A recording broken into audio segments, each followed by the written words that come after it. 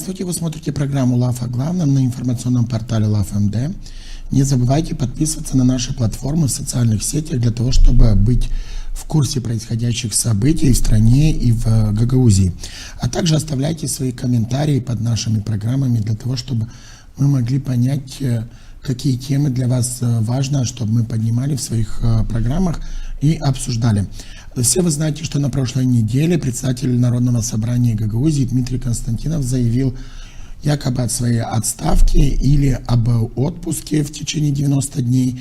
То есть это осталось пока еще за скобками, потому что мы не видели официального заявления. В то же время регламент Народного собрания Гагаузии предполагает другую процедуру ухода в отставку председателя законодательного органа. Несмотря даже на то, что было его личное заявление, то оно остается личным заявлением до пленарного заседания, так как депутаты своим большинством хотя бы номинально должны все-таки принять и утвердить постановлением отставку председателя Народного собрания. О том, какие были политические события на прошлой неделе, сегодня мы будем обсуждать с нашим постоянным гостем Иваном Алексеевичем Терзе, председателем общественной организации «Народный контроль Гагаузии». Здравствуйте, Иван Алексеевич. Здравствуйте. Давайте сперва послушаем фрагмент из заявления Дмитрия Константинова, который он дал для прессы.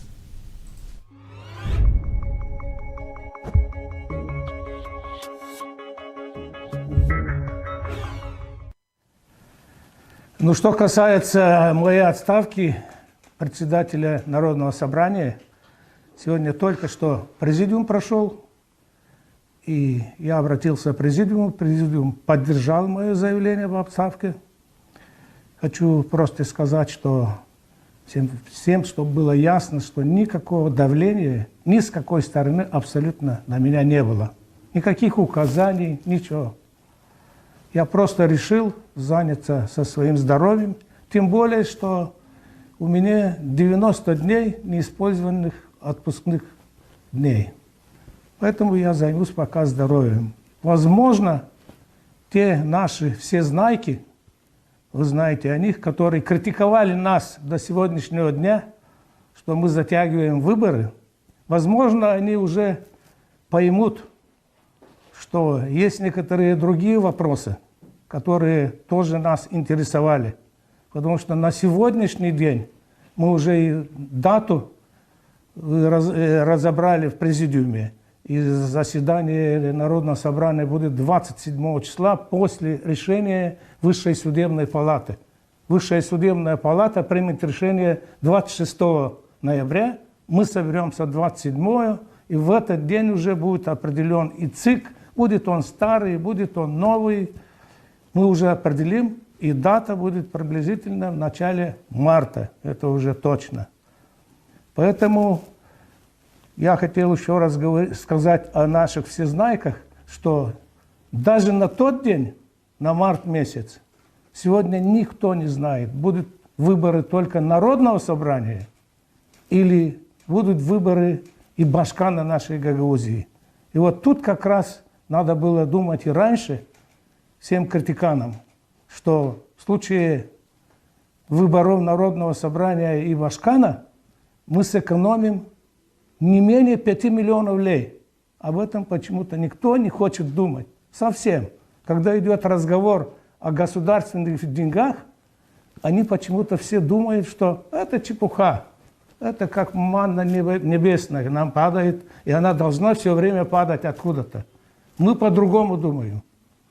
Поэтому я уверен, что все будет нормально, будет избран ЦИК, будет он старый или новый.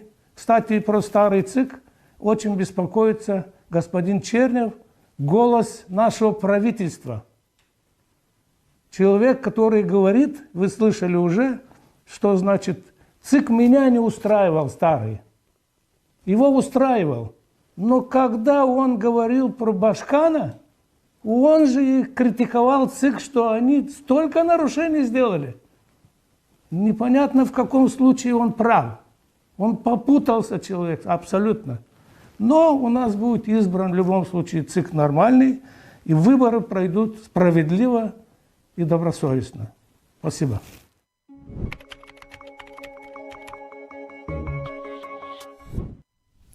Вы смотрите программу «Лав о главном». Это было заявление Дмитрия Константинова о том, что он уходит в отставку. Иван Алексеевич, заявление все-таки оставило много вопросов, потому что так и непонятно, он находится в отставке или в отпуске. Вот по вашему мнению, и, может быть, вы знаете с точки зрения закона, как расценивать заявление господина Константинова? Это был бы не Константинов, если бы он не загадывал бы всевозможные загадки. Это очередная загадка и очередной его хитрый маневр, поэтому удивляться этому нечему. Значит, почему он решил уйти сейчас, после того, когда уже, по сути дела, народное собрание уже почти нелегитимно, потому что они уже сидят больше, чем 4 года, на которые они были, избраны. И я полагаю, что в данном случае это его хитрый маневр для того, чтобы о нем немножечко позабыли, для того, чтобы отвлечь внимание, избиратели и органы власти отвлеклись на других депутатов, которые останутся дальше, а потом уже, когда начнутся следующие выборы, чтобы он пришел типа того, что о нем забыли, и опять будет избираться. Я полагаю, что это только для этого сделано. Не откажется он от власти никогда и ни за что. Единственный шанс нам, Гагаузии, избавиться от Константинова и подобных ему, это побыстрее, чтобы вступил в законную силу приговор относительно его преступных действий. И только таким образом, чтобы он тоже где-нибудь так рядышком посидел там, где и Гуцул, в другом, конечно, пенитенциарном заведении, потому что его преступления гораздо более тяжкие. Там статья 191 Уголовного кодекса, она предусматривает до 15 лет лишения свободы. И я думаю, что там ему и место. Если говорить, он сказал, что на него не было давления, но давайте вспомним почти месяц назад визит директора службы информации и безопасности в Камрад и встречу с Константином. Вы думаете, эти моменты имеют связь между собой? Да я уверен, что имеет, потому что мы видели о том, что если до этого визита, господин Константинов вообще даже не обсуждался вопрос относительно того, чтобы предпринять какие-то действия для того, чтобы все-таки приступить к назначению выборов Народного собрания и вести себя как-то более лояльно к центральной власти, то только после визита директора СИП он начал уже говорить, и уже начались определенные действия относительно того, что решили восстановить и эту группу межпарламентскую по поводу обсуждений законодательства и сближения всех недопониманий между Камрадом и Кишиневым. Нет. Чем чаще правоохранительные органы Республики Молдова будут приезжать в город Камрад, в Гагаузию, тем лучше у нас будут идти дела. Как вы думаете, говорит ли сегодня заявление Константинова о том, что он не будет участвовать в следующих выборах Народного собрания, или все же пока это вопрос такой относительный? Знаете, перефразируя одно из высказываний из Библии, можно сказать следующее: бойтесь Константинова, обещания дающего. Потому что Константинову верить — это себя не уважать. И нужно всегда готовиться к тому, что если, я как человек, который его очень хорошо знаю, хочу вам сказать следующее. Если Константинов обещает одно, готовьтесь, что будет диаметрально противоположное. Как вы думаете, если даже его отставка 27 ноября будет, допустим, утверждена депутатами, потому что он говорит о том, что одобрил ее президиум, хотя в регламенте написано, что все-таки депутаты должны номинально, но проголосовать за эту отставку. Как избирали, так и убирают. То Отразится ли это на функционировании Народного собрания до выборов, новых выборов? Ну, любое действие, которое происходит, любое событие в работе Народного собрания, конечно, отражается на его деятельности и работоспособности. Но я более чем уверен в плане того, что Константинов, хотя и уходит, но остается его группа, которая у него, как говорят, с руки кушали, кушают и кушать будут. Потому что о том, что подавляющее большинство депутатов Народного собрания у нас продажные, и они принимают решения, исходя из того, что кто как заплатит, я полагаю, что Константинов эти вожжи оставит у себя в руках и будет дальше дирижировать, скажем так, будет таким небольшим серым кардиналом. А кто придет на его место? Те же лица, которые из его команды. Поэтому абсолютно ничего не изменится. Как вы думаете, почему не было назначено заседание по поводу рассмотрения его заявления об отставке, а заседание отложено до 27 числа под предлогом, что 26 будет решение по Гуцулу, хотя, наверное, можно было рассмотреть заявление отдельной специальной сессии заявления об его отставке. И дальше как бы, то есть, потому что сегодня опять же не ясно, я вернусь к этой ситуации, находится ли он в 90-дневном отпуске или он все же в отставке. Так я почему и говорю о том, что Константинов всегда оставляет некоторую недоговоренность для того, чтобы в случае чего совершить какой-то маневр для того, чтобы защитить те или иные свои интересы. Никогда Константинов не думал о людях, тех, которые его избирают, те, которые делегировали ему эти полномочия. Такие вопросы по поводу отставки не принимаются в течение 1-2 минут. Они делаются осознанно, обдуманно. Ну, разве похож Константинов на человека, который с мозгами не дружит? Нет, он очень хитрый товарищ. Хитрый — это значит, все-таки имеют мозги в голове. Вот он это все продумал, это его хитрый ход конем, как он любил говорить неоднократно. И если он действительно хотел уйти в отставку, он это должен был сделать, скажем так, до 12 ноября, когда Народное собрание, в принципе, еще имело полномочия, и Народное собрание могло собраться на свою неочередную сессию и принять его отставку и проголосовать за другое лицо, которое бы далее исполняло бы обязанности председателя Народного собрания. И уже этот человек имел бы определенные полномочия. А сегодня он заявляет сначала о том, что он ушел в отставку, и, значит, президиум его принял. Подожди, дорогой, а разве тебя президиум избирал на должность председателя Народного собрания? Тебя же выбирал весь состав Народного собрания. И сколько там, 15 или 17 раз никак не мог выбрать. И, наверное, сейчас то же самое 15 или 17 раз не принимали бы его отставку и говорили: нет, мы без тебя погибнем, оставайся, пожалуйста. Нет, Константинов — это только хитрый ход. Но перед тем, как Константинов объявил об отставке, Народное собрание рассматривало вопрос о принятии закона о бюджете на 2026 год. И, в общем-то, принимала его во втором чтении. К бюджету есть очень много вопросов, в том числе с точки зрения его обоснованности и некоторых затрат. И в том числе, например, о том, что всегда исполком заявляет о доходной части, что увеличиваются доходы, притом не разбираясь и не объясняя структуру этих доходов, что некоторые, допустим, доходная часть увеличивается за счет повышения зарплаты бюджетников, и это вообще нельзя назвать по сути доходами, потому что с одного кармана государство отдает, и просто эти деньги перекачивает в другой карман.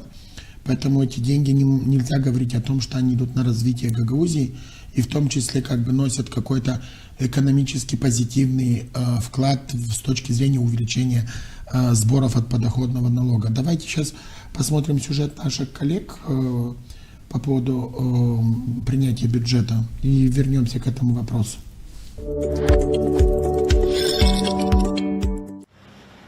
Гагаузии утвердили во втором чтении проект бюджета на следующий год. Депутаты Народного собрания одобрили его на последнем заседании нынешнего созыва. Это был последний день с правом принимать местные законопроекты. Бюджет автономии в 2026 году составит чуть больше 1 миллиарда и 600 миллионов леев. По сравнению с текущим он вырастет на 7%. Большая часть доходов – это трансферты из госбюджета Молдовы. Собственные поступления запланированы на уровне 676 миллионов леев. Проект закона о бюджете на 2026 год сформировался с учетом реалий текущего времени. Проект бюджета сохранил социальную направленность, включены все действующие социальные программы, направленные на оказание поддержки жителей Гагаузии. Не все депутаты были согласны с цифрами в бюджете. Владимир Кыса остался недоволен тем, сколько запланировано на детсад в селе, которое он представляет. Почему так получилось, что разница почти 2 миллиона? Вот расскажите, у нас что, дети другие в бюджете? Или опять будем говорить, это формула какая-то, да? Такая? Формула какая-то есть, да? Вот почему? Дети, есть дети. В исполкоме Гагаузии пояснили, что расчеты делали в правительстве Молдовы. Еще один депутат, Иван Димитрогла, поинтересовался, заложили ли в бюджет выплаты по 6 окладов для руководства НСГ. Они им положены по закону. Очень важно, Татьяна Михайловна, чтобы вы сейчас нашли эту сумму и озвучили, какие расходы понесет бюджет в конце окончания этого мандата Народного собрания. Это очень важно. Народ должен понимать, сколько денег. Может, я озвучу еще раз сумму, не расслышали? Вы меня озвучили? Вы сказали, что озвучили? 1 миллион 850 тысяч. В повестку также был включен местный закон о том, что жители автономии, которые нуждаются в дорогих медицинских услугах, смогут получить помощь из бюджета. Инициатор проекта, исполком Гагаузии, не предусмотрел денег на программу. Это вызвало недоумение депутатов. Вы говорите, а как же мы утвердим в бюджете, если еще не утвержден закон? Закон третий в повестке дня. Он одномоментно принимается. Сегодня принимаем и бюджет, где есть ассигнование на этот закон, и сам закон. Так как вы предлагаете, наоборот, неправильно, что мы примем сегодня закон, а в бюджет деньги не заложим. Для чего этот закон? Большинство депутатов НСГ поддержали поправку Тарнавского и включили в проект бюджета 2 миллиона леев для фонда поддержки жителей региона, нуждающихся в операциях. В итоге документ был принят во втором чтении спустя 2 часа обсуждений.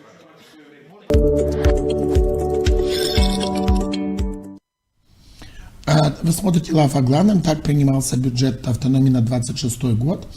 Иван Алексеевич, ну вот здесь интересные цифры. Давайте начнем с компенсации депутатов за 6 месяцев, если они уйдут с должности. Речь идет не о всех депутатах, а те, которые занимают должности оплачиваемые. То есть это порядка где-то около половины депутатов, если я не ошибаюсь. Может быть, немного меньше. Но цифры, которые вот озвучивали на финансирование операций для граждан, жителей Гагаузии, которые нуждаются в операциях, 2 миллиона. И то, что назвала госпожа Дойчева, 1 миллион 850 тысяч леев на компенсации депутатам. Притом, давайте будем справедливы. Господин Димитрогла, когда принимался этот закон, если мне память не изменяет, депутаты преодолевали вето, потому что Ирина Влах не подписала эти изменения, и депутатам не подписала эти изменения, не подписала, и депутатам не удавалось преодолеть вето, и тогда Иван Димитрогла был против того, чтобы этот закон отменили, и фракция социалистов не голосовала. С ним за 2-3 года что-то произошло, он теперь считает по-другому, но это пусть останется на его совести, и он отвечает перед своими избирателями. Но вы считаете справедливым 2 миллиона на операции жителям Гагаузии, которые нуждаются, и такая же сумма компенсации депутатам за то, что они, по сути, истек их 4-летний мандат? Ну, вот как я и ранее говорил, необходимо судить о человеке не потому, что он говорит, а потому, что он делает. И вот наши нынешние депутаты, впрочем, как и прежние, всегда говорят очень много о том, что они о нас всех думают. Но думают они только лишь о своих шкурных интересах и не более. Настоящий лидер всегда прежде всего думает о тех людях, которые ему доверились, которые стоят за его спиной. И он сам может не доедать, голодать, но думает о тех людях, которые стоят за его спиной. Исходя из того, что делает наше народное собрание, как оно выделяет денежки себе любимым в тот момент, когда у нас есть куча людей, которые нуждаются в срочных медицинских операциях, дорогостоящих, и при сегодняшней тяжелой ситуации у наших людей, когда у них нет денег для того, чтобы проводить такие дорогостоящие операции, вместо того, чтобы встать и отказаться от этих денег в интересах жителей, они борются для того, чтобы свои карманы наполнить.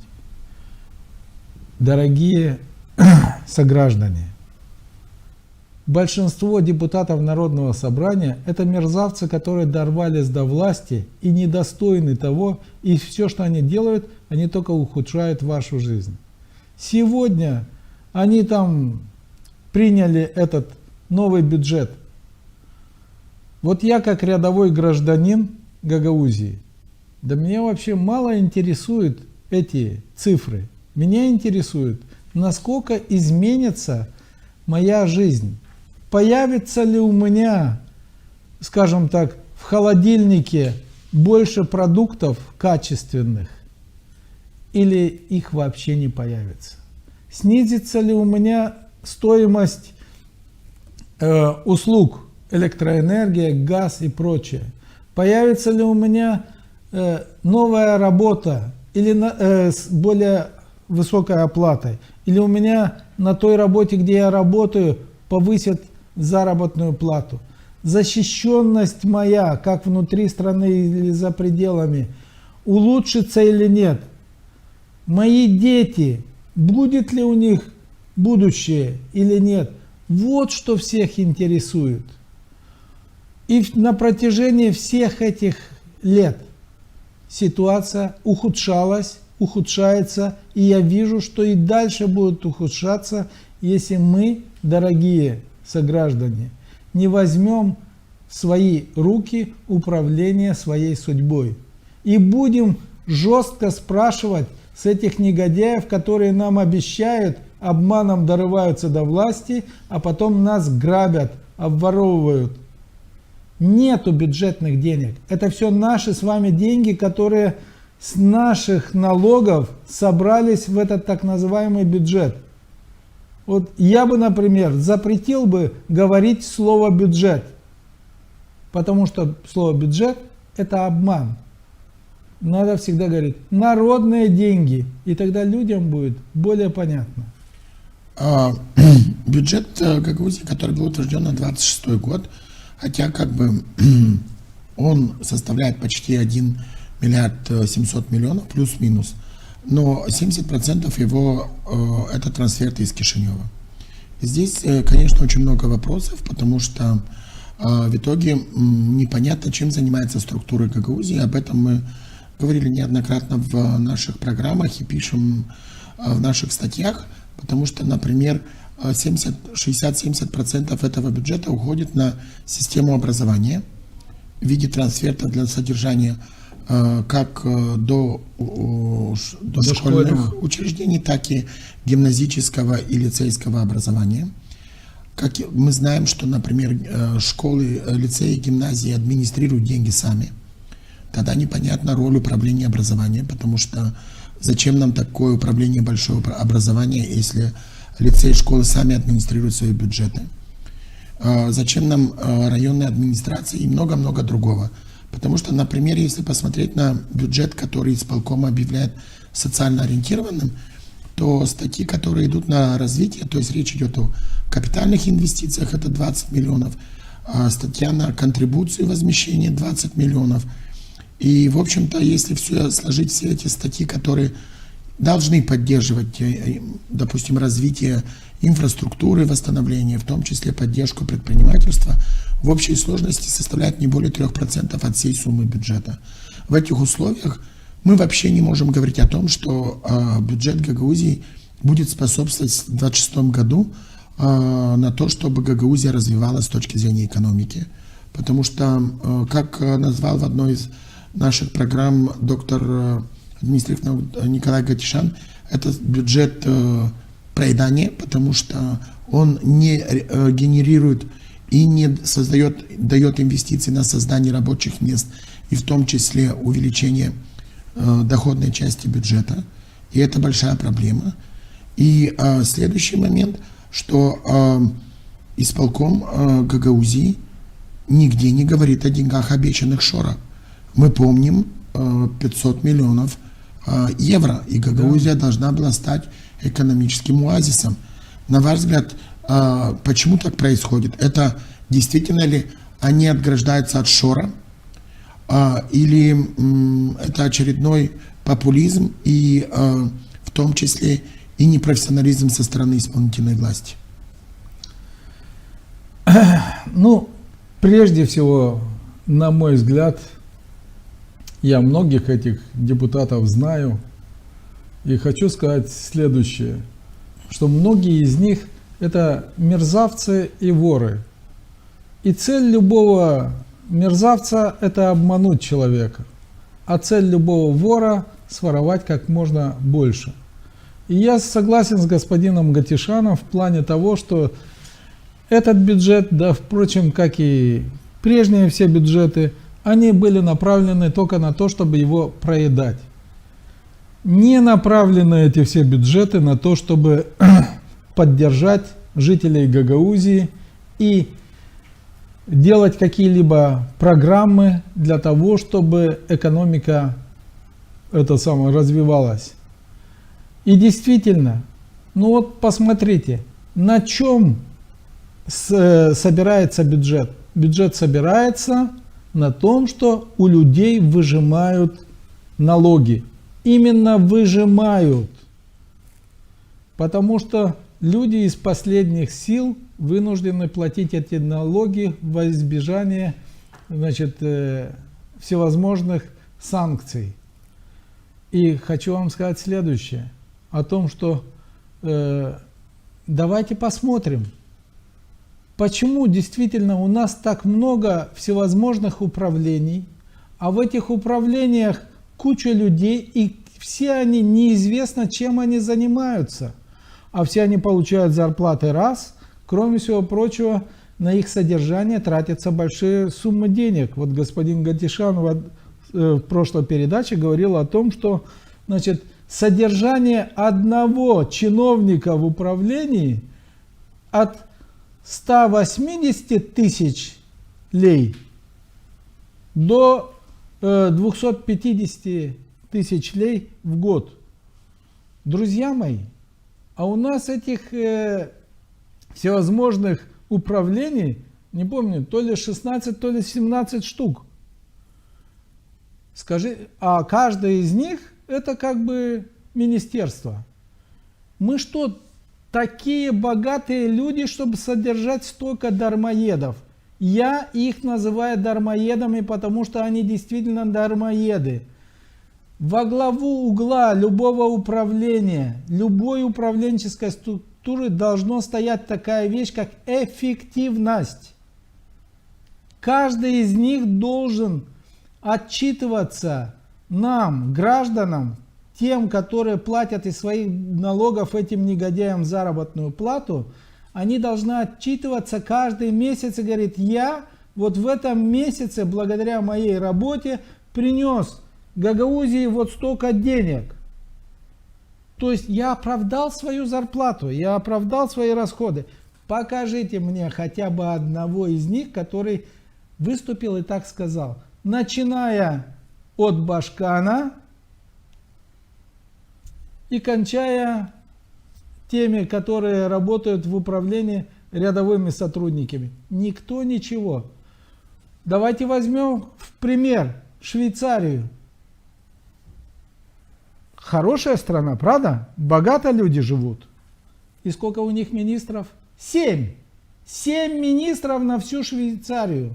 Сколько Гагаузий вместится в ту Швейцарию? Наверное, где-то штук 30, если не больше. Гагаузий вместится в эту Швейцарию. И 7 человек управляют целой Швейцарией. А в этой Швейцарии, кстати, между прочим, это федеративная страна, в которой 4 языка государственных работают, и они справляются. И люди живут шикарно, очень. А у нас... Так вот, почему я и говорю, друзья мои, давайте вести себя более активно, давайте защищать себя, и тогда люди будут стремиться не в Швейцарию ехать, чтобы там жить, а в Гагаузию. Порядок должен быть. Нет порядка в нашем Отечестве. Нет порядка в Гагаузии. Все рвут кто что только может. Из этого одеяла уже гагаузского клочки остались. Давайте послушаем мнение Николая Катишан, доктора административных наук, по поводу исполкома и о том, сколько затрат идет на содержание чиновников в Гагаузии. Если вы посмотрите по управлению, по административным этим огородикам, ну скажем так, Народное собрание, исполнительный комитет, главное управление, я сделал очень простую математическую ошибку, математический расчет. Оказалось, что в среднем на одного работника Народного собрания, функционера Народного собрания, приходится расходы всех, и заработная плата, и газ, свет, бензин, машина, все расходы около 242 тысячи на одного работника. Самое меньшее в Гагаузии у работников Вулканежской администрации 168 тысяч, когда здесь 300, еще раз говорю, 340 с лишним. Я удивился, что на одного работника, на втором месте, на одного работника научного центра имени Маруневич 235 тысяч. В исполкоме на одного работника и то меньше, чем в научном исследовательском центре. У нас должен быть инновационный прорыв. На четвертом месте, Виталий, в расчетах на одного, Главное управление внешних связей 225-227 тысяч. Это странные соотношения расходов. Вы смотрите ЛАФ о главном, Иван Алексеевич. Но, допустим, в Гагаузии, по оценкам Николая Георгиевича, более 7,5 тысяч публичных служащих государственных. То есть это речь идет о примариях, об исполкоме, районных администрациях. И здесь возникает вопрос о том, о чем мы говорили перед тем, как прерваться на сюжет. Нужна ли Гагаузии такая армия чиновников? При бюджете, давайте будь справедливыми, не 1 миллиард 700 миллионов, потому что из них почти миллиард это трансферты. И речь идет об администрировании 400-430 миллионов, которые администрирует сама Гагаузия. То есть это центральный компонент, это и есть бюджет Гагаузии. Остальное это бюджеты примарий, это бюджеты учебных заведений, они не зависят от бюджета Гагаузии. Зачем 400 миллионов для управления 400 миллионами леев нужна армия в 7,5 тысяч чиновников в Гагаузии? Ну, прежде всего, я вам, дорогие мои, открою сейчас, ну, скажем, страшную тайну. На самом деле, такое количество чиновников, которые по сути являются вшами на теле у трудового народа Гагаузии, потому что они высасывают нашу кровь, они не создают блага, они их только прожирают, проворовывают и, скажем так, по глупости своей еще и теряют. Но обратите внимание, каждый раз, когда у нас меняется Народное собрание и исполком Гагаузии, каждый раз у нас все эти наши горе-руководители Гагаузии назначают везде и всюду, меняют работников всевозможных управлений и различных структур. Везде каждый ставит своих людей.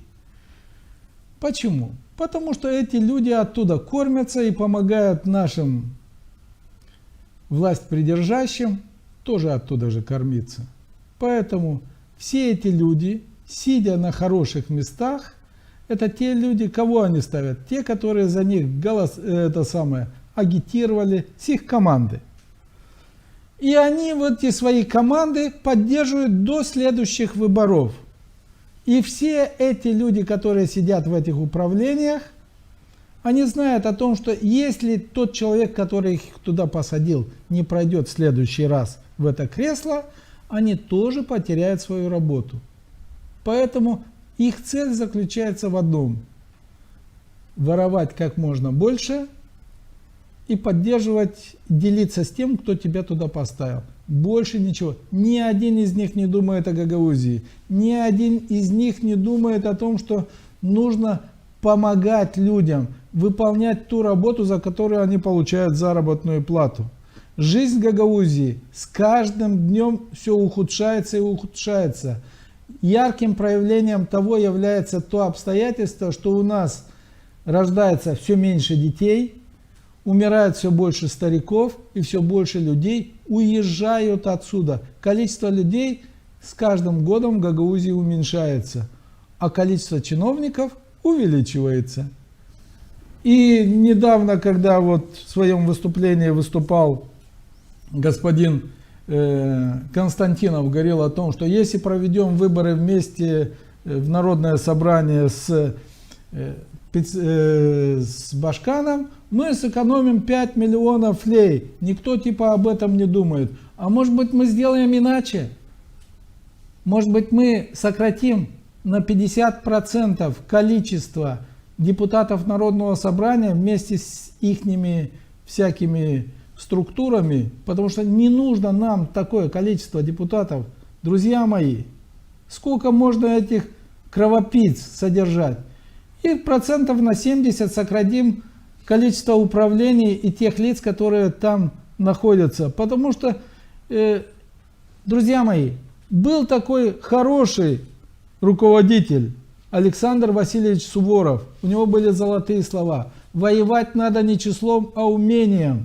И руководить нужно Гагаузией не числом, а умением. И единственное, я еще раз повторюсь, для чего этих кровопийц содержат те, которые воруют наши деньги, это только для того, чтобы было с кем на следующих выборах идти, со своей командой. Я благодарю вас за то, что вы сегодня были у нас в программе. Напомню, что сегодня мы обсуждали главные политические события в Гагаузии ушедшей недели, и в том числе заявление об отставке Дмитрия Константинова. Сегодня у нас в студии был наш постоянный гость Иван Терзин, председатель Общественной ассоциации «Народный контроль Гагаузии». Оставайтесь на ЛАФМД и подписывайтесь на наши платформы в социальных сетях. И не забывайте оставлять ваши комментарии. Они помогут нам в том числе делать наш контент более точечным и направленным для того, чтобы ваши интересы в области информационных моментов и происходящих событий были более качественными.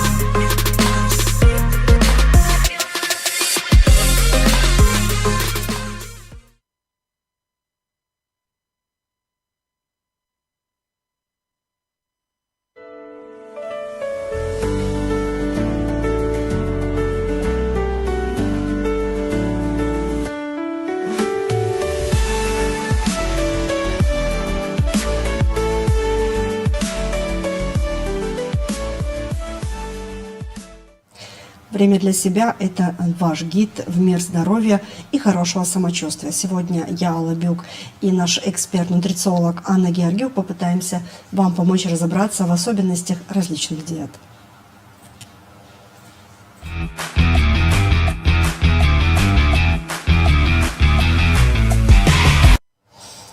Сегодня так много диет существует в мире. Это и кето-диета, это интервальное голодание, палео. Люди теряются в этом многообразии, и, конечно, очень сложно определить, какую все-таки выбрать. Так вот, сегодня мы с Аней, надеюсь, разберемся, да, Анна, сможем все-таки определить, какая диета кому более подходит. Поэтому, наверное, вам два слова, что касается нашей программы. Да, на самом деле различные диеты, сейчас их огромное количество, и чем дальше, тем их становится больше. Это очень важная тема, так как каждая диета имеет свои определенные нюансы, свои рекомендации. Не все всегда их знают, поэтому, чтобы не нанести вред, лучше ознакомиться с этой темой более подробно.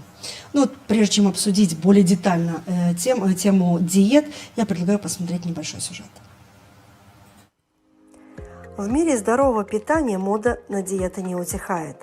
Сегодня мы расскажем о самых популярных из них и разберем, чем они полезны или опасны для нашего организма. Начнем с кето-диеты, которая стала настоящим трендом. Основной принцип – почти полный отказ от углеводов и увеличение жиров в рационе. Эта диета помогает быстро сбросить вес, но может негативно повлиять на почки и вызвать дефицит витаминов, если соблюдать ее слишком долго. Средиземноморская диета, напротив, считается одной из самых полезных. Рыба, оливковое масло, овощи и фрукты – ее основа. Ученые утверждают, что такой рацион укрепляет сердце и снижает риск хронических заболеваний. Интервальное голодание – еще один фаворит. Оно подразумевает, что вы едите только в определенные часы, например, 8 из 24. Такой подход может улучшить метаболизм, но не всем подходит. Резкие скачки сахара в крови могут быть опасны для диабетиков. Выбор диеты – это всегда индивидуально. Главное помнить, краткосрочные решения могут не только навредить вашему здоровью, но и привести к обратному эффекту. Слушайте свое тело и заботьтесь о нем правильно. В современном мире люди очень часто хотят соответствовать каким-то современным трендам, модным каким-то нововведениям, да, там какие-то громкие слова, кето-диеты или там интервальное голодание, да, все там, кто-то из подружек, ой, ты знаешь, там интервальное голодание, давай вот так, все, я тоже. Но не факт, что это всегда подходит, так, ведь у каждого человека есть свои особенности, вы неоднократно об этом говорите, все очень индивидуально, и как все-таки понять, какая диета лучше подойдет? И вообще, на ваш взгляд, как нутрициолога, есть ли какая-то все-таки диета, которая идеальна для всех? Ну, давайте начнем с того, что мы определимся, что такое диета. Да? Это ограничение рациона вашего в пользу каких-либо групп продуктов, либо исключение какой-либо группы продуктов, либо нескольких групп продуктов из рациона. Для диеты используется, как правило, в лечебных целях, либо в каких-то профилактических целях. То есть, если у человека есть какие-либо отклонения в состоянии здоровья, либо есть наличие каких-либо заболеваний, ему может быть дана рекомендация соблюдать ту или иную диету в соответствии с состоянием его здоровья. Использование же диет в качестве инструмента для похудения не очень эффективно, скажем так. Почему? Потому что не любая диета, скажем так, большинство диет не предназначено для того, чтобы их использовать продолжительный период времени. Да? То есть, если вы условно здоровый человек и вы используете какую-то диету с ограничением, либо полным исключением одной, либо нескольких групп продуктов, то это так или иначе негативно скажется на здоровье вашем и на состоянии вашего организма. Поэтому тут важно разделять рассмотр диет. С одной точки зрения, это диета и влияние ее на здоровье. Тут, да, есть о чем говорить, тут есть определенная польза, но, опять-таки, это сильно индивидуально, но, тем не менее, польза в этом есть. И если рассматривать диету с точки зрения похудения, то тут, конечно, некоторые нюансы присутствуют, и это чаще всего не является эффективным. Ну, давайте пройдемся по основным ныне модным диетам. Да, вот, например, кето-диета, кому она подходит и кому она рекомендована? Ну, как правило, кето-диета, вообще сейчас очень много диет, и кето-диета уже далеко не самая модная, уже есть ее, скажем так, ответвление, это диета карнивор с поеданием только мяса в рацион, предпочтительно даже мясо в сыром виде, исключительно, это уже супер. Это уже, мне кажется, когда вот новое грани дозволенного. Да, эта диета, она как бы основывается больше на увеличение количества потребления жиров, а также не исключаются белки, но максимально сокращаются, либо исключаются, потому что там есть, скажем так, более легкие варианты, более строгие варианты, с исключением углеводов, либо минимизацией, либо исключением углеводов. Эта диета, как правило, часто используется в лечении, ну не то чтобы сама диета лечит, но, как правило, она сопровождает лечение какой-то пациентов у людей, у которых есть нарушение углеводного обмена. То есть это инсулинорезистентность, это диабеты различного типа, то есть метаболические какие-то синдромы и так далее. Но опять-таки помним о том, что любая диета используется какой-то определенный промежуток времени. То есть это не на постоянной основе? Не на постоянной основе, да, потому что исключать на постоянной основе одну или тем более несколько групп продуктов – это не полезно для здоровья. Есть диета противоположная кете, ну можно так сказать, немного противоположная, да, там где у нас наоборот сокращаются максимально жиры и увеличивается количество углеводов. Есть наоборот диета, где исключается полностью практически белок животного происхождения, ну такая как, ну это уже такой стиль питания, вегетарианство, веганство, там исключаются продукты животного происхождения. Вот, тоже там сокращается значительно потребление белка за счет того, что в продуктах растительного происхождения белка немного. Как я уже сказала, вот эта диета новая карнивор, то, что... В чем ее особенность? Ну, ее особенность как раз-таки в том, что исключаются любые углеводы, даже овощи, даже фрукты. Там исключительное питание идет за счет белка и за счет жиров, содержащихся в мясе. То есть это же большая нагрузка на почки, как минимум. Ну, это большая нагрузка в целом на организм, потому что перерабатывать такое количество мяса, тем более некоторые ее приверженцы едят мясо исключительно в сыром виде, для этого наша пищеварительная система не очень предусмотрена. Это большая нагрузка и на органы пищеварения, и на печень в том числе, и на выводящие органы почки, как вы сказали. И, как я уже говорила, любое исключение какой-либо группы продуктов всегда будет негативно связано, потому что помним, что нам для здоровой жизнедеятельности нужны как жиры, так и белки, в том числе и углеводы. То есть все необходимо для того, чтобы наш организм функционировал правильно. А что можете сказать по поводу интервального голодания? Это тоже современная, очень модная трендовая диета. Да, скажем так, если рассматривать интервальное голодание с точки зрения влияния на здоровье, то есть при определенных состояниях, да, оно тоже может быть полезно, так как иногда есть некоторые патологические состояния здоровья, при которых необходимо соблюдать длительный промежуток без приема пищи, ну, для того, чтобы стабилизировать определенные моменты, связанные со здоровьем процесса. В таком случае, да, ее иногда рекомендуют, часто тоже ее могут рекомендовать при проблемах с углеводным обменом, именно с уровнем сахара, глюкозы, для того, чтобы соблюдался длительный промежуток времени без приема пищи, без подъемов уровня сахара и инсулина. Если рассматривать интервальное голодание с точки зрения похудения, то оно работает исключительно за счет сокращения рациона. В принципе, любая диета, вот если вам кто-то скажет, что вот я там сидел на этой диете, я отлично похудел, я на этой сидел, я тоже вот мне, на мне работает, мне помогает. Любая диета может быть эффективной при похудении исключительно за счет рациона. Вы можете убирать белки из рациона, там, или жиры из рациона, или углеводы. Когда вы выбираете определенную группу продуктов, вы сокращаете количество продуктов, соответственно, вы сокращаете калорийность вашего рациона. Если вы используете интервальное голодание, допустим, вы там едите до 2 часов дня, потом не едите, да, там, либо до 3, ну, по-разному, там есть разные нюансы. Опять-таки, вы можете худеть исключительно из-за того, что вы сокращаете количество приемов пищи, и, соответственно, у вас уменьшается калорийность. Любая диета, эффективность любой диеты основывается работает исключительно за счет сокращения калорийности. Никаких чудотворных свойств нет. Нет никакого принципиального в этом смысле различия между, допустим, кето-диетой, между там, средиземноморской диетой, между интервальным голоданием и так далее. Принципиальных различий с точки зрения похудения нет. В основном они все работают именно за счет сокращения калорийности рациона, общей калорийности. Ну, я предлагаю в следующем блоке поговорить о мифах в правильном питании.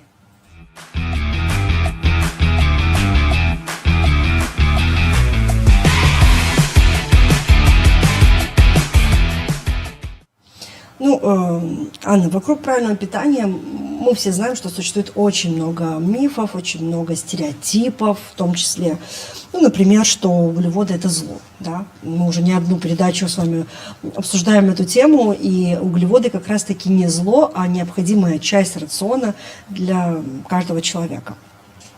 А вот все-таки, на ваш взгляд, самый, ну, так скажем, страшный миф, на ваш взгляд, касаемо вот питания? Да, на самом деле мифов очень много, и я часто с этим сталкиваюсь в работе, мне приходится переубеждать людей, показывать, говорить. В принципе, если этот миф не наносит вреда здоровью, то как бы, ну, можно с этими не бороться. Там, комфортно человеку так, ну, пусть там питается или делает так. Но часто эти мифы вредят здоровью. То, что вы сказали, исключение углеводов и полностью там исключение углеводов из рациона, либо боязнь, демонизация. Если демонизировать какой-либо продукт, это может привести к расстройству пищевого поведения. То есть тут важно помнить, что каждый продукт имеет пользу, каждый продукт по-своему имеет какой-то вред, тут вопрос в количестве. Есть также сейчас новое там течение такое, оно было и раньше, вот это раздельное питание, да, когда у нас белки отдельно, жиры отдельно, углеводы отдельно. Сейчас оно какое-то дало новое ответвление, ну, по-новому, скажем так, вновь стало популярным. Вот я недавно тоже с этим сталкивалась, о том, что у нас там углеводы не перевариваются с белком, допустим, там, что вот нельзя есть гречку с мясом или гречку с рыбой, да, что все считают полезным, потому что не переварится, потому что, как говорят приверженцы этого стиля питания, потому что у нас белок не переваривается, для белка нужна одна среда для переваривания, для углеводов другая среда, поэтому вместе мы это кушать не будем, иначе оно там все не переваривается, будет гнить и так далее. И многие люди это соблюдают, но это не так. Это сложно, да, это, конечно, это не так. Любой человек, который имеет хоть какое-то представление о физиологии пищеварения, скажет, что это не так. Если бы это было так, мы бы просто не выжили столько столетий, да. Потому что система нашего пищеварения, наш организм устроен так, что мы в принципе можем переваривать любую пищу, неважно в каком соотношении она поступает нам в организм. Да? И переваривание у нас происходит не в желудке в большей степени, а именно в кишечнике уже за счет ферментов. И какие ферменты выделяются, это зависит от того, что мы едим. Если мы съели и белки, и углеводы, то у нас выделяется и ферменты на расщепление белков, и ферменты на расщепление углеводов. Нет такого, что наш организм поступил и белок, и углеводы, и он такой, мы можем переварить только углеводы, а белок мы не можем. Такое не бывает.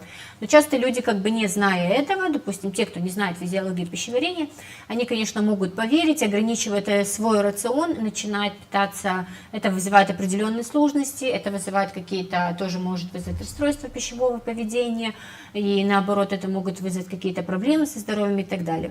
Поэтому все-таки я рекомендую, если вы что-то видите, хотя бы немножко включать критическое мышление и задаваться какими-то вопросами. А я рекомендую посмотреть наш сюжет, где мы попытаемся раскрыть топ-5 мифов о правильном питании. Сегодня развеем популярные мифы о правильном питании. Готовы? Тогда поехали. Миф первый. Чтобы похудеть, нужно исключить углеводы. На самом деле углеводы – это главный источник энергии. Важно выбирать правильные углеводы – цельнозерновые каши, овощи, фрукты, а не булочки и пирожные. Миф второй. Жиры – это вредно. Жиры тоже нужны нашему организму. Полезные жиры есть в авокадо, орехах, рыбе. Но, конечно, лучше избегать трансжиров. Миф третий. Если кушать только салаты, будешь здоровым. Салаты – это хорошо, но нашему телу нужны белки, углеводы, жиры и витамины. Только салатами сыт не будешь. Миф четвертый. Диеты – лучший способ похудеть. Краткосрочные диеты дают временный эффект. Долгосрочный результат достигается сбалансированным питанием и физической активностью.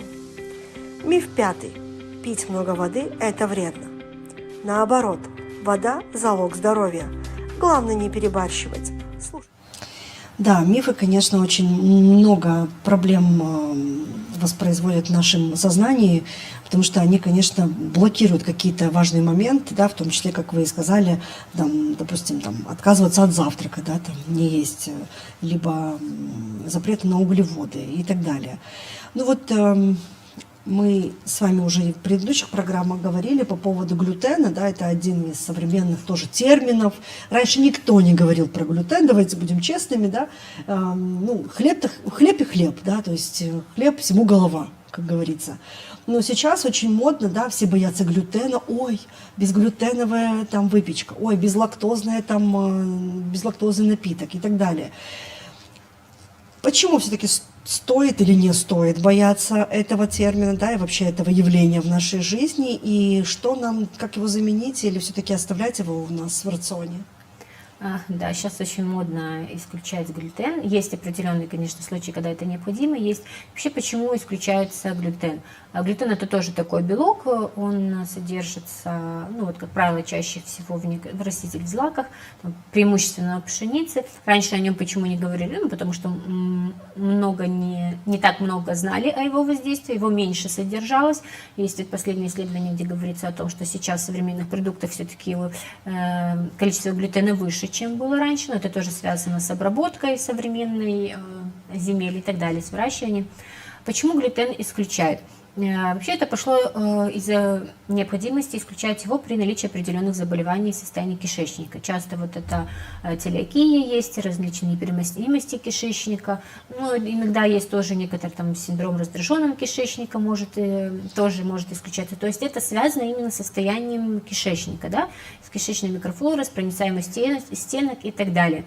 Потому что в некоторых из этих случаев употребление глютена может действительно вызвать проблемы со здоровьем. Да? В таких случаях он исключается категорически, и вот как раз для таких случаев используется замена муки на другую какую-то муку, как мы обычно делаем, выпечкой и так далее. На это обращается внимание. Нужно ли всем исключать глютен? Нет, конечно, не нужно. Есть определенное состояние организма, опять-таки состояние именно кишечника. Если у вас есть какие-то воспалительные процессы в кишечнике, если есть повышенная проницаемость, ну, либо, конечно, целиакия и так далее, то есть какие-то нарушения, тогда, да, вам может быть рекомендовано кому-то на более продолжительный период времени, кому-то не на продолжительный период времени, достаточно краткосрочный, можно рекомендовать исключить глютен из рациона. Но далеко не всем и не на постоянной основе делать это, исключать полностью, нет в этом необходимости. А вот как вы относитесь к элиминационной диете? Ну, это диета, как правило, с исключением, опять-таки, одной из групп продуктов. Когда можно его использовать, допустим? Да, вот, ну, я лично имела опыт элиминационной диеты, когда как раз-таки исключала глютен, исключала молочные продукты, исключала крахмалистые продукты на определенный период времени, там, на 2-3 месяца, для того, чтобы проследить за состоянием организма. Вот, насколько вот такая диета все-таки рекомендована каждому из... Ну, смотрите, если вы условно там здоровый человек, у вас нет никаких там заболеваний, никаких симптомов. Ну, таких очень мало. Да, на самом деле мало. Условно здоровых, мне кажется, очень мало. Да, тогда, конечно, вам смысла в этом нет, но я могу сказать, исходя из своей практики, что достаточно часто, хотя нет достаточного количества качественных исследований, которые бы подтверждали, да, исключение, положительное влияние на состояние работы организма, исключение молочных продуктов, либо исключение глютена, да, при определенных заболеваниях, да, есть, конечно, такие улучшения, это рекомендации, но есть и состояние, то есть когда у вас заболевания еще нет, но при этом есть уже какие-то, скажем так, отклонения, то есть уже организм не работает так, как он должен быть. То есть это как-то незначительно, это может доставлять вам дискомфорт какой-то, но при этом наличия заболеваний у вас еще нет. Но эффективность исключения, допустим, глютена, молочных продуктов, в таких случаях исследований нет на эту тему, но нет подтверждающих, да, что это эффективно. Но на практике я могу сказать, что это бывает достаточно эффективно. То есть бывают случаи, когда у нас нет наличия заболевания, есть определенное состояние с организмом, и исключая эти группы продуктов, мы видим улучшение. И это не только связано с эффектом плацебо, потому что это работает, прямо можно сказать, практически в 100% из... А от чего это зависит? Это говорит о том, что в организме есть какая-то непереносимость, и мы убрали раздражители, и проблема перестала проявляться, или в чем проблема? В Это чем может причина? быть связано в том числе и с этим. Может быть связано с тем, что в принципе глютен, молочная продукция, ну это тоже, конечно, зависит от качества, но так, в среднем, они являются провоспалительными продуктами. Допустим, молочная продукция является слизеобразующим, да, допустим, когда у нас есть какое-то ОРВИ, ОРЦ заболевание, либо пневмония, то есть что-то связано с повышенным образованием слизи. Надо исключать. Да, тогда тоже можно исключить молочную продукцию, ну, на определенное время, конечно, не на долгий период, но на определенное время. Да, когда есть какие-то воспалительные процессы в кишечнике, тоже, чтобы нормализовать эти процессы, улучшить состояние кишечника, тоже есть рекомендации, потому что часто сами по себе эти продукты, они не вызывают воспаления. То есть, если у вас в организме все хорошо, и вы будете употреблять те же молочные продукты, те же глютеносодержащие продукты, они сами по себе воспаления не вызывают. Но если у вас уже есть какое-то воспаление, то они могут его либо поддерживать, либо усиливать. Ну, конечно, я бы хотела еще поговорить про БАДы, пить или не пить, потому что кто-то пьет препараты для того, чтобы похудеть, либо пьет препараты для того, чтобы параллельно диете где-то восстанавливать все дефициты, но об этом мы поговорим в следующем блоке.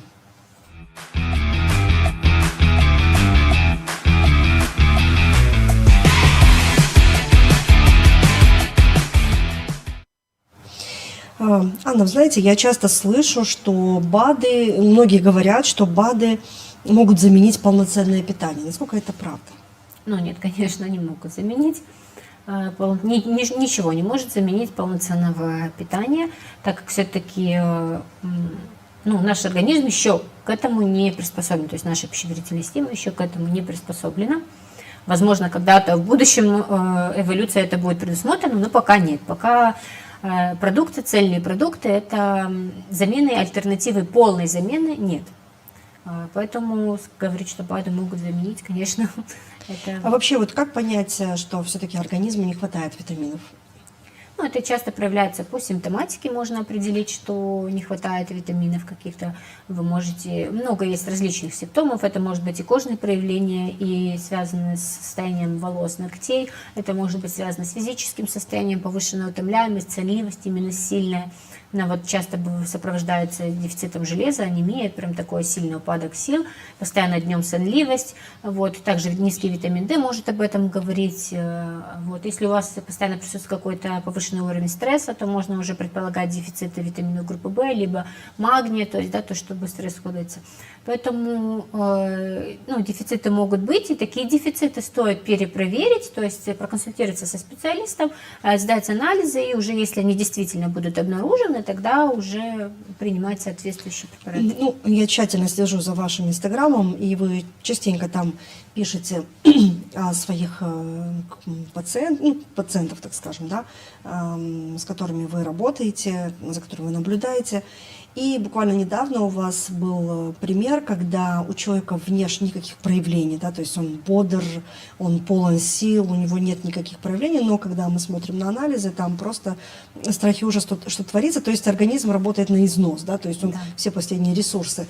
Как в таком случае быть, да, вот что стало для него, допустим, для вашего клиента таким вот звоночком, когда нужно обратить внимание на состояние здоровья? На самом деле это частая проблема, потому что, в принципе, в современном ритме жизни мы привыкли не обращать внимания на свое состояние. Даже если мы где-то чувствуем часто головную боль, испытываем, либо какое-то перенапряжение, постоянную усталость, мы это воспринимаем как норму, хотя это не является нормой. То есть если вы постоянно, у вас упадок сил, у вас нет настроения, у вас кажется, что вам все лень, у вас нет желания что-либо делать, это не всегда просто зависит от какого-то эмоционального подъема и так далее. Если вы выспались, отдохнули, и после этого вы бодры, полны сил, и все у вас хорошо, значит, у вас все хорошо со здоровьем. Но часто бывает, когда это состояние длится годами, люди воспринимают как норму. Ну вот я много работаю, у меня там семья, дети, я устаю. Но это не нормально. Как определить, если у вас нет симптомов? Да, такое бывает часто, что бывает обратная ситуация, когда симптоматика выражена, а по анализам все, в принципе, не сильно плохо. А бывает вот такая ситуация, о которой вы сказали, когда у нас симптоматики практически нет. Ну, зачастую там были, конечно, кое-какие звоночки, но, как я уже сказала, мы часто не обращаем на них внимания. Воспринимаем их как норма, да? Ну, это там, может, я переутомился на работе, там стресс на работе, там семья и так далее. Именно что-то их списываем. А по факту, ну, это зависит тоже индивидуально от каждого организма. Бывают организмы, у них такой ресурс есть, что он позволяет достаточно долгое время не проявлять это внешне. Но рано или поздно, конечно, такое состояние даст о себе знать. Это не проходит бесследно. Ну, мы уже и на других программах с вами говорили про БАДы, про витамины, и многие любят самостоятельно себе назначать какие-то витамины. Вот не имея знаний, которые имеете, допустим, вы, либо другие специалисты в области здравоохранения, как правильно выбирать эти БАДы, да, то есть так, чтобы не попасть на некачественный продукт. Есть ли какие-то там секреты, на которые может простой человек обратить внимание и понять, что да, это хороший продукт, его можно будет брать? Ну, на самом деле, для того, чтобы выбрать качественный продукт, нужно достаточно много знаний. То есть вы должны разбираться в формах тех же веществ, которые находятся, то есть в какой форме они находятся, в каком количестве. Вы должны иметь какое-то представление о том, какая дозировка является профилактической, какая восполняющая, чтобы вы, повернув этикетку, посмотрели и могли сказать, так, здесь многовато дозировки, или здесь форма не очень подходящая для меня и так далее.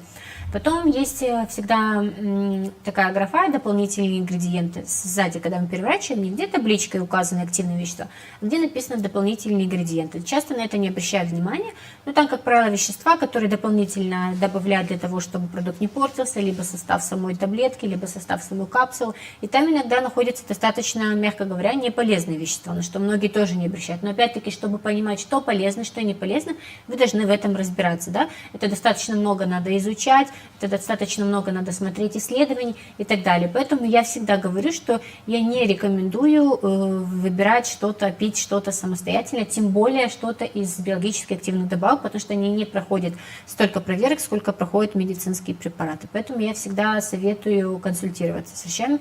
Особенно еще часто используют, у меня буквально на днях был вопрос по поводу приема БАД именно с целью похудения.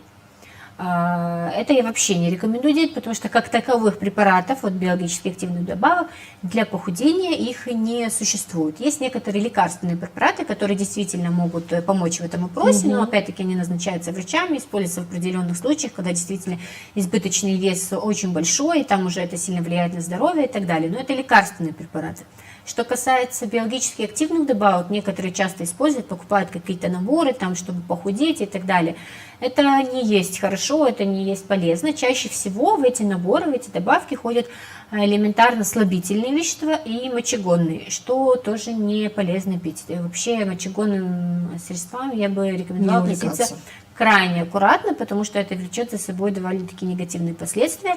И все, что может дать вам, это, конечно, похудение на несколько килограмм, но на достаточно короткий промежуток времени. Вот я недавно столкнулась с такой ситуацией, что у меня у хорошей знакомой, значит, у нее проблемы с сердцем, и кардиолог рекомендует 3 месяца пить мочегонные средства. Конечно, я понимаю, что, может быть, для сердца это хорошо, но мы же понимаем, что после этого организм потеряет очень большой ресурс, особенно что связано с кальцием и вот именно с костной системой. Как быть в таких случаях, когда есть рекомендация вот таких вот экстренных решений, но как потом восстанавливаться?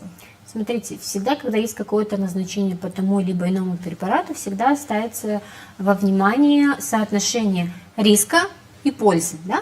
Если есть риск от, допустим, неприема препарата, риск будет больше, чем условно вред от приема, тогда, конечно, препарат назначается, потому что всегда ставится на весы, да, что будет хуже. Если мы этот препарат не будем пить, и у нас будут какие-то такие последствия, да, в зависимости от заболевания, либо если мы будем пить препарат, мы нивелируем эти последствия, ну, у нас будет там какой-то побочный эффект, но он не так страшен, да, как бы с этим можно что-то сделать. Тогда и назначаются такие препараты, вот в этом случае, скорее всего, тоже так и было. Естественно, что мочегонные средства, они имеют побочные действия, они там имеют некоторые негативные негативное влияние, особенно на работу почек и так далее. Но это есть для профилактики этих побочных эффектов, есть тоже определенные средства, возможно, врач их тоже назначит. То есть дополнительно что-то еще Да, принимать. что-то назначается, чтобы нивелировать, и потом, в принципе, можно постепенно восстановиться. Это не такой продолжительный период времени, потом можно определенными способами это восстановить. Возможно, врач ей тоже это назначит. Это не критично, то есть, да, есть любое лекарство, оно имеет какой-то побочный эффект и, условно, пользу, но эта польза всегда должна превышать побочные эффекты. Но, опять-таки, как вы сказали, это назначил врач. Самостоятельно что-то такое пить я не рекомендую. Да. Ну, я надеюсь, что наши зрители прислушаются к вашим словам и не будут экспериментировать и идти на крайние меры. А дальше я предлагаю обсудить тренды в питании, что ждать в будущем.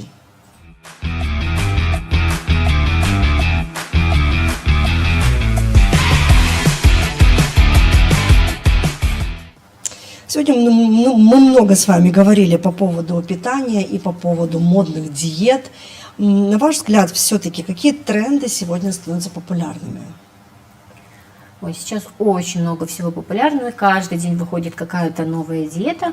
Каждый день выходят какие-то новые чудо-таблетки или чудо-способы для похудения, либо для оздоровления, либо еще для чего-то. Большинство, даже можно сказать, практически все это делается исключительно для привлечения внимания, что-то делается для заработка и так далее, да, потому что люди часто любят что-то новое, зачем им проверенное старое, все время хочется что-то новое, вдруг у меня вот это сработает, а вдруг это сработает, поэтому таких течений сейчас очень много, придумывают все, что угодно, просто... буквально вот все, что вы можете себе представить и не можете. Мне часто скидывают с просьбой вот прокомментировать, и я удивляюсь. Там буквально от любой тип питания, любое исключение продуктов, любой вид приготовления, либо, наоборот, не приготовления, какие-то разные чудо-добавки, чудо-средства. В общем, очень много нововведений. Естественно, что мало что из этого работает и неэффективно, но как средство продвижения, популяции. Ну да. Ну, я предлагаю посмотреть небольшой сюжет про будущее здорового питания. Как вы думаете, каким будет здоровое питание в будущем? Возможно, оно изменит саму суть наших привычек. В будущем нас ждут продукты, созданные с помощью инновационных технологий. Например, мясо, выращенное в лабораториях, станет доступным и экологичным решением.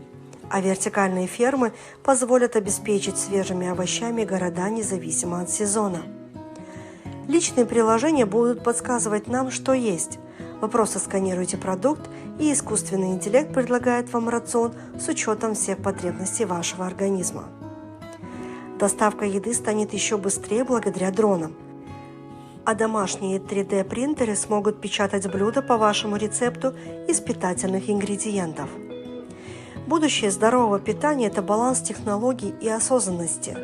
Экологичные продукты, персонализированные рационы и забота о здоровье сделают питание не только полезным, но и ответственным перед нашей планетой. Данный сюжет немного кажется фантастическим, да, но то, что мы сегодня имеем, наверное, 10 лет назад тоже казалось фантастическим, и сегодня мы видим, насколько идет развитие вперед, да, искусственный интеллект сегодня очень много функций выполняет, и я думаю, что это не так уж долго, и скорее мы придем к таким условиям, когда дроны будут доносить не только бомбы, к сожалению, да, но и еду до дому, и 3D-принтеры могут нам напечатать любое блюдо, которое мы захотим. Верите ли вы в то, что это возможно? В принципе, сейчас в современном мире, я думаю, что возможно все. Да? Как вы сказали, еще там 10, 20, даже 50 лет назад мы представить не могли, что будем иметь то, что имеем сейчас. Поэтому, в принципе, возможно все. Я думаю, что даже больше возможно. Поэтому не стоит что-то исключать и категорически говорить, что нет, это нереально. На данный момент, может, нет, но в будущем может быть. Возможно, даже когда-то. Сейчас, конечно, мы можем говорить, допустим, что если еда напечатана на 3D-принтере, это что-то нереальное, да, она не будет нести тех питательных веществ, потому что то, что мы получаем из почвы, допустим, растения, питательные вещества, там, животные в процессе своей жизнедеятельности те же вещества вырабатывают в своем организме, что мы потом потребляем, да, откуда это будет браться в напечатанных, скажем, принтером напечатанной едой. Сейчас мы можем так рассуждать, да, то есть мы не будем Хотя получать... уже сегодня есть, допустим, кондитеры используют 3D-принтеры для того, чтобы Но распечатать. тут вопрос в наличии питательных веществ. Но, возможно, со временем и пищеварительная система человека так адаптируется, изменится под то, что ей будет достаточно, она сможет, скажем так, переваривать, усваивать, и вполне будет достаточно того, что производит этот принтер. То есть исключать сейчас что-то, это глупо, я считаю, потому что, в принципе, возможно, со временем возможно все. Ну, такое быстрое развитие технологий, быстрое развитие вот этого искусственного интеллекта. Все-таки это приведет к какому-то положительному результату в плане качества питания? Или это не коснется этой сферы? Нет, я думаю, в любом случае так или иначе коснется. Как-то все равно это со временем, я думаю, научится как-то это больше внедрять. Вопрос в качестве, вот тут не могу судить. Но это смотря, кто будет этим заниматься, с какой целью будет использоваться. Потому что как это можно использовать как во благо, так и во вред. Ну, например, возьмем, например, да, современную пищевую промышленность. Еще там 50-100 лет назад она, конечно, не была так развита, не было возможности создавать такое огромное количество, разнообразное количество блюд, практически из ничего, да, продуктов, не было возможности в столь длительном хранении этих продуктов и так далее. Сейчас есть такие возможности, это позволяет, скажем так, накормить большее количество людей, потому что продукты хранятся дольше, можно сделать продукты практически из ничего, да, практически, ну, не имея никакой сырья, там просто используя какие-то химические элементы и так далее. Но вопрос, полезно ли это для здоровья, да, что-то может использоваться во благо, да, что-то может использоваться во благо, а что-то может использоваться во вред, то есть что-то может приносить вред. Это уже зависит от того, с какой целью мы будем использовать эти технологии. Ну, будем надеяться, что все будет во благо, да, надежда всегда умирает последней. Ну, наша программа сегодня подходит к концу, я думаю, что мы смогли помочь нашим зрителям немножко, хотя бы чуть-чуть разобраться в особенностях диеты, и насколько это сегодня не просто модно, но и полезно для индивидуума. И если у вас есть какое-то там обращение к нашим зрителям, то у вас есть сейчас возможность. Да, я бы хотела сказать такое небольшое напутствие. Сейчас в современном мире, особенно в интернете, очень много разных действительно мифов о питании, о том, что может быть полезно или вредно, диета и так далее. Для того, чтобы во всем этом разобраться, конечно, нужны определенные знания. Естественно, что все люди не могут так углубленно изучать тему питания, но я бы вам рекомендовала, если вы что-то увидели, вам понравилась какая-то рекомендация, совет, и вы думаете применить это на себе, прежде чем применить, уделите несколько минут для того, чтобы изучить эту информацию. То есть не стоит подробно лезть в какие-то исследования и так далее. Вы можете просто элементарно вбить в поисковике тезис, ну, вот этого способа, который увидели там, или какого-то там мифа, тезис, и что это полезно, и тогда вам поисковик выдаст статьи о том, что это действительно полезно. А потом сделать ровно наоборот, то есть ввести тот же самый тезис, но с пометочкой в конце, что это вредно. И поисковик выдаст вам статьи о том, что это вредно. И тогда вы уже сопоставите две эти информации, уже будете, так это позволит зародиться зерну сомнения, тогда вы более критически будете относиться к этому и, возможно, убережете себя от каких-то неверных решений. Ну, и надеюсь, что ваши советы сегодня будут максимально услышаны и применены на практике. Ну что, дорогие зрители, спасибо, что вы сегодня были с нами. Мы, я, Алла Бюк, и наш эксперт-нутрициолог Анна Георгиева попытались вам чуть-чуть раскрыть тему различных диет, показать, насколько они полезны и насколько они нужны нам всем, и что из них будет лучше для каждого из нас. И здоровое питание – это не только тренд, но и образ жизни. До новых встреч!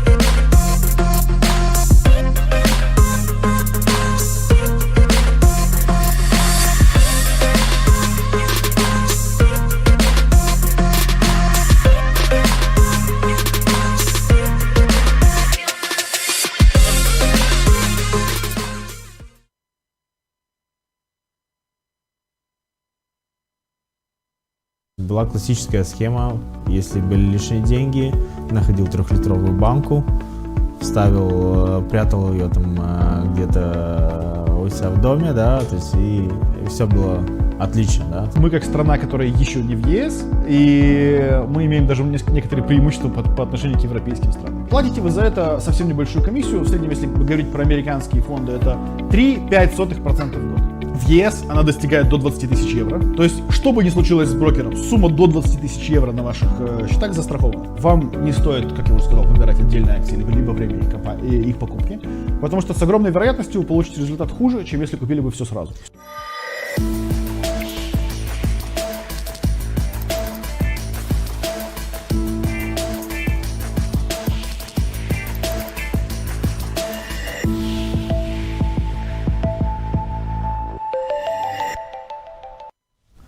Здравствуйте, вы смотрите подкаст на LoveMD, в студии Петр Гарч, и сегодня вместе с финансовым аналитиком, финансистом Владом Грати мы будем обсуждать тему инвестиций.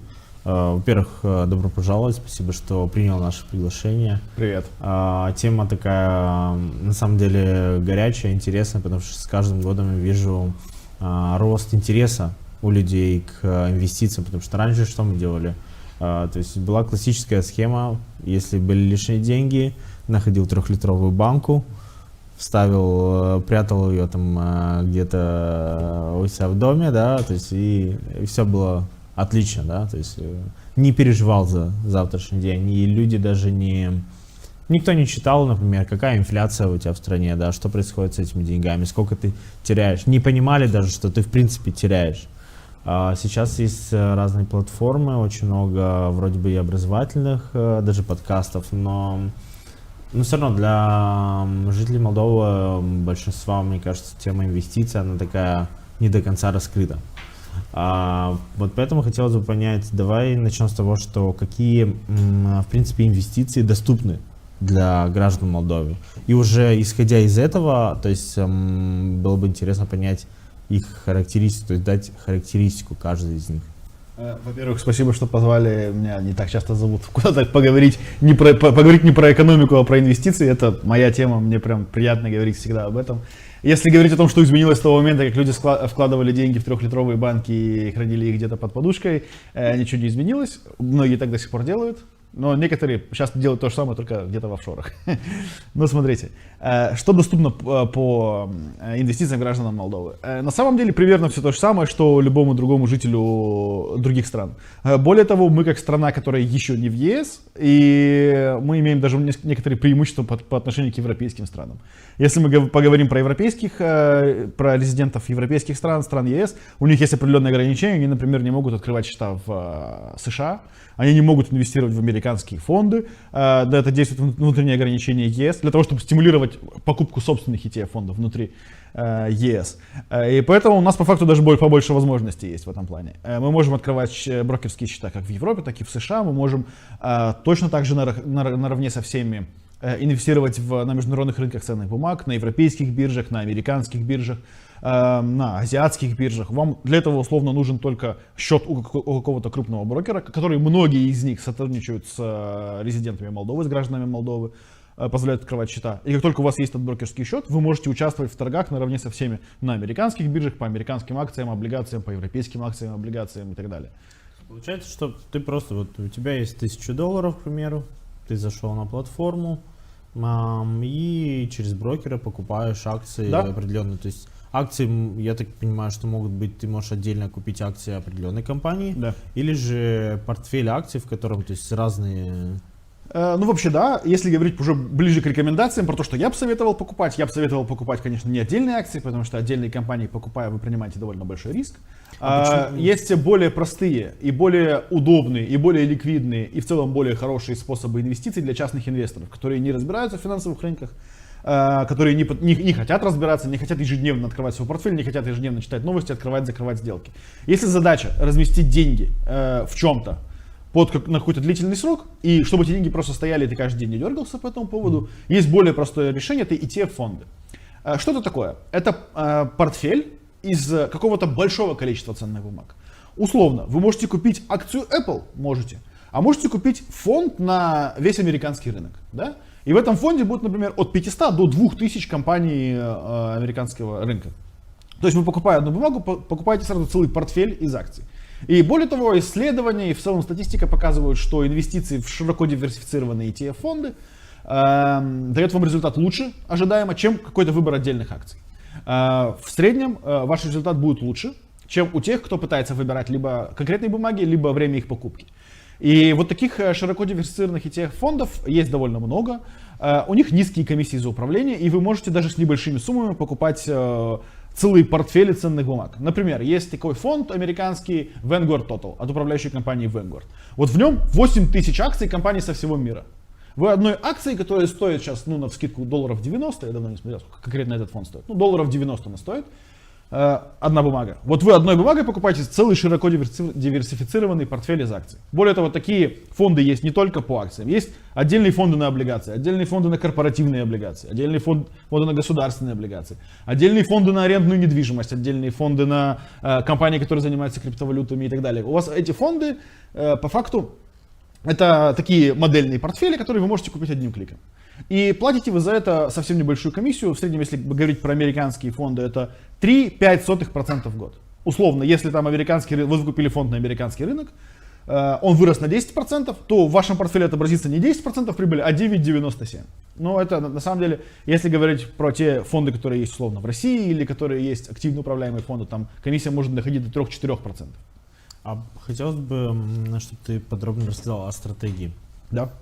Покупки, да, Да. потому что, то есть, ну, частично ты коснулся, конечно, что можно там портфели, сразу портфель купить, можно там акции какой-то крутой известной компании, но в любом случае, какие есть стратегии, чем они отличаются, чтобы ты, конечно... Я могу сказать общие принципы, которые подходят для всех, но потом сделаю оговорку. Если говорить про общие принципы, во-первых, вам не стоит, как я уже сказал, выбирать отдельные акции, либо время их покупки, потому что с огромной вероятностью вы получите результат хуже, чем если купили бы все сразу. Все целиком одной бумагой. Например, мне нет смысла следить за международной политикой, ждать, когда будет там перемирие в какой-то войне, и вот допустим, на этом играть и покупать акции. Не совсем об этом я говорю, но об этом тоже в том числе. Я говорю о том, что есть общее мнение, что зачем мне покупать целые широко диверсифицированные рынки. Я вижу, что, смотрите, у нас Tesla выросла там на 200% за несколько лет, AMD вырос на столько-то процентов, Nvidia вообще самая крупная компания, как она выросла и так далее. Почему, зачем мне покупать все остальные, я куплю конкретно вот эти. Но проблема в том, что если вы возьмете условно 2004 год и посмотрите на самые крупные компании тогда, там был General Electric, AIG, American International страховщики, там был... Да много кто там был из тех, кто в дальнейшем просто даже не отбил инфляцию. Поэтому покупать только крупные компании — это в целом плохая идея. Или покупать компании, про которые вы знаете, тоже довольно плохая идея, потому что они во многом могут стоить очень дорого и так далее. Поэтому вы не знаете, какая именно компания будет двигать рынок в будущем, поэтому самый лучший вариант — купить все сразу. Это по общим правилам. Не пытаться выбрать отдельные бумаги, лучше покупать большие диверсифицированные ETF-фонды. Второе, что я бы посоветовал, что у вас в портфеле должны быть разные классы активов. Условно, если мы возьмем только портфель из облигаций. Облигации — это более консервативный инструмент. Что такое облигация? Это когда вы даете в долг государству, либо какой-то компании, и получаете от этого процент. Если цена акций зависит от того, сколько компания зарабатывает, и акции более рисковый инструмент, то облигация — это просто долг. Вы кому-то даете надежному должнику. Да, вы даете должнику по какой-то заранее оговоренной ставке. Да, цена облигаций тоже может меняться, но это гораздо более консервативный инструмент. Но я говорил о том, что в портфеле должны быть разные классы активов. И если мы возьмем портфель на 100% из облигаций и добавим туда 20% рисковых акций, то портфель станет даже безопаснее. Это интуитивно не очень понятно, но логика тут в том, что когда у вас есть два актива в портфеле, вот условно, как это расхожее выражение, что не кладите все яйца в одну корзину. У вас есть акции и есть облигации. Они движутся не одинаково. То есть, когда у вас может быть кризис по акциям, у вас вполне вероятно капитал в это время перетечет в более безопасные облигации. Облигации у вас вырастут. И у вас, когда у вас есть несколько разных активов в портфеле, они взаимно будут страховать друг друга в периоды кризисов. Смотри, меня интересует такой момент. А зачем вообще мне вкладываться в акции? В чем интерес? Есть Почему это важно? Еще одно заблуждение, что если я не буду ни во что инвестировать, я ничем не рискую. Но это заблуждение, потому что если вы не инвестируете, вы принимаете довольно-таки огромный риск. вы принимаете почти 100% риск того, что ваш капитал будет со временем снижаться. Я говорю про инфляцию, само собой, что если у вас есть условная 1000 лей, то в следующем году, если вы никуда-то не инвестировали и не попытались хотя бы как-то получить какую-то процентную доходность по этим деньгам, то с огромной вероятностью в следующем году это уже будет не 1000 лей, ну, будет 990, например. Это если она снизится на 1%. А если у нас инфляция, ожидаемая инфляция у нас в Молдове 5%, и то эту ожидаемую инфляцию не всегда получается достигать, то ваши 1000 лей будут уже 940 лей на деле. По покупательной способности, конечно, у вас никто 60 лей не заберет, но по покупательной способности вы сможете купить то, что сегодня можете купить на 960 лей, имея 1000. Инфляцию очень многие недооценивают. Давайте я вам приведу несколько примеров, которые вам помогут чуть более материализовать эту инфляцию. Вот у многих из вас есть более взрослые родственники или друзья, может быть, родители и так далее. Вот меня очень поражают те истории, когда они говорят, что вот я был студентом, я получал стипендию 100 лей, и вот я был, вот вообще, я мог тратить, я мог покупать там и так далее. Вот представь, что если тот человек в то время отложил бы половину своего дохода, 50 лей. Для него это 50% дохода. Все равно, что мы сейчас с тобой отложим 5 или 10 тысяч лей. Понимаешь? Для него это 50% дохода. Но он их никуда не инвестировал, просто положил под подушку и сейчас попытается их использовать. И вот с этими 50 леями, с их покупательной способностью сегодня, если раньше для него это была половина дохода и половина его жизненных потребностей, сейчас он на 50 лей едва ли в магазин сходит. Ну, наверное, не сходит. Понимаешь? Для того, чтобы объяснить людям инфляцию, можно привести немножко другой пример. Вот представь, что цены в стране вообще не растут. Вот какие они сегодня, такие они будут всегда. Но со всех денег, которые у тебя есть, и дома, и на банковских счетах, и везде, каждый год будут забирать по 5%. Просто номинально. Вот просто придут и забирают эти деньги у тебя. Вот тогда ты подумаешь, а мне что-то надо с этим делать. Мне нужно, пока у меня эти деньги не забрали, что-то придумать, чтобы было не 1000 лей, а 1050, и чтобы я вот эти 50 лей мог отдать. Понимаешь? Инвестировать очень важно для того, чтобы просто отбивать свою инфляцию. Это первая задача. Вторая задача — это для того, чтобы ты в старости не жил на государственную пенсию. У тебя должны быть сбережения и должны быть какие-то активы, которые тебе тоже приносят доход. Можно я договорю эту мысль, очень важно. Смотри, знаешь, как выглядит структура человеческого капитала, график человеческого капитала? Вот ты когда студент, ты приходишь и начинаешь, если говорить по текущим ценам, работать примерно на 0,8-0,5% от средней зарплаты. Ну, там, на 5, на 6 тысяч лей, условно, на 7. Когда ты, по мере взросления твой доход увеличивается до 20 тысяч лей, 40, пик у тебя приходится где-то 35-40 лет, потом у тебя твой доход начинает снижаться, твой человеческий капитал, твой ежемесячный доход. Потому что ты не можешь уже работать на 2-3 проектах, ты уже меньше работы берешь, ты уже менее конкурентен для работодателя, и твой доход начинает снижаться, пока в момент не приходит к условно государственной пенсии, которая условно, сколько сейчас? Ну, если говорим про минимальные какие-то средние значения, 3-4 тысячи лей, 2-3. Понимаешь? А это 20-30% от твоего дохода, который был в, условно, 20-30 лет. И единственный способ, вот кривая идет примерно вот так, такой холм, потом спуск и потом совсем вот такое дно, которое, если ты живешь только на государственную пенсию. Единственный способ этого избежать, вот свой человеческий капитал вот в эти годы, в 20, 30, 40 лет, откладывать и превращать в финансовый капитал. В таком случае ты точно так же будешь идти на спад к 40 годам, но при этом у тебя к 40 годам уже будут какие-то акции, облигации, какие-то активы, которые тебе сами по себе будут приносить доход. И твой доход от твоей работы будет снижаться, но при этом будет расти доход от твоего капитала. И если ты достаточно много будешь инвестировать, ты сможешь после 20-30 лет выровнять эту прямую. А если будешь инвестировать много, ты можешь ее отправить вверх, и по факту у тебя уровень жизни в старости будет выше, чем был в 20-30 лет. И для того, чтобы выровнять этот правый хвост, который жизненно государственной пенсии, у тебя единственный вариант — это создавать финансовые активы. Это не обязательно акции, облигации. Это может быть бизнес, могут быть что угодно, депозиты, недвижимость, что-то, что приносит доход, что-то, что может тебе в будущем приносить доход, когда ты уже будешь, когда ты начнешь меньше зарабатывать. Понимаешь? Смотри, в этом случае меня интересует, насколько надежны вот эти платформы, насколько легко выводить деньги, и получается, какой налог нужно платить. Я правильно понимаю, что нужен налог на прибыль? Это 3 разных вопроса. Давай, чтобы ничего не накидывать, давай остановимся на этом. Насколько надежно? Насколько надежно? Если мы говорим про европейских брокеров, то есть такая штука, как кредитные рейтинги. То есть есть агентства, которые присваивают компаниям и государствам кредитные рейтинги о том, насколько они платежеспособны, на том, насколько они могут обслуживать свои долги. И вот у многих европейских брокеров кредитный рейтинг выше, чем у Республики Молдова, как у государства.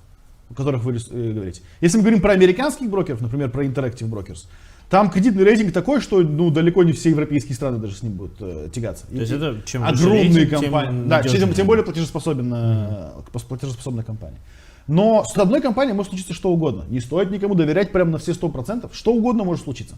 Поэтому есть второй момент по надежности. Если мы говорим про официальных фондовых брокеров, которые лицензированы в своих странах, которые контролируются комиссиями по фондовым рынкам и так далее, все они подпадают под программы страхования инвесторов, которые в ЕС она достигает до 20 тысяч евро. То есть, что бы ни случилось с брокером, сумма до 20 тысяч евро на ваших счетах застрахована. Она не застрахована от рыночного риска, что там ваши акции подешевеют. Она застрахована от того, что с вашим брокером что-то случится или с бумагами что-то случится. Если мы говорим про Великобританию, про брокеров, которые стоят уже в Великобритании, там страховка до 85 тысяч евро. Если говорим про США, там есть СИПС, с агентства страхования инвесторов, там страховка до $500 000 на каждого человека. Что бы ни случилось с брокером, твой капитал до $500 000 застрахован американским правительством. И многим эта цифра кажется нереальной, типа как они это смогут выплатить всем, если там вдруг что-то случится с крупным брокером. Но мы 2 года назад видели крах Silicon Valley Bank.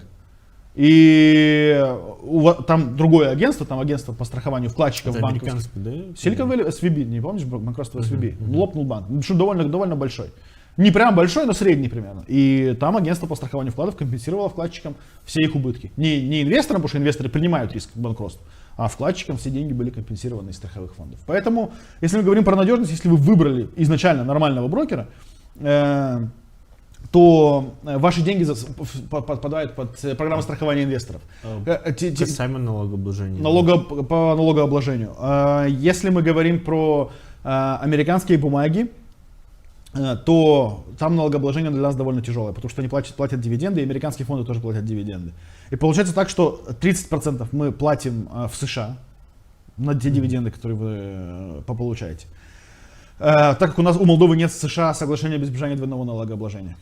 Далее, вы в Молдове платите доход по этим дивидендам налог, как на доход, полученный за рубежом. И плюс, если вы продаете бумагу с прибылью, купили акцию за 100, продали за 10010, вот на эту прибыль вы платите половину от стандартной ставки налоговой. То есть 12% стандартная ставка, здесь 6%. Но есть другой вариант. Есть вариант не получать дивиденды. Потому что дивиденды нам получать невыгодно, налогово невыгодно. В ЕС есть фонды, которые называются аккумулирующими фондами. Это фонды, которые, вот условно, у тебя фонд на S&P 500, это 500 крупнейших компаний США. Все они платят дивиденды. И вот фонд эти дивиденды получает, но сразу реинвестирует в новые бумаги. И номинально ты не получаешь дивидендов, у тебя не возникает налога. Во-первых, у тебя налог в США меньше, потому что у Ирландии как раз, они в основном в Ирландии стоят. В Ирландии есть соглашение об избежании двойного налогообложения, ты вместо 30 платишь 15. В Молдове ты не платишь ничего, потому что ты по факту не получил дивиденд. Ты их заплатишь, когда продашь бумагу с прибылью, что твоя бумага будет просто быстрее расти. А когда ты продаешь бумагу с прибылью, ты просто платишь 6% на прирост. В принципе, 6% это вот... 6% на прирост налог. Если ты ограничиваешь себя от дивидендов, а мы вполне с законными способами, вполне уважаемыми европейскими фондами можем это сделать. Тогда получается 6% у тебя на прирост бумаги только. Смотри, налоги. У нас осталось буквально несколько минут. Очень важная тема криптовалюта. Да. Потому что мы видели вот эту ситуацию на крипторынке. Даже в Киеве была новость, что в Киеве известный вот криптовалютчик, да, вот назовем так, покончил жизнь самоубийством, да. Ну, по предварительной информации. Почему так много шума вокруг крипты? И как ты, в принципе, относишься? Если мы говорим про регулируемый рынок акций, это регулируемый рынок, который работает по законам, по давно устоявшимся, у тебя есть регуляция со стороны комиссии по ценным бумагам и так далее. Это полностью белый, полностью прозрачный рынок. Криптовалюта в этом плане это дикий запад. Это половина контор, которые ты сейчас можешь разместить деньги в криптовалюты, половина из них могут либо мошеннические, либо могут стопнуться при первой возможности. Были довольно крупные... Либо используются просто для отмывания.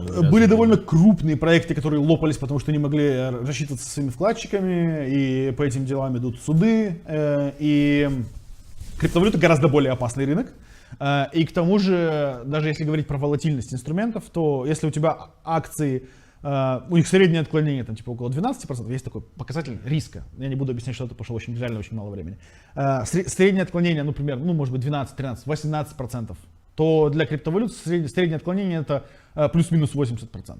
У тебя условный биткоин может за год как удвоиться, так и сложиться почти полностью. Поэтому, когда вы думаете насчет того, чтобы инвестировать в криптовалюту, вы должны принимать риск того, что вы покупаете какой-то актив, доля какого-то актива, которая в любой момент с ненулевой вероятностью может просто обнулиться. Ну, это вероятность, многим кажется невероятной, что там биткоин начнут стоить 0 или криптовалюта начнут стоить 0. Но она не нулевая, поверьте. Потому что акции мы условно можем посчитать, сколько должны стоить справедливо по их доходам. Облигации мы можем посчитать, сколько должны стоить по купонам. А криптовалюту как оценить, непонятно. Это просто криптовалюта. Это просто мы с тобой договорились, что она сегодня столько стоит. Ты готов ее купить по столько, я готов ее продать по столько. И вот ты можешь посмотреть на пример NFT условно. Очень большой хайп был с картинками обезьянок, которые уникальные картинки, продавали за десятки тысяч долларов. Где NFT? Нет NFT. Ну хорошо, твой совет, то есть стоит... Мой совет, если вы готовы принять, во-первых, не больше 5%, я обычно, если составляю портфель, я помогаю с составлением портфеля, вы, если формируете какой-то портфель, то не больше 5% в нем должно быть биткоин или каких-то рисковых криптовалют. Это первое. Второе, вы должны принимать риск того, что эти 5% могут просто испариться в один день, просто могут стать нулем. И я поэтому очень советую вам пройти мой бесплатный курс для граждан Молдовы. Просто он ориентирован для граждан Молдовы. Ты вначале сказал, что обучающих материалов много. Но обучающие материалы на румынском, они сделаны под румынский рынок. Там другие налоги, другие брокеры, другие условия торговли. Обучающие материалы на русском сделаны для России. Там вообще все по-другому, там вообще все закрыто сейчас. И поэтому я делал отдельный полностью бесплатный курс именно для граждан Молдовы, где вы можете вот просто вот все вопросы, которые по инвестициям вам нужны, там все рассмотрено именно в контексте гражданина Молдовы. Я благодарю за сегодняшний выпуск. На самом деле довольно много всего интересного. И, конечно, тема инвестиций, она будет еще больше интересна для всех нас. Мы напоминаем, что вы смотрели подкаст на LoveMD. Оставайтесь с нами и до новых встреч.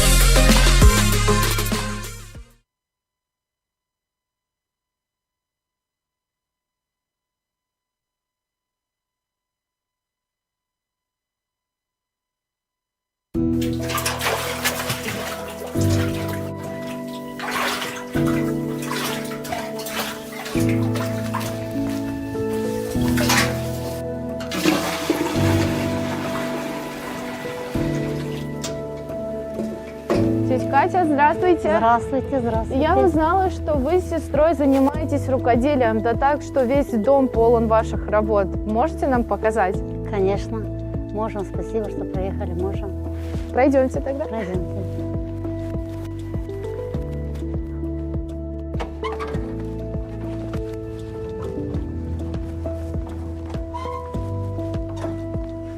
И откуда начнем экскурсию нашу с вами?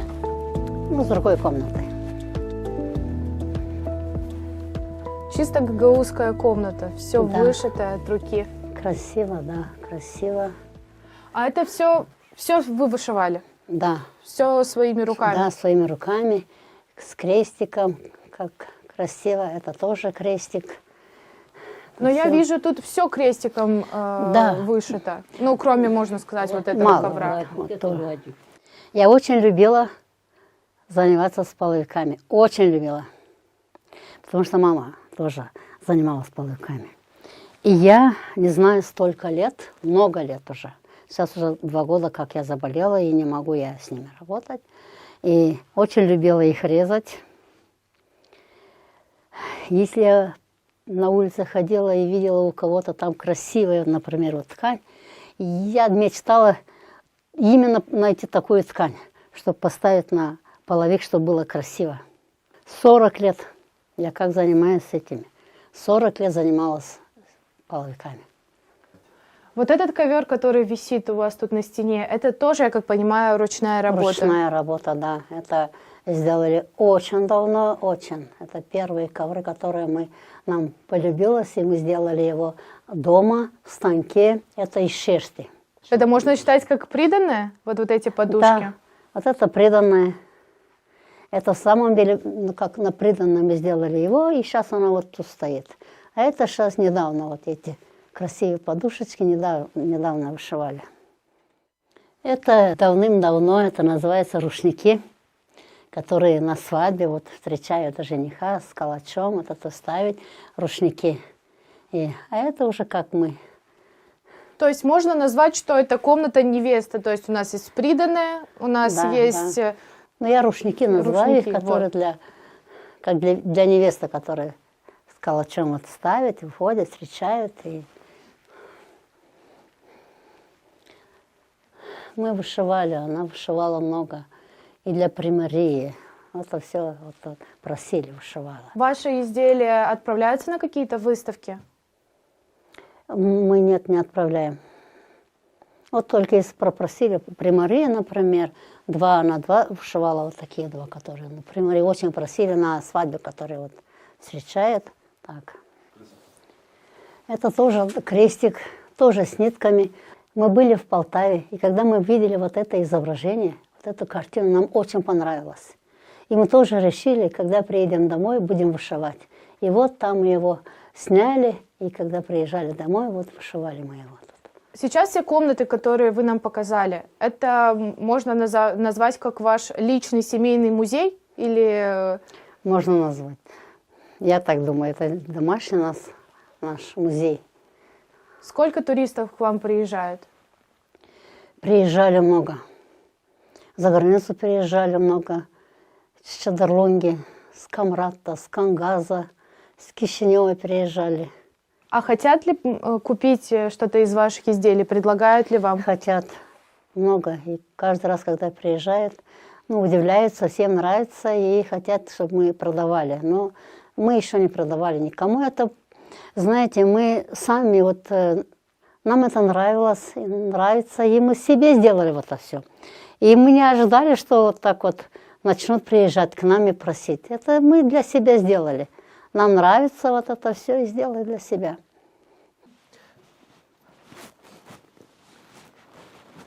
Вот я заметила, у вас очень много работ именно висят на стенах. Это вы все сами вешаете? Все сами, да, сами. Сами вышиваем, сами вешаем, сами. А никто вам даже не помогает, допустим, дети, либо внуки? У них вообще нигде нету, как у всех они за границей. Ну, мы вдвоем как-никак разбираемся и помогаем друг другу, и никому не просим. Пока. А когда доходит время это все стирать, убирать, это тоже все сами делаете? Все сами. Вот она стирает и гладит, все сама. Ну, а стирка как? Это все вручную делаете? Вручную. Потому что мы на машинке их не любим стирать. Вручную очень красиво получается и гладится красиво, а машинка их вот так делает. Даже если есть, которые, может, нет, то... Я заметила, у вас тут есть книга, небольшой уголочек, я бы так это даже назвала. Кто этот человек и почему именно эта книга у вас тут стоит на самом, так скажем, почетном месте? Папин родной брат. Когда он был еще как мальчиком, вот так ему очень нравилось играть на скрипке. Но скрипки же тогда же не было. И у него такой талант был. И он взял себе, сделал сам себе вот скрипку и играл. Потом, когда родители его узнали, он хотел учиться, у них не было денег. И он скрытно поднимался на потолок и там пел, там играл, как будто получалось у него. Когда уже ему было где-то 16 лет, не знаю, примерно, он хотел уехать, поступить в Турцию. Но так как у них денег не было, и он очень просил, очень. И уже мама пошла к священнику и сказала про него, про его вот. И талант, вот это все. И тогда священник пожалел его и дал денег им. Да. И он с этими деньгами поехал в Турцию и поступил там. И вот там очень приняли. И вот очень много он игрался на скрипке. Потом он умер, потеряли друг друга. И много лет мы его искали. Сперва искал мой старший сын его, он учился в Турции. Искал его там. Но не мог найти, потому что девочки у него. А девочки, как фамилия на мужа, и очень долго искал его. Он там 2 года и не мог найти. И прошло много лет. Вот благодаря Богу Степан Степанович, он взялся за это. И вот нашли точку одну. И вот 2 года назад она приехала первый раз сюда. В гости к вам? В гости, да. И все обрадовались очень. И Степан Степанович приехал, и сделали какой-то вот праздник. То есть можно сказать, что у вас в семье есть не только рукодельники, но у вас есть еще и музыканты. Да, вот. Первый он, сейчас брата сын Рувим, он тоже поступил, очень красиво играет на скрипке, очень красиво. А вы думали себя тоже в чем-то таком проявить на каких-то музыкальных инструментах, или вы ограничились, скажем, только рукоделием? Да, первое вот это, скажем, мы любили с детства. Но я, например, тоже, мы похожи с этой стороны, что очень любим петь песни. Я очень любила на свадьбе раньше петь песни, но так как я уже давно пою, но христианские песни пою. Тетя Маша, сколько лет вы занимаетесь вышиванием? С детства. Много уже, наверное, 60 лет, наверное, как вышиваю. Ну и перерыв делали, и вот ковры делали, половики делали. Смотря вот на вот эти все работы, задается вот один единственный вопрос, лезет в голову, это как вы не устаете это все делать? И так я люблю вышивать. С детства любила. Мама вышивала, Лёля вышивала, бабушки вышивали. И мы вот научились от них. Сколько у вас уходит на одну работу? И какая работа? Вот это, которые большие, крупные, большие, это 3 месяца. Ну вот маленькие, вот это, например, 2 месяца. Это вот получается 2 месяца назад вы начали его вышивать? Не, уже месяц как я вышиваю, но еще есть здесь работа. Ага. И по итогу это будет что? Это будет тоже точно такой картина. Картина вот такая вот будет, Не да? точно такой, но картина будет. Сколько уходит времени, вот часов в день, чтобы вот день? начать? Я иногда 4 часа встаю, но 5 начинаю вышивать. С 5 утра? Да. До 7 вышиваю, потом встаю, там работу делаю. Когда кончаю, опять вышиваю. И до вечера, до 10. И вы не устаете? То есть вы помимо того, что занимаетесь вышивкой, вы еще и какую-то работу по дому выполняете? Да, и хозяйство есть. И на огороде летом работаем. Еще и на огороде успеваете? Да. Если на одну работу у вас уходит около 2-3 я за 60 лет, я вот еще 12 лет я вышиваю. Но и вязала, и ковер делали, ткали. То есть вы еще и ковроткачеством занимались? Да, и такие вот шерстяные на станке, и вот которые такие тоже на станке делали. Но я, как поняла, вы больше увлеклись вот вышивкой, а ваша сестра больше как ковроткачеством. Да, я ткала, она резала.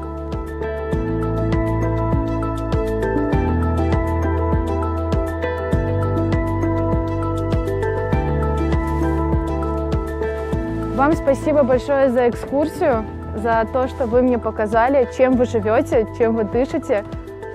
У меня на самом деле нет слов, чтобы передать те эмоции, которые я испытала. Это очень большой труд, и я желаю вам только удачи и еще больше таких же прекрасных работ.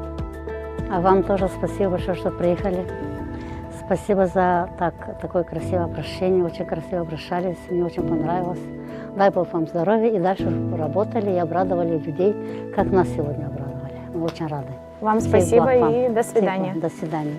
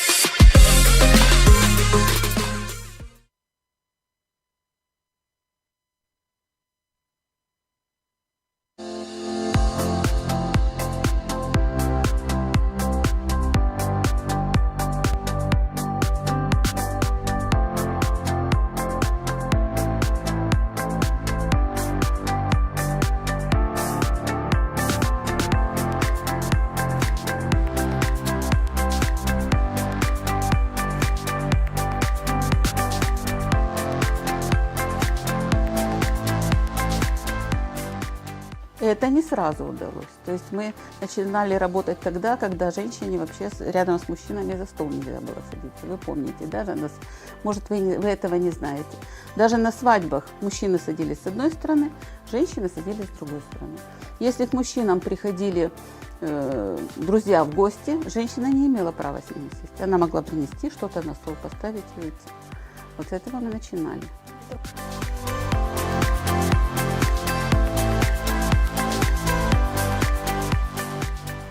Что такое гагаузская семья? Это не та семья, которая, ну вот, допустим, муж – это глава, это да, я согласна. Муж, конечно, это очень важная фигура, и женщина должна своим детям показывать, насколько она уважает своего мужа, для того, чтобы дети тоже его уважали. Но это не значит, что он единственный авторитет в семье. Но женщина должна это тоже доказать сама, что она тоже имеет какое-то мнение, что она с ним советуется, что он с ней советуется. Вот к этому через 10 лет, мы самое меньшее, через 10 лет к этому пришли.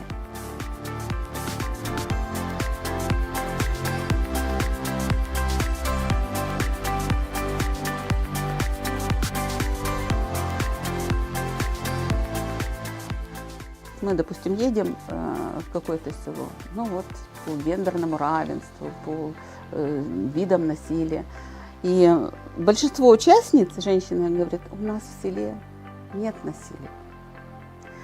Вот. То есть некоторые моменты, некоторые проявления вот этого насилия, они считают, что нет, это не насилие, это все нормально, это все хорошо.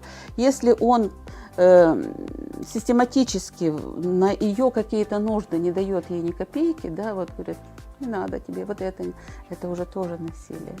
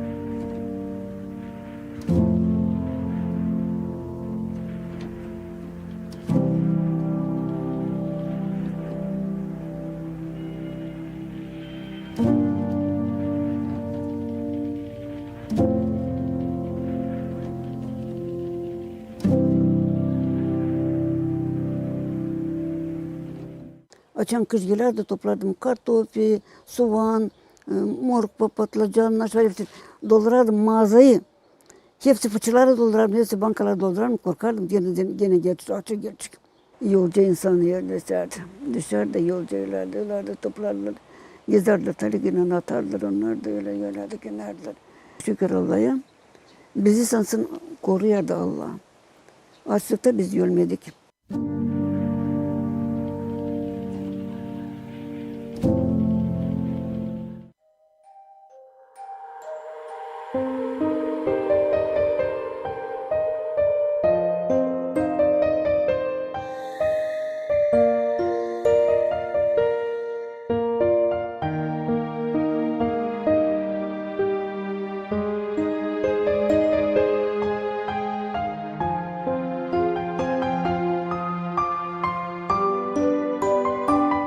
Ben de açlıktan sonra böyle bir 40, böyle bir 50 yıl Taze'de fikrimde vardı bir noktacık.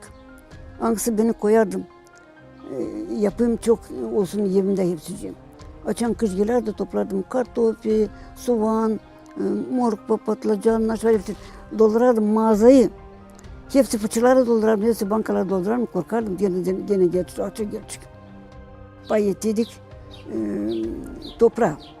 Orada babı kolacı bir yerde. Bu benim karıcam, bu senin karıcan. Sabırını kalkardık da oturardık o çarlıcan yanında.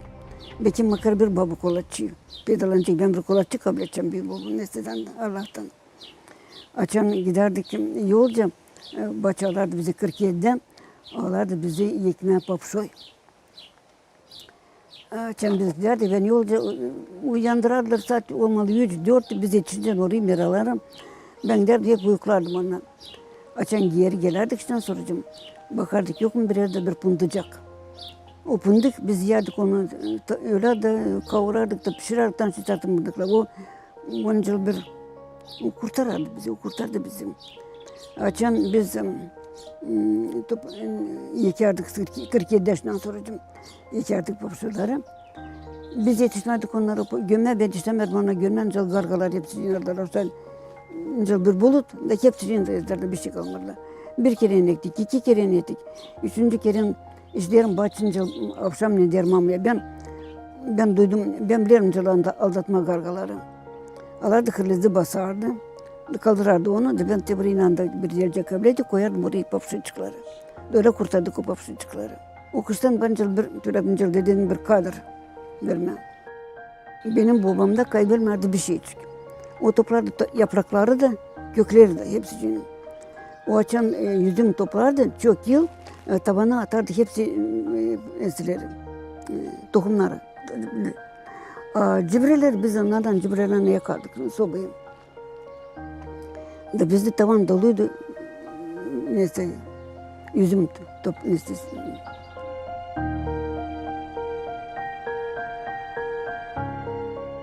Biz onu rışnısı bizde işlerdi.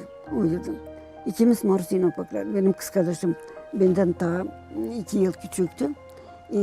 Rışnısı içlerdi. Onlar ona bir büyük türe bir taş. Döpünerdi o rışnısı bütün gün biz çevirerdik o neyse bizim un yapardık.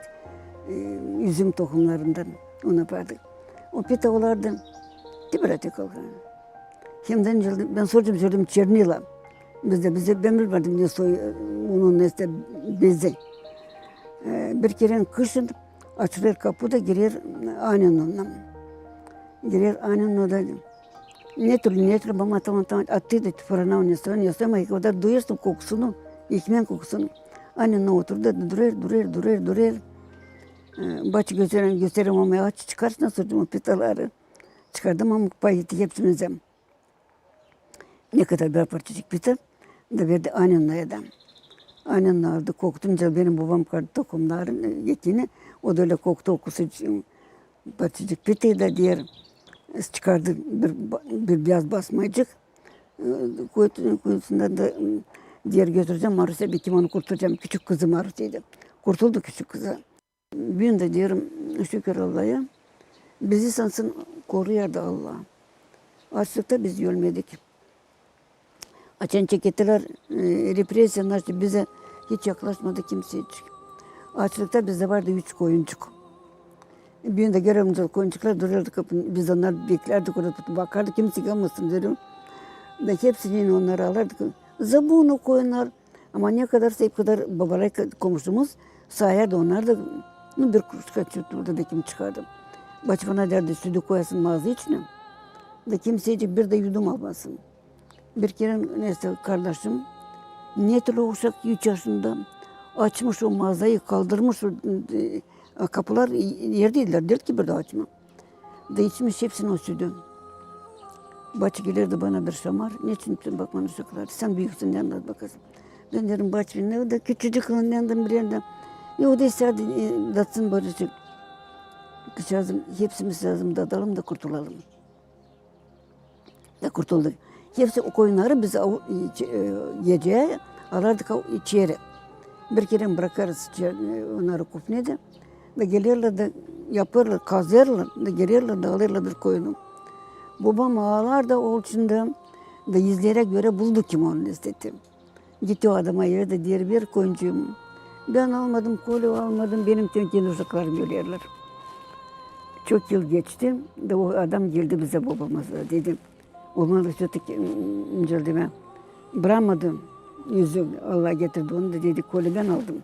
Uşaklarım görüyorlar.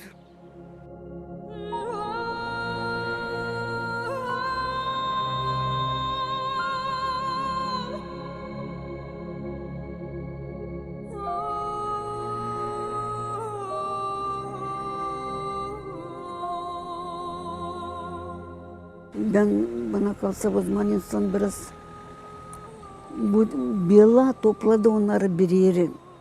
Bu yıla başka türlü değiştirdi fikrini. Unutuldu nasıl o karşısız yaparsın, nasıl fenalık unutuldu. Daha çok insan ne kadar da zor olsa hep o kadar insan birbirine yardım ederler.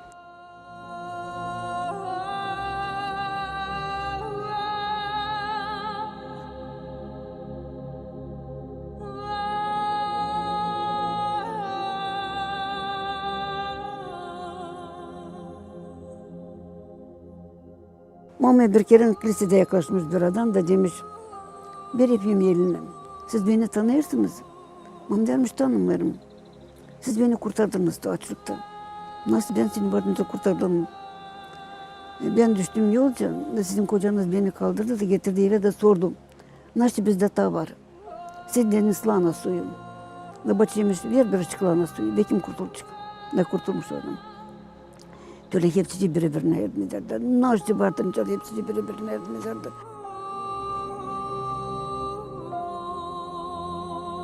Bilmiyorum ne kadar yoldu ama yolcu insanı yerleşerdi. Dışarıda yolculardı, toplarlar. Gezerler, tarikine atarlar, onlar da öyle yerlerde kenarlar.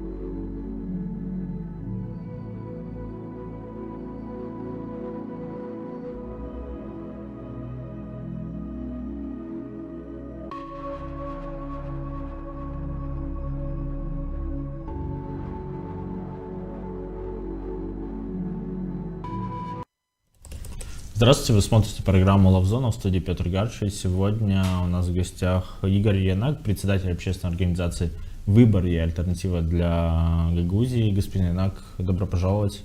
Здравствуйте, спасибо за приглашение. Мы всегда, в принципе, рады вас видеть в этой студии, и особенно сейчас есть что обсудить, потому что, все-таки, наверное, самая яркая пока политическая новость ноября, ноябрь только середина ноября, конечно.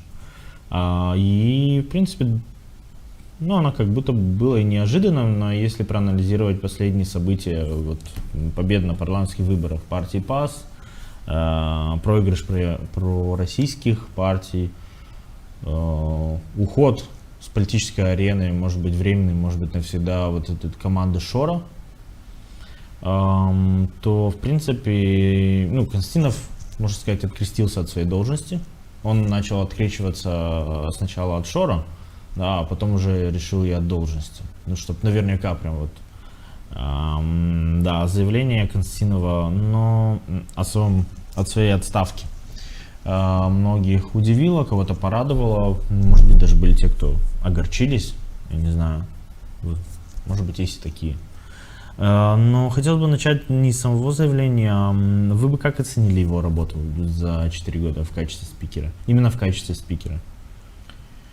Если честно, Народное собрание — это коллегиальный орган, и все решения принимаются коллегиально, поэтому сложно дать отдельно оценку работе председателя Народного собрания, но вместе с тем он как руководитель, естественно, он и представитель Народного собрания, и, соответственно, руководитель, который принимает важные решения. Даже вот по тем же самым значимым вопросам, что касается площадки переговоров между Народным собранием и парламентом Республики Молдова, что касается избирательного органа АТО Гагаузии, это тоже, так скажем, дело рук председателя Народного собрания.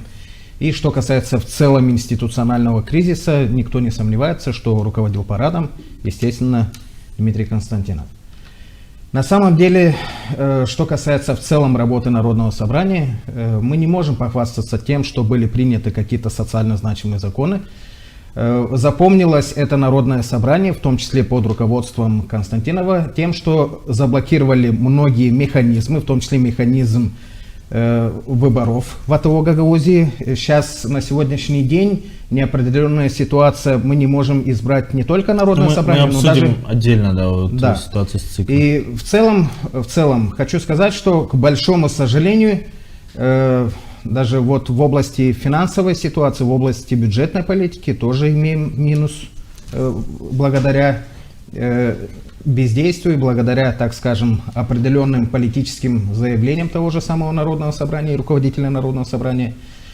И, конечно же, в целом хочу отметить, что Гагаузия, к большому сожалению, не рассматривалась в качестве автономно-территориального образования руководителем Народного собрания Гагаузии и многими депутатами. Многие думали, что Гагаузия — это возможность заработать и возможность решать какие-то личные вопросы. На ваш взгляд, ему это удалось сделать? Или решать личные вопросы? Судя по тем новостям, судя по тем заявлениям, которые были, на самом деле некоторые и депутаты, некоторые и руководители, конечно же, заработали определенные политические дивиденды в свое время, когда начали говорить о том, что у них есть тесные связи с другими государствами. Некоторые, так скажем, депутаты, в том числе и председатель Народного собрания, заработали определенный имидж на том, что они якобы договорились по поводу выплат, да, российскими рублями, и в том числе по другим определенным моментам. Но я скажу так, что это всего лишь узкокорпоративные определенные интересы были. И сложно сказать, что народ выиграл от определенных решений. Очень сложно сказать, что именно Гагаузия выиграла от этих решений. Потому что, на самом деле, довольно интересный момент. Руководителем Народного собрания, да, и человеком, который, мы помним, что он чуть ли не единолично поехал в Тель-Авив. Он же не просил, не было заседание Народного собрания, где депутаты проголосовали, что вот надо ехать. То есть Константинов вдруг решил, там еще были, я помню, что вопросы о неузурпации ли это власти. Ну, тут могут быть разные мнения, да. Понятно, что он там не подписал никакой договор официальный. Но то он брал на себя очень много, просто на себя много всего брал, да. С другой стороны, человек стал депутатом, по-моему, 294 голоса он набрал в селе Ферапонтьевка. Этого ему хватило. То есть в Народном собрании есть его коллеги, которые в 10 раз больше, по-моему, на выборах взяли голосов, да, то есть поддержали их. И вот ситуация довольно... Ну, она на самом деле характеризует и избирательную систему, и ГОЗИ, который, возможно, нужно менять.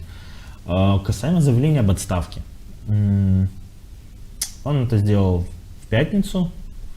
Было видео, мы не видели документа, но есть несколько деталей, которые важны, в том числе с юридической точки зрения. Мы не видели, во-первых, самого документа, да, заявления как такого. Плюс Константинов произнес, что он уходит, типа, это никакое не давление, он уходит вот по состоянию здоровья.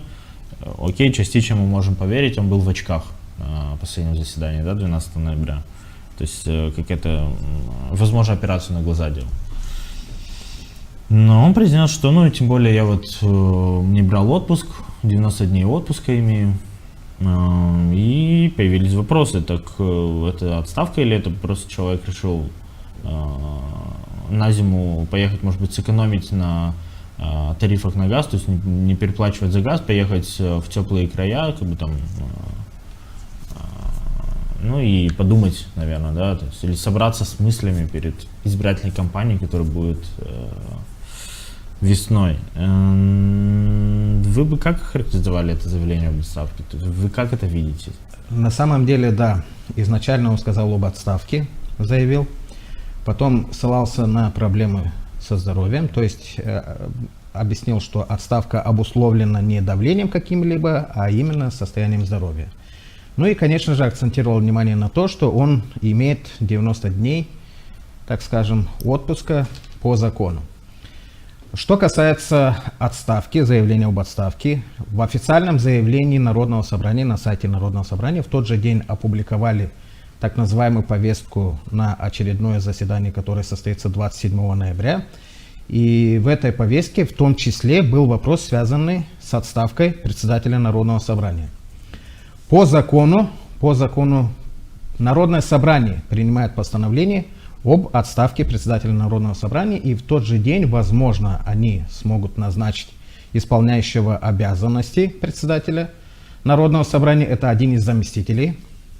Ну и, конечно же, по закону в течение 20 дней должны организовать новые выборы председателя, да. А вы слышали, кто может быть исполняющий обязанности? Если честно, пока на сегодняшний день я не владею информацией, кто может быть, но по закону это может быть любой заместитель. Потому что это не точная информация. Насколько я знаю, им будет Николай Арманджи. Возможно, по закону как бы есть возможности у Николая Арманджи, по закону есть возможности у господина Лечо. Получается, официально Константинов уйдет в отставку после решения депутатов Народного собрания, да? То есть после 27 ноября депутаты Народного собрания должны проголосовать за отставку председателя Народного собрания. В тот же день они должны назначить исполняющего обязанности председателя. И по закону в течение 20 дней должны организовать новые выборы председателя Народного собрания. По закону. А если их мандаты истекли? В данном случае они обладают статусом депутата до законного созыва нового состава. Пока не будет... Получается, они могут принимать постановления и... Они не могут принимать законы, но они могут принимать постановления. Это рабочий орган, функциональный орган. Другое дело, у них есть определенные ограничения в плане компетенции. Но что касается формирования органов управления, что касается избрания нового председателя, то закон обязывает в течение 20 дней провести новые выборы председателя Народного собрания. Поэтому, если будет все по закону, не исключено, что до Нового года будет новый председатель Народного собрания. Это довольно интересный момент, потому что мы как-то уже все не то чтобы расслабились, подумали, окей, там Константинов уходит в отставку, мандаты истекли, законопроекты они уже не могут принимать. Сейчас вот назначат дату выборов и все, и на 3 месяца мы забудем про Народное собрание. Но вы как считаете все-таки, зачем Константину нужно было вот это заявление? Или это не ему, может быть, нужно было? Что касается истинной мотивации, конечно же, мало кто знает истинную мотивацию, но что касается заявления о том, что есть проблемы со здоровьем, я не исключаю тот факт, что на самом деле есть проблемы со здоровьем, потому что ранее тоже, когда задерживали определенные, так скажем, поездки, там был момент, когда в аэропорту производили определенные задержания, человек не смог вылететь за границу, чтобы получить лечение. Были заявления и ранее, то, что есть проблемы со здоровьем, и он должен получать определенное лечение за границей. Не исключен тот момент, что есть проблемы со здоровьем, но судя по той политической ситуации, которая складывается и в АТО Гагаузии, и в целом в Республике Молдова, не исключено, что были и определенные политические моменты. Судя по его заявлениям на центральном телевидении, что он якобы не имел отношения и не имеет отношения к определенным политическим процессам, связанным с Шором и так далее, я так думаю, что он хочет отойти от политики в целом. И не исключено, что если ситуация в течение 3 месяцев поменяется, то не исключено, что он по-новому станет депутатом Народного собрания, может быть и от Ферапонтики, может быть и от другого населенного пункта. И не исключено, что и дальше захочет руководить парадом. Но я думаю, что самая выгодная ситуация на сегодняшний день ему уйти в целом от политики. И, как было уже сказано, если он решил заняться своим здоровьем, то это довольно-таки хороший мотив. Касаемо Константинова, есть один важный тоже момент, это уголовное дело. Оно рассматривается в суде, по-моему, было уже несколько заседаний. Как минимум первое было заседание, по базе судебных решений я видел, что оштрафовали его адвоката за то, что он там не пришел, но адвокат оспорил решение. То есть, в любом случае, это дело в первой инстанции рассматривается, ему грозит несколько лет, если, конечно же, его вину докажут, несколько лет тюрьмы. То есть Константинова обвиняют в том, что он вывел, по-моему, 46 миллионов леев из фирмы, и эти деньги ушли в компанию родного сына. И вот это вот судебное дело, уголовное дело, оно все-таки может сыграть решающую роль в его поведении. Вы как считаете? Если честно, я только по новостям знаю, что касается уголовного дела, что касается санкций. Если быть честным и объективным, то были определенные моменты, связанные с тем, что не верили и в приговор в отношении Башкана Гагаузии, что может быть на самом деле приговор, связанный с реальным сроком лишения свободы. Многие связывали это с политическими определенными аспектами. На данный момент не исключено, что в отношении Дмитрия Константинова есть уголовное дело, судя по тем новостям, которые имеются. Оно точно уже в судебном деле. Если есть в судебном портале, значит есть это уголовное дело. И что касается, так скажем, реального срока, были определенные заявления и на центральном телевидении, что не исключено, что председатель Народного собрания, как и Башкан Гагаузии, тоже может получить реальный срок. Это, честно признаться, нездоровая ситуация, когда ответственные должностные лица, когда руководители автономии получают уголовные дела, когда получают реальный срок. Это нездоровая ситуация, это ненормальное явление. Самое интересное, вам хочу подчеркнуть, что в законе и о статусе депутата парламента Республики Молдова, и о статусе депутата Народного собрания говорится о том, что поведение депутата должно служить образцом поведения для других граждан. И вот что касается образца поведения, конечно же, это не совсем здоровое явление, не совсем здоровая ситуация. Я не думаю, что это повод для радости, если у кого-то есть уголовное дело. Но скажу так, на самом деле наши граждане должны осознавать и понимать, что ответственные должностные лица, они должны соответствовать определенным качествам, не только профессиональным, но и определенным морально-этическим качествам, должны соответствовать определенным, так скажем, требованиям и закона, и определенных человеческих и христианских позиций. И, естественно, в этом плане в Гагаузии, как уже показывает практика, есть образцы поведения, но не совсем хорошие образцы. Очень надеюсь, что в дальнейшем новый состав парламента, новый состав Народного собрания, что касается нового Башкана, если будут выборы Башкана Гагаузии, очень надеюсь, что эти люди не будут иметь проблемы с законом, и они не будут говорить о том, что их шантажируют уголовными делами, и, естественно, не будут решать свои личные вопросы, перепутав с определенными вопросами, связанными с интересами автономии, и в том числе связанные с интересами жителей Гагаузии. Так Игорь получается, что мы в основном акцентируем внимание на личные вопросы руководителей. Смотрите, вот касаемо уголовных дел, да, и личных вопросов.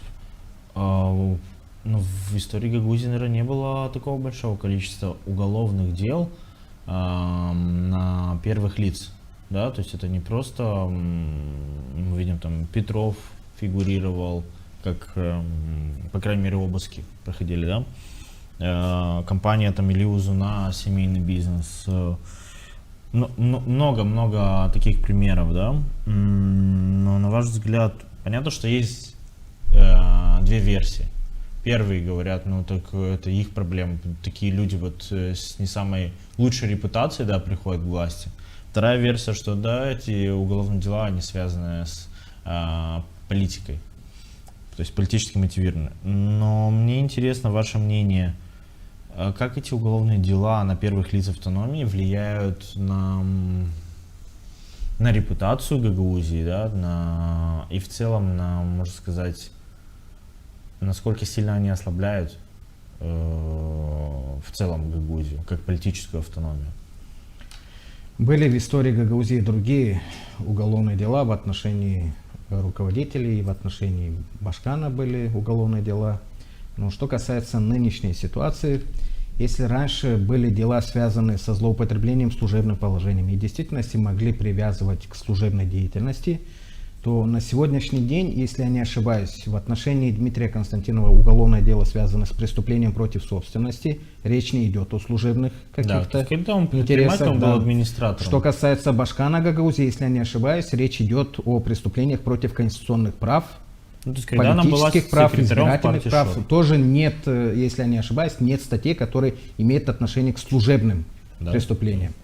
Поэтому очень сложно говорить о том, что вот эти дела связаны со служебными какими-то делами, служебными интересами. Но что касается имиджа Гагаузии, конечно же, имидж Гагаузии страдает. Конечно же, это ненормальное явление, когда во власти находятся люди, которые имеют проблемы с уголовным законом. Не просто законом, а именно с уголовным законом. И честно признаться, это влияет и на авторитет, и на интересы тех же самых жителей Гагаузии. И честно признаться, я против того, чтобы во власти находились люди, которые имеют проблемы с уголовным законом. И самое главное и самое интересное, эти люди не исключено, что до этого имели определенные проблемы с законом и решили идти во власть не для того, чтобы защищать интересы жителей Гагаузии, а для того, чтобы защищать свои личные интересы. Это очень... Я извиняюсь, что вас прибиваю. Вот если возьмем кейс Евгении Гуцул, да, обыски в партии Шор, то есть и в отделе, где она работала, они были еще в 22 году. То есть она уже фигурировала, она была фигурантом уголовного дела в марте 23 года, то есть когда ее представили как кандидата. К сожалению, к большому сожалению, жители Гагаузии, мы все узнали, что она фигурант уголовного дела только после ее победы. То есть прошло там 2 первый тур, второй тур, да, и я, если не ошибаюсь, в мае, в июне примерно мы узнали, что, оказывается, она фигурирует в уголовном деле о незаконном финансировании. То есть, и вот эта ситуация, как раз то, что вы описывали, да, что люди, по идее, ей могли внушить, что вот ты станешь башканом, тебя не посадят, потому что, ну как башкана Гагаузии посадить, да? Ты еще и мать двоих детей. Типа, ну, все тут, 100% все будет хорошо, все будет нормально, там через Гагаузию, может, поменяем власть, все забудется. Ну, бытует такое мнение, что заполучив определенную должность, высшую должность, то человек получает определенный иммунитет. И возможно, что у него, даже если и были какие-то проблемы с законом, возможно, что не будут серьезные претензии. Я не исключаю тот факт, что некоторые люди до получения власти представляли определенный интерес для органов правопорядка. Я не исключаю тот факт, что они даже знали, что они представляют определенный интерес для органов правопорядка. Я не знаю все моменты, связанные с событийностью, но не исключен тот факт, что эти проблемы были задолго озвучены, и есть такая практика не только в Республике Молдова, не только в АТО Гагаузии, и во многих других странах постсоветского пространства, когда люди идут во власть, чтобы уйти от ответственности, чтобы защищать свои интересы, чтобы решать вопросы, связанные с уголовными делами. Это не придумали представители Гагаузии, поверьте мне. Но, как показывает практика, оказывается, бывают ситуации, когда появляется чуть больше политической воли, да, и некоторые уголовные дела доходят до суда. Как показывает практика, по некоторым уголовным делам, даже в отношении ответственных должностных лиц, выносятся суровые приговоры. В практике Республики Молдова было так, что и в отношении премьер-министра был вынесен обвинительный приговор. В практике Республики Молдова есть ситуации, когда и в отношении бывшего генерального прокурора возбудили уголовное дело. И в отношении бывшего президента начато уголовное преследование. Поэтому для Республики Молдова это не новость, если есть определенные уголовные дела в отношении ответственных должностных лиц. Но я еще раз повторюсь, это не нормальная практика, потому что поведение ответственных должностных лиц должно служить образцом поведения для простых граждан. И вот граждане делают вывод, если они позволяют, ответственные должностные лица, да, позволяют себе идти на преступление, почему мы не можем идти на преступление? Поэтому мы должны исключить в дальнейшем, чтобы во власть попадали люди, которые имеют проблемы с законом. Чтобы не попадали. Чтобы не попадали, мы должны исключить. Ситуация с выборами и ситуация с ЦИК Гагаузии. Константинов уже сказал, вообще мне нравится, как он единолично говорит, как будто он президент Гагаузии, да, что все, значит, вот 27-го мы определимся с датой выборов, все будет. То есть он уже уверен, что в любом случае будет достаточное количество голосов и по его отставке, и по дате выборов. Он заявил о том, что 27 ноября, то есть будет заседание НСГ, 26 ноября заседание ВСП, Высшей судебной палаты, по решению от декабря 2023 года, когда депутаты распустили ЦИК Гагаузии действующий. То есть это не случайно.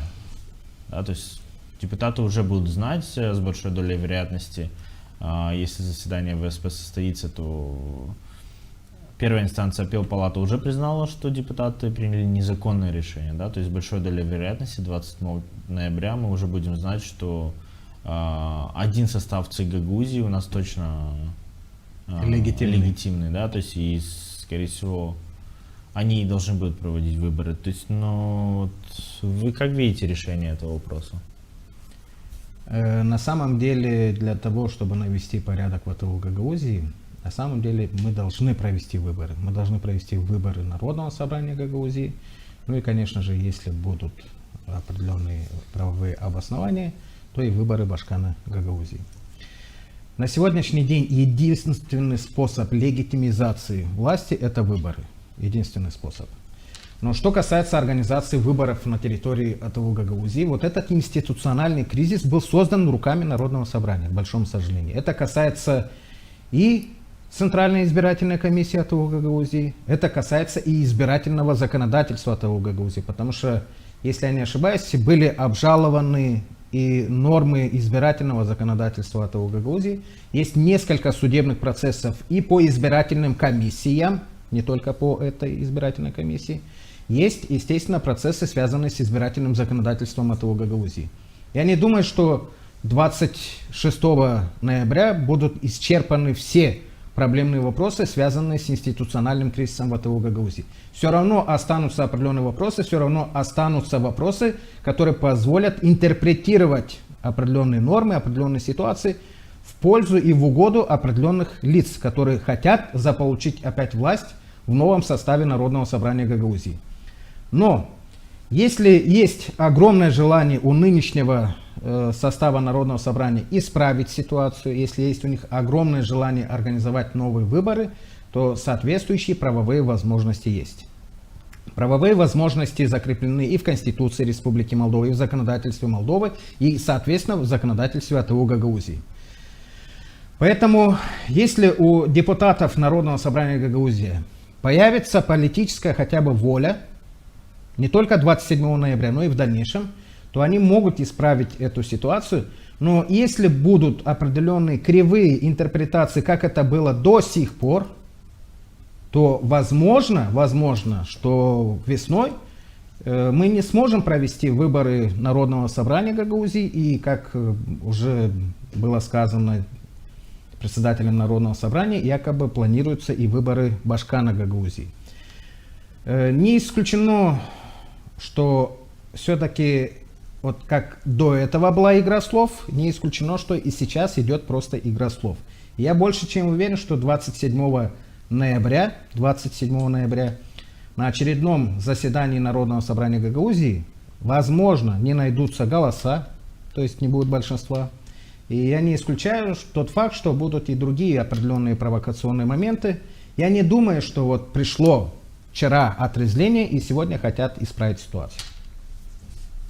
Вы видите проблему в том, чтобы ЦИК Гагаузии, тот состав ЦИК Гагаузии, который проводил последние выборы в Башканы, последние выборы, если я не ошибаюсь, в Народное собрание, чтобы они же и продолжили? Потому что вот некоторые депутаты говорят, ну там не столько уже 2 года не работали, надо еще вообще понять, есть ли у них желание работать, от членов ЦИК Гагаузии, да? Вы как это видите? Да, не исключено, что некоторые подали заявление об отставке, не исключено. Есть возможность, вот Народное собрание участвует в формировании Центральной избирательной комиссии, исполнительный комитет и, соответственно, суды. Есть возможность сформировать новый состав избирательной комиссии по тем принципам, которые действовали до распуска этой Центральной избирательной комиссии. 9 членов ЦИК. Да. Но есть и другая проблема, Петр. С 2024 года в избирательном законодательстве Республики Молдова фигурирует понятие не Центральная избирательная комиссия Гагаузии, а Центральный избирательный совет. Ну, суть не в названии, да, в соответствующей избирательном кодексе. Это может какие-то проблемы создать?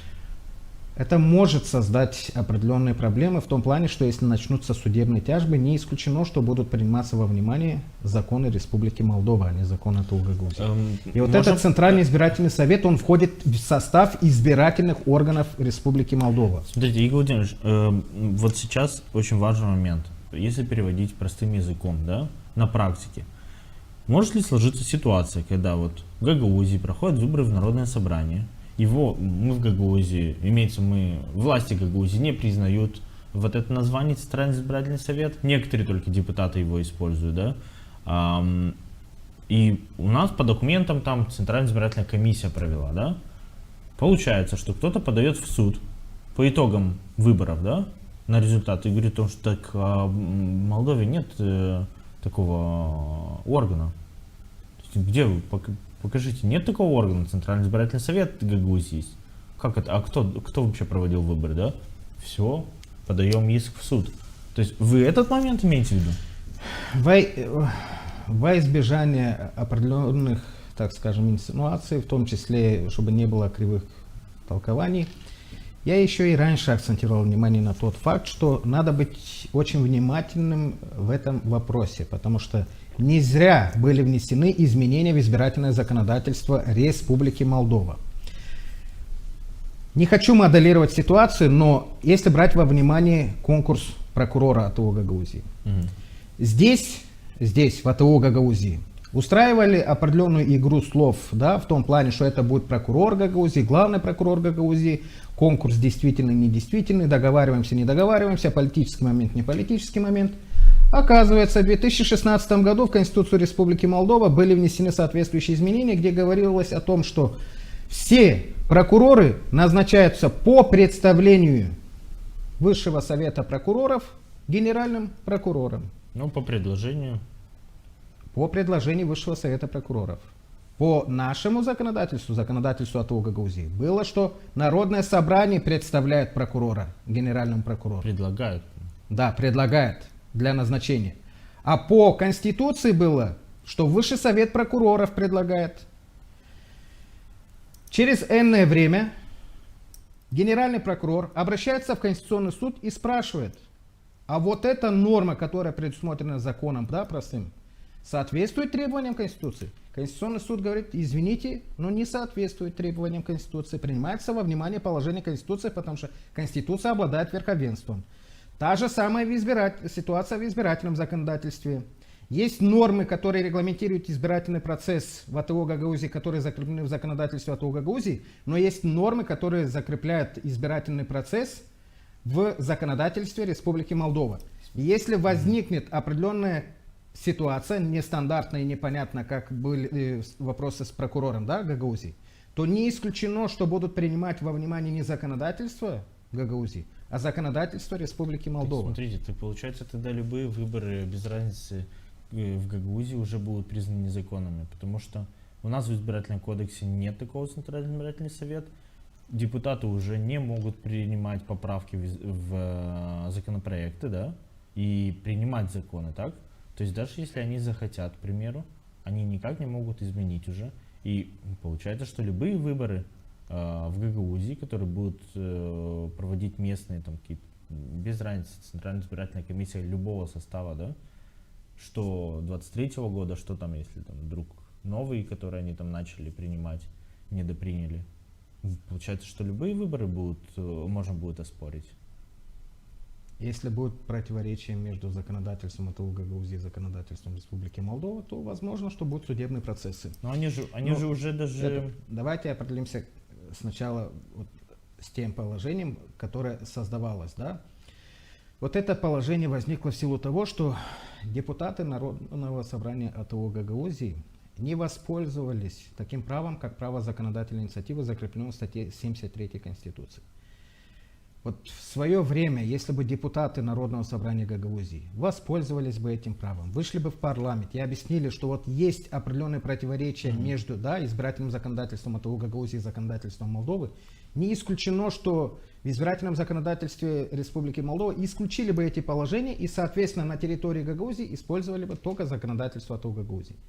Но учитывая тот факт, что вот это бездействие привело к тому, что в избирательном законодательстве Республики Молдова уже есть эти изменения, и они, как говорят наши депутаты, не оспорены в суде, уже действуют и тому подобное, принимая во внимание, что эти нормы действующие, в судах, я еще раз повторюсь, будут применяться нормы избирательного законодательства Республики Молдова, если будет какая-то непонятная ситуация.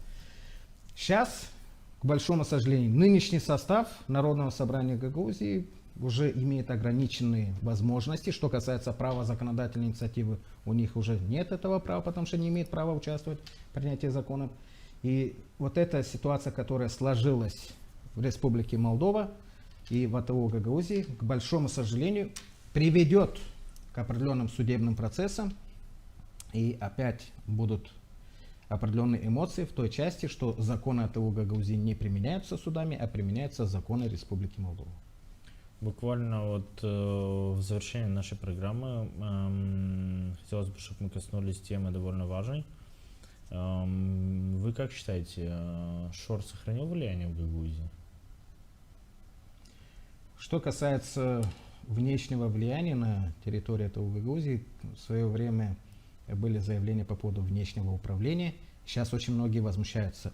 Гагаузия давно находится под внешним управлением. И вот что касается внешнего управления, я не думаю, что эти люди уехали куда-то. И я не думаю, что эти люди поменяли свое мнение резко. Те, которые выступали в том числе организаторами определенных мероприятий. И я не исключаю тот факт, что если даже состоятся новые выборы Народного собрания, я не исключаю тот факт, что будут исключены вот эти все элементы внешнего влияния, внешнего управления. И к большому сожалению, ту систему избирательной коррупции, которую построили в ВТО Гагаузии, эту систему включили в избирательный процесс. Вот электоральная коррупция, которая имеет место в ВТО Гагаузии, к большому сожалению, является составной частью избирательной системы ВТО Гагаузии. То есть, что вы имеете в виду? Я имею в виду, что если рассматривать вот элементы электоральной коррупции, это не какая-то часть, отдельная часть избирательного процесса. Это составная часть избирательного процесса. Это говорит о том, что с учетом того, что до сих пор покупались определенные места в Народном собрании Гагаузии, не исключено, что и на новых выборах будут использоваться элементы электоральной коррупции. И не исключено, что эти же люди будут участвовать в этих процессах. И, к сожалению, если не будет соответствующей политической воли, если сами граждане не захотят вот честных выборов в ВТО Гагаузии не будет. Как вы считаете, людей разве не приучили уже к тому, что на выборах платят за голос? С одной стороны, вот что касается элементов коррупции, они были и до прихода Шора. Вот как бы интересно не было, просто были другие предложения суммы, были менее щедрые. суммы, да. Сейчас более дорогостоящее удовольствие это выборы, но вот что касается в целом ситуации по Гагаузии, не то что приучили, к большому сожалению, люди, которые вот участвуют в вопросах политической коррупции, они участвуют не только за деньги. И я не исключаю тот факт, что будут использоваться и определенные манипулятивные технологии. Я не исключаю тот факт, что будут использоваться все методы грязных избирательных технологий. Самое главное, заполучить власть в ВТО Гагаузии. Никому не секрет, что Гагаузия представляет определенный интерес и для внешних акторов. И, я так понимаю, по вашему мнению, это сохранится в следующем году, да? К большому сожалению, сохранится. В любом случае, мы не уйдем от грязных избирательных технологий сиюминутно. Но если будет достаточно политической воли, если определенная команда людей захотят, чтобы выборы были честными, справедливыми, то есть возможность, институциональные возможности есть, правовые возможности есть провести честные, справедливые выборы. И люди тоже есть. Игорь Владимирович, я, в принципе, вас благодарю за программу. Да, довольно много тем обсудили, и, конечно же, будем с нетерпением ждать, в первую очередь, заседания Народного собрания, сначала решение Высшей судебной палаты 26 ноября, а потом уже заседание Народного собрания 27 ноября. Я напоминаю, что вы смотрели программу «Лавзона». У нас в гостях был Игорь Янак, председатель общественной организации «Выбор и альтернатива для Гагаузии». Оставайтесь с нами и до новых встреч!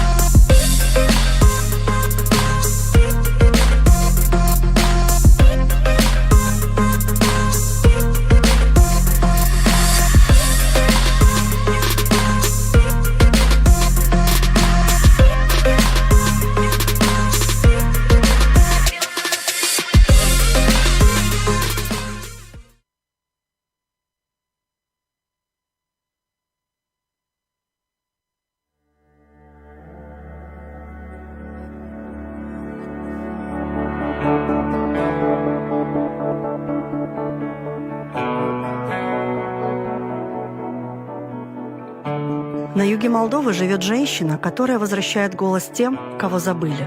Светлана Капанжи – исследователь, общественный деятель, душа Центра «Диалог». Ее работа – мост между прошлым и будущим гагаузского народа. Это история памяти, любви и силы.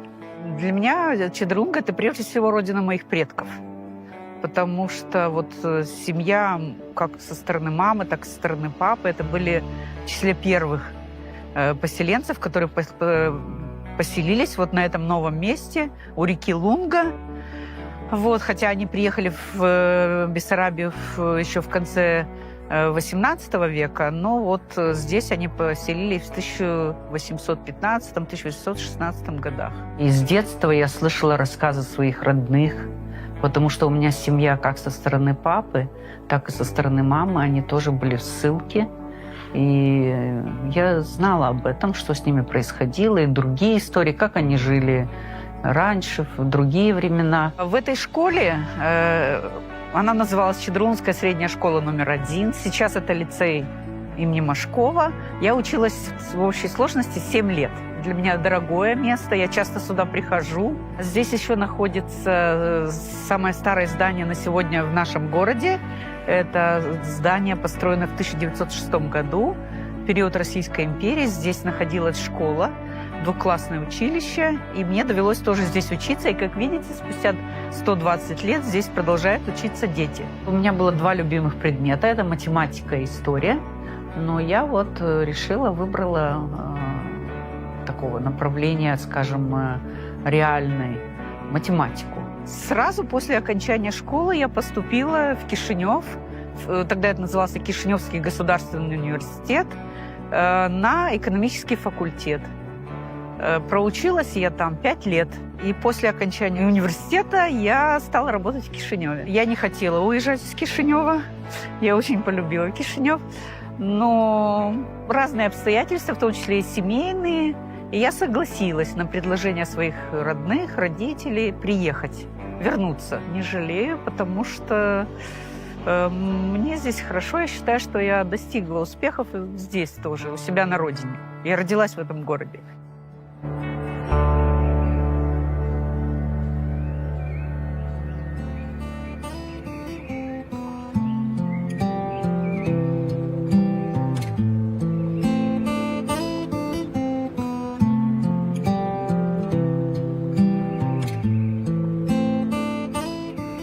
Моя общественная деятельность началась в 1996 году, после того, как я по программе USAID побывала в Соединенных Штатах Америки.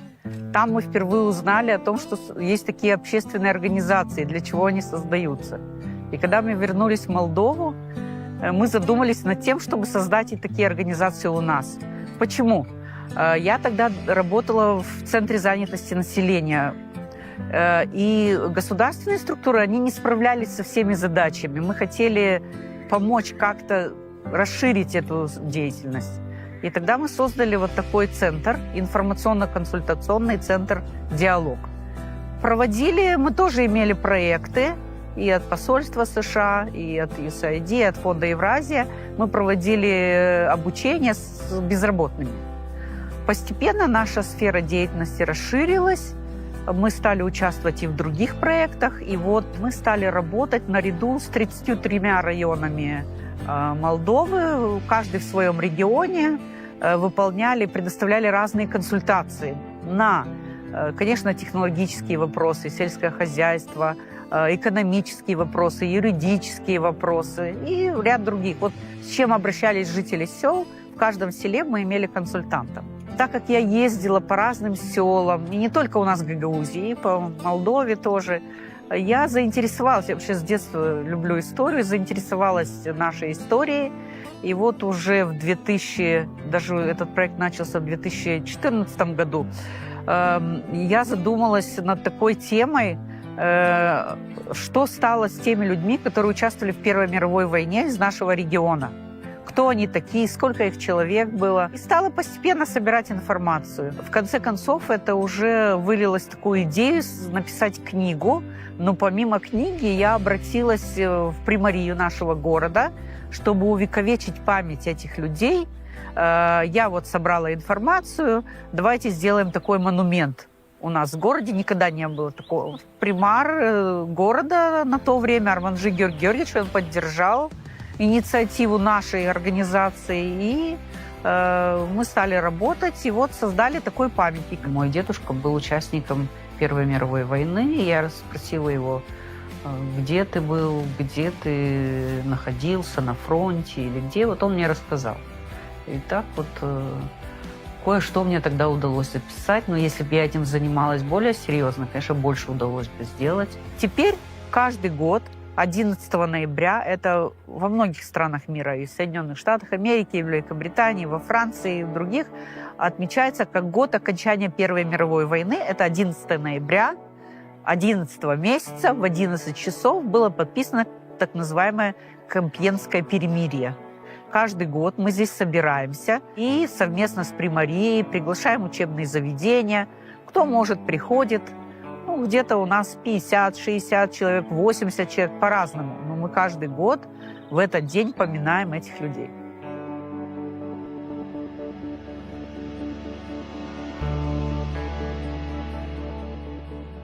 В 2014 году мы нашли 60 имен. Я их нашла в метрических книгах, потому что в румынский период те, которые погибли или пропали без вести, через 7, 8, 10 лет священники писали, что он пропал без вести. Это давало право его супруге и детям на пособие. Они получали пособие за это. Там, где нету даты, это имена из рассказов родственников. Приходили люди ко мне и говорили, что вот наш предок, вот он был участником, мы его не могли найти, но мы записали, потому что есть свидетельства родственников. Когда этот памятник переустанавливали, было еще место, и я предложила еще включить, потому что нашла еще 15 имен. И вот добавили здесь эти 14, и вот один здесь. Получилось всего 75 имен на сегодня. Это погибшие, это не участники, это погибшие уроженцы, которые отсюда были призваны, с Чедарлунги, погибли в годы Первой мировой войны. Если обратите внимание, фамилии – это все гагаузы. Европейские проекты, в которых я участвовала, кстати, у нас были вот по линии нашей организации проект АКСА, мы ездили за границу, мы были в Польше, в Чехии. Они нас научили, как нужно работать с проектами, как проводить менеджмент этих проектов, какие цели перед собой ставить, задачи, как их реализовывать.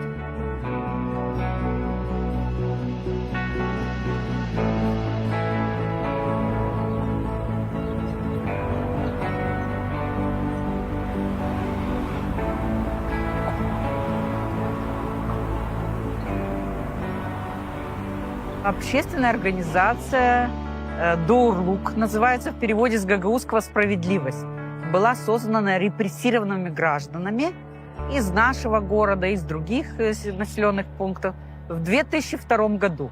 Я являюсь одним из соучредителей этой организации. И уже в 2003 году руководитель нашей организации на то время Гагаус Михаил Миронович, он настоял на том, чтобы такой памятник был установлен возле органов власти, возле примарии. Это люди, которые были арестованы, начиная от 1940 года, заканчивая 1949 годом, и умерли или в лагерях, или в ссылке умерли, или в тюрьме погибли. С 2019 года я являюсь руководителем этой организации.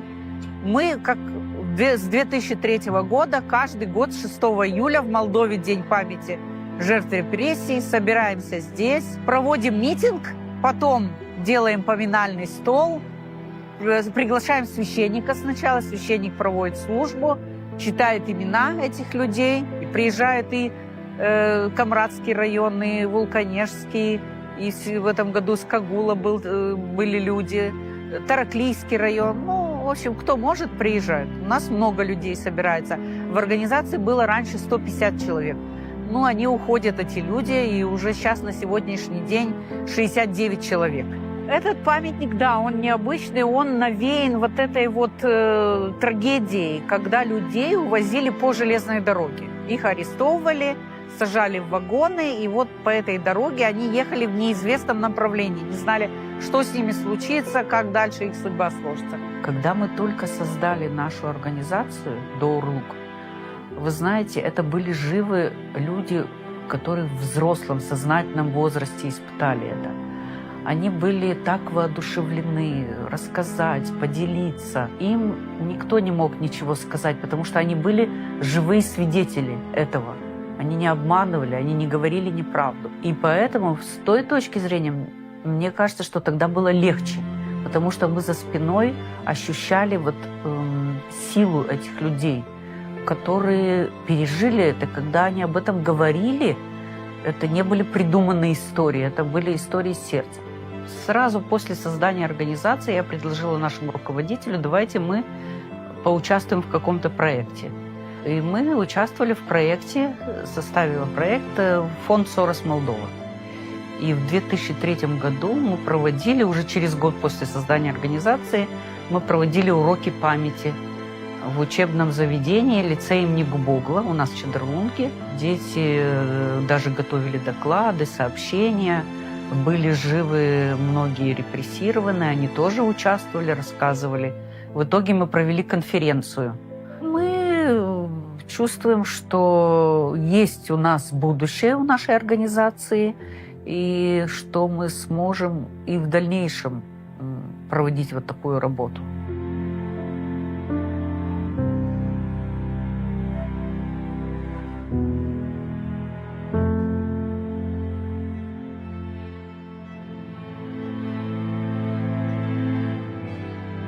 Это фотография моей семьи Капанжи. У меня фамилия Капанжи. Это семья моего отца и семья моей мамы. Значит, мама моя, у нее отец болгарин из села Валипержа, Михов Федор Александрович. Вот его отец погиб в Первую мировую войну. В принципе, одна из причин, почему я занялась этой темой. Не знали, что с ним случилось, пропал без вести. Я считаю уже, как и родители, как педагог, что детей можно воспитывать только примером. И нужно, чтобы было взаимопонимание. Могу сказать только одно про своих детей. Я горжусь своими детьми, горжусь их успехами. У меня сын и дочь, они очень хорошо учились в школе. Вот дочь моя она заинтересовалась историей, она даже выиграла Олимпиаду в Молдове, 2-е место заняла по истории. Сын, он больше в технические науки, в реальный профиль. Главное, что они выбрали каждый свою дорогу самостоятельно, я не влияла на их решение. Но для меня ценно то, что они придерживаются моих взглядов.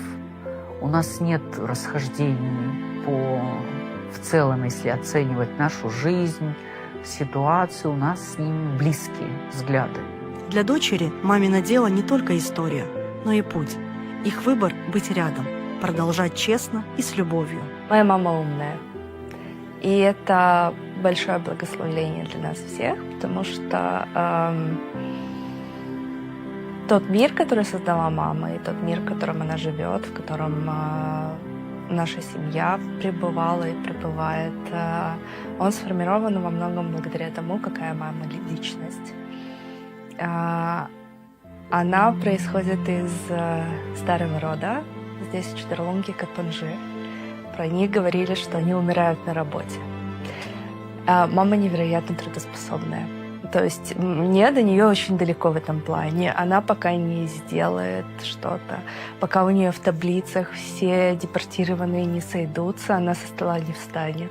В нашем доме всегда были книги. То есть это то, что я знаю. У нас были книги на разных языках, у нас были книги о разных эпохах. То есть я выросла, глядя на альбомы с картинами французских мастеров, с картинами итальянского возрождения. И для меня это было нормой. Как будто мир, в котором я жила, он был расширен благодаря той библиотеке, которую создала мама. Поэтому любовь к книгам у меня от мамы. От мамы у меня собранность, когда нужно что-то сделать. И любовь к одежде. Да, мама, она всегда старалась и хотела выглядеть стильно. Про нее никогда нельзя было сказать, что вот она выходит на работу, она выходит как... Ну, мы же живем здесь, это город, но это провинция, да. Мама никогда не выглядела провинциально. Я всегда ею гордилась. Я горжусь ею и сейчас, когда она в 65 лет, слава богу, не выращивает помидоры, хотя в этом нет ничего плохого, да, но она пишет свою докторскую диссертацию. Так случилось в моей жизни, что закончился один этап, закончился, будем так говорить, один проект, и я была свободна. И тогда я решила, хотя у меня было до этого пару попыток, поступить в Камрадский государственный университет на специальность преподавания истории. И вот это был ковид, это было онлайн-обучение, но требования были к нам серьезные, настоящие. Училась я там 2 года в магистратуре Камрадского университета, защитила дипломную работу, магистерскую работу. И еще, когда я училась в университете, предложили работать в школе. Я согласилась, и уже 3 года я работаю в учебных заведениях. Преподаю историю, гражданское воспитание, история, культура, традиции гагаузского народа. Моя деятельность, я думаю, что оказывает какое-то влияние на молодое поколение, потому что вот на своих уроках, которые я провожу в школе, я всегда им рассказываю о том, что происходило в нашей местности, в нашей стране, вот в данный исторический период. Даю им задание, чтобы они нашли какую-то информацию по этой теме своего села, из своей семьи. И параллельно я уже 2-й год обучаюсь в докторантуре Молдавского государственного университета по специальности гуманитарные науки, история, философия. Тема моей работы – это политические репрессии 1940-1941 года в гагаузских населенных пунктах. Вот это главное. На данный момент это главная моя работа. Мои усилия сейчас сосредоточены на том, чтобы успешно защитить докторскую работу.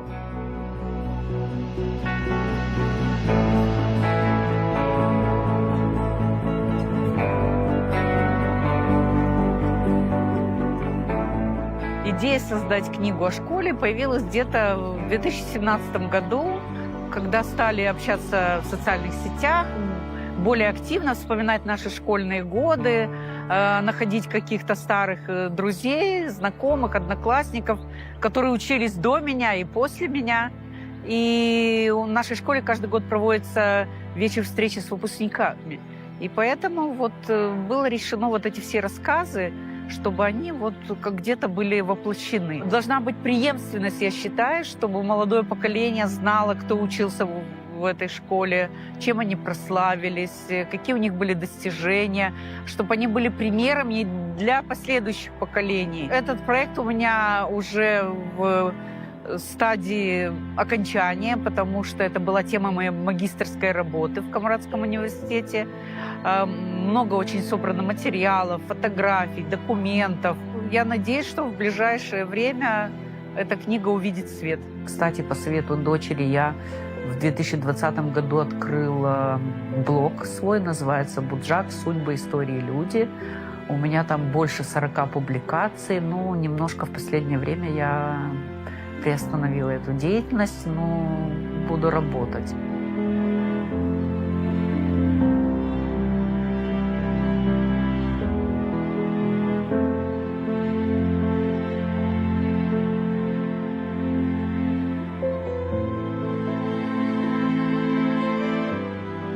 Если так вот оглянуться, то, что уже сделано, то, что предстоит еще сделать, я бы вот такой сделала для себя лично вывод, и как бы, и, может быть, и советы для кого-то это будет пригодиться, что никогда не надо останавливаться. Надо, вот если ты поставил себе цель какую-то, надо идти к этой цели. А потом то, что в жизни все очень меняется. То, что мы себе представляем в начале жизненного нашего пути, мы много можем встретить возможностей для себя в разных сферах деятельности. Не нужно бояться, нужно пробовать новое, потому что это может вас показать в каком-то, раскрыть ваши способности, о которых вы даже не догадывались. Двигателем вот этого всего является интерес. Вот если есть этот интерес, и если есть потребность общества в этом, то это будет развиваться. А я чувствую, что такая потребность в обществе есть. И поэтому я буду над этим работать. А вот детское счастье. А вверху еще одно. Вот он еще. А это тоже 6. Это 7. Память – это свет, который передается. Светлана верит, народ жив, пока помнит. Ее проекты – это люди, идеи и путь к правде. И этот путь продолжается с каждым, кто выбирает не забывать.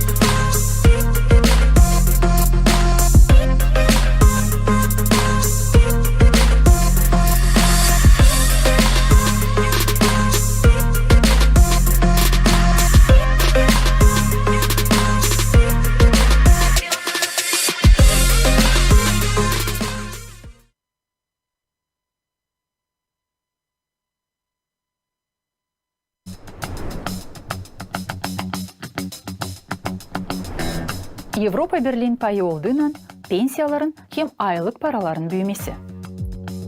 Doğru mu hani Moldova Avrupa Birliği payı olduğundan pensiyalarımız hem aylık paralarımız büyüyecek? Doğru. Beraber bakalım ne var nece getirsin pensiyaların büyümesine. Avrupa Birliği'nin bir payı olmak verir değil sadece düzgün politika ama ekonomika kârını da. Sıralayalım birkaçını. İlk, ekonomika yardımı. Avrupa Birliği büyük para yardım verir yeni azalarına, hani onlar geçirsinler ekonomika reformalarını hem düşsünler sosyal politikayı. Çıkar, hani bizim devletimizde daha çok para olacak. Daha çok para, daha büyük pensiyalar. İkinci, yaşamak uğrun yükselmesi. Ekonomikanın daha kavi olmasına hem aylık paraların büyümesine bağlı pensiya ödemeleri de pensiya ölçüsü de. Ekonomika kavileşecek, pensiyalar da büyüyecek. Üçüncü, sosyal standartlar. Avrupa Birliği'nde yaşlı insanları korumak standartları pek yüksek. Pensionerlerin yaşaması kaliteli hem bakımlı. Avrupa Birliği devletleri borçlu tamamlama bu standartları kendi vatandaşlarına değini. Hep bu standartlara göre Moldova Respublikası da lazım olacak kursun kendi sosyal politikasını. Bu adımlar gerçekten yardım edecek bizim pensionerlerin yaşamasını yapma daha iyi hem daha umutlu. Avrupa Birliği'nde karılar ortalama yaşarlar yakın 83 yaşından, adamlarsa 77 yaşından ziyade. Moldova'da bu gösterimler 10 yaş daha aşağı. Karılar 75, adamlar da 67. Sosyal kolaylıkları. Avrupa Birliği'nin bir payı olduğundan Moldova'daki pensionerlere de geçerli olacak o sosyal kolaylıkları. Diyelim, her bir 75 yaştan daha büyük ihtiyar insan Avrupa Birliği'nde harcar en az 3 saat haftada spor hem kültüre çalışmasına. 65 yaştan daha büyük insanlardan yakın 50%'ı aktif gezerler, dünyayı görürler. Moldova Avrupa Birliği'nde olacak öyle bir yer, nerede yaşlı insanlar yaşayacaklar bakımını hem devletin hem kendi uşakların tarafından. Bulgarya, Rumınya, Litva hem Latviya gibi devletlerin örnekleri gösterir nice Evrointegrasya yardımcı olur ekonomikanın kavileşmesine da bu üzere pensiyaların büyümesine de. Diyelim, Rumınya'da orta pensiya 420 euro, bizim paraya 8100 lei. Litva'da 644 euro, bizim paraya 12.000 leiden biraz çok. Bunlar hepsi çıkışır söylediğimiz faktörlerden. Ne bilinir aylık paraları için? Avrupa Birliği'nde insanların geliri, aylık paraları, pensiyalar, sosyal ödemekler, uşaklar için ödemekler daha büyük ne kadar Moldova'da. Avrupa Birliği artık sayılır Moldova'nın önemli alış-veriş ortağı. 65% eksport gider Avrupa Birliği'ne. Rusya'ya ise sadece 3,5%. Katılarsak Avrupa Birliği'ne biz kabul edeceğiz yardım yükseltme diyene mallarımızın kalitesini. Bu verecek bize kolaylık daha çok satma bütün dünyada. Moldova'dan kompanyaların geliri büyüyecek. Onlar kuracak daha çok iş yerleri, yaşamak uğru yükselecek, aylık paraları da büyüyecek. Ne yardım edecek yükseltme aylık paralarını? İnvestisyonların zedelenmesi. Yabancı investisyonların zedelenmesi yardım edecek kurma yeni iş yerlerini, hem kaldırma aylık paraları. Предприятияларын gelir yükselmesi. Avrupa Birliği'nin geniş panolarını kullanmak yardım edecek zedeleme предприятияларын gelirini. Bu verecek kolaylık büyütme çalışanların aylık paralarını. Moldova'dan iş adamları Avrupa'dan kolegaları gibi çıkarabilecekler kendi mallarını 450 milyonluk yüksek gelirli Avrupa panolarına. Moldova kompanyaları alabilecekleri işe Avrupa'nın her bir vatandaşını, nerede çalışan insanların sayısı daha büyük. Diyelim Avrupa'da çalışır 73% insan 20 yaşından 64 yaşına kadar, Moldova'da ise 45%. Moldova Respublika'nın nasyonal bütçeti denk gelir Rumanya'nın Üretim Ministerliği'nin bütçetine. Diğerin değişilmekler için bu para pek az. Avrupa Birliği azası olarak Moldova kabul edecek çok finans yardımı devletin ilerlemesi için. Diyelim, girdiğinin Avrupa Birliği'ne Rumanya'nın geliri oldu 60 milyar euro. Rumanya'nın toplam iç malı büyüdü 10 kat. 37 milyar eurodan 2000. yıldan 383 milyar euroya kadar 2023. yılda.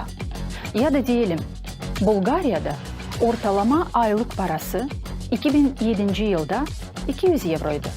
Bugün ise yakın 1000 euroya. Avrupa Birliği'ne katıldığında Moldova daha kolay kullanabilecek o fondların paralarını Anglara yardım edecek kabul etmeye ekonomikayı. Moldova'nın ilerlemesi için, yüksek pensiyalar için, yüksek aylık paralar için, kavi ekonomika için. Birlik olalım.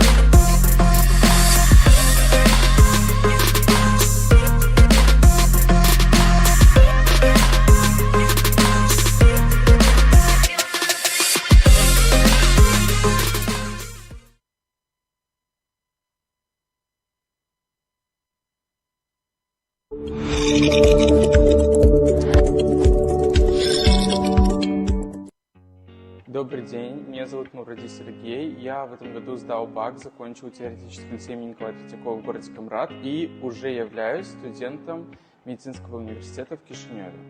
На данный момент я работаю журналистом в региональном СМИ ТУК, это СМИ находится в Тараклии. Кроме этого, я являюсь волонтером в камрадской организации «Аксис» «Молодежь Гагаузия». Здесь я провожу на еженедельной основе по средам интеллектуальные игры. Это компания IQ Games, которая находится в Кишиневе. Игры проходят как для молодежи, так и для более взрослого поколения. Помимо этого я помогаю в реализации каких-то мероприятий в молодежном центре «Аксис», так же как для детей, так и для более взрослого поколения. На данный момент в молодежном центре «Аксис» проходит несколько проектов. Один из проектов – это молодежное лидерство для молодежи Гагаузии. Они учатся, молодежь, подростки учатся писать проекты, учатся каким-то софт-скиллам, учатся настраивать отношения в команде, развивают свои лидерские качества и коммуникацию с незнакомыми для них людьми. Наш регион Гагаузия, по моему мнению, богат различными ресурсами, как материальными, человеческими и культурными. Для меня Молдова и Гагаузия – это одно целое, потому что без Гагаузии нет Молдовы, без Молдовы нет Гагаузии. Конечно же, культура у, допустим, молдаван и у гагаузов немного разная, традиции тоже немного разные, и язык, естественно. Но мы уже очень много лет живем на одной территории, мы обмениваемся. Я хочу показать на примере села Кирсово, где очень долгое время село было разделено на две части, гагаузы и болгары. Но сегодня они все перемешались их традиции, перемешалась, в принципе, родословная. Мне кажется, Молдова очень маленькая страна, но максимально разнообразная. У нас очень много национальностей, у нас их больше 5 штук, я могу сейчас назвать. И вот этот вот лозунг «Единство в многообразии», мне кажется, что мы должны придерживаться именно его и не разделять людей, а считать их всех одной большой семьей. Поэтому лично для меня Гагаузия и Молдова – это одно целое. Я рекомендую всем подросткам, именно подросткам, начинать с малого возраста вовлекаться во все программы, которые существуют в Молдове. У нас есть такой донор европейский, как Erasmus+. Это очень классный ресурс, благодаря которому можно не только участвовать в мероприятиях в рамках Молдовы, но также и за границей. Я просто сам являюсь бенефициаром Erasmus+. Я неоднократно ездил в другие страны по этим программам, и я говорю, что я утверждаю, что это очень классно. И когда у тебя есть возможность познакомиться с людьми из других стран, это очень классно, это прокачивает тебя как личность очень сильно.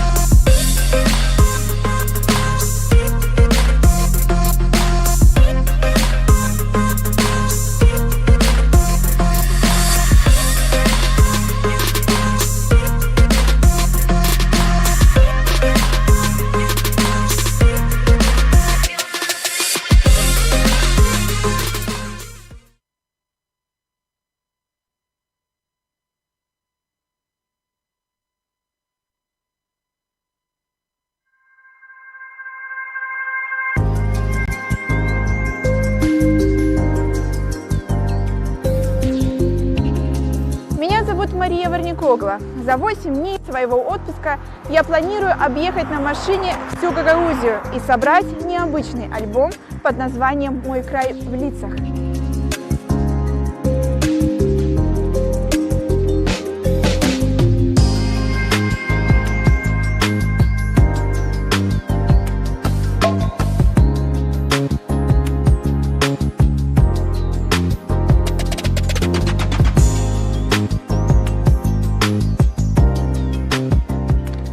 Здесь работает моя хорошая знакомая и лучший гид Гагаузии Вера Гарчу. Верочка, привет! Привет, Маша! Правильно и сделала, что зашла к нам в центр, ведь наш информационный туристический центр – это уникальный путеводитель для знакомства с Гагаузией, с культурой, с традициями, с обычаями, с интересными местами и, конечно же, событиями, которые происходят у нас на юге. А тогда с чего мы начнем наше путешествие? Сегодня мы в Камрате. Камрат – это не только столица Гагаузии, это еще и своеобразные ворота в гагаузскую автономию. Ведь первым делом наши туристы попадают именно сюда. И обязательно рекомендую для посещения визитную карточку нашего города. Это собор Иоанна Предтечи, который находится в Центральном парке. Пожалуй, с него мы и начнем. Начнем.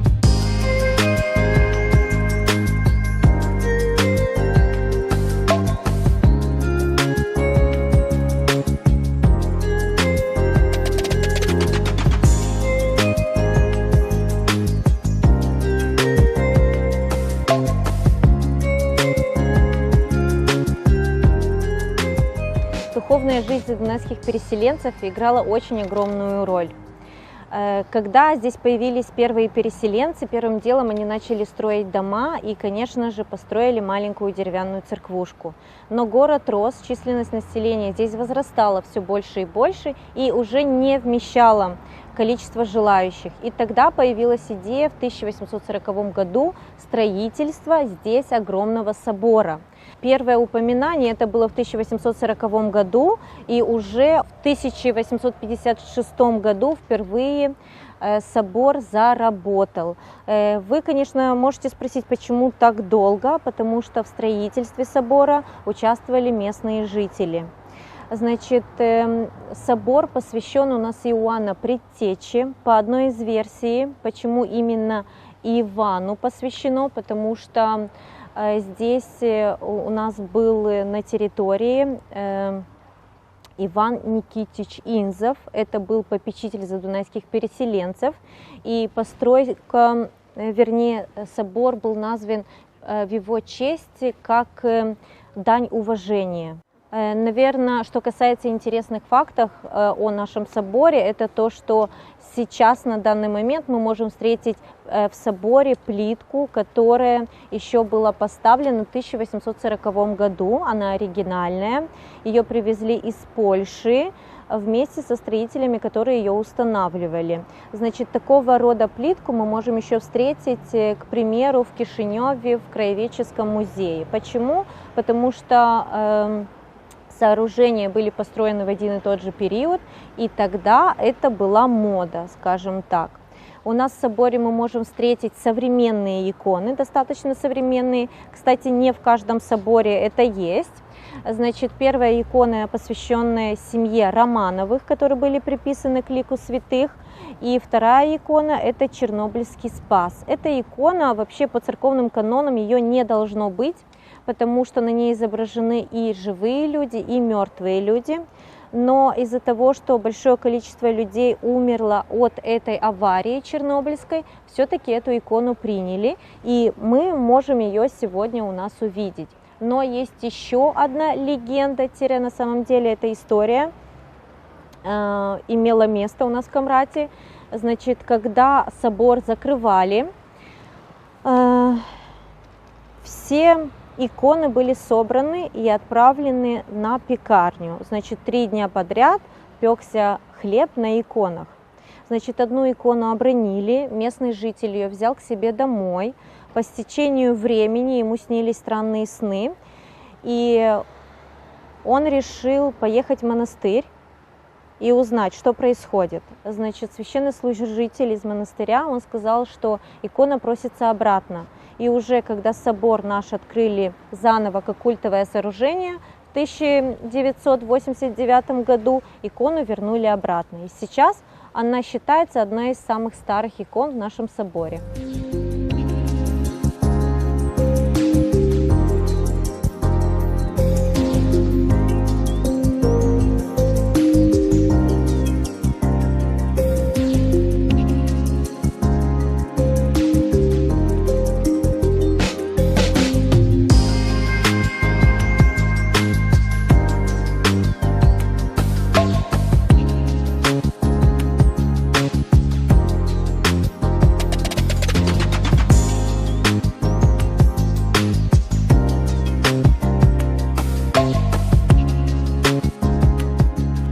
Первое упоминание о городском парке было в 1908 году. Конечно, с тех пор наш парк намного преобразился, и сейчас он похож на городской сад. Сейчас здесь произрастает очень много растительности, которая вообще не свойственна для Буджакской степи. На самом деле каждое растение, оно экзотично для нашего региона. И можно сказать, что весной нас радует даже китайская сакура. И многие туристы, посещая наш парк, говорят о том, что здесь чувствуется какая-то атмосфера одесская, и так и хочется увидеть море.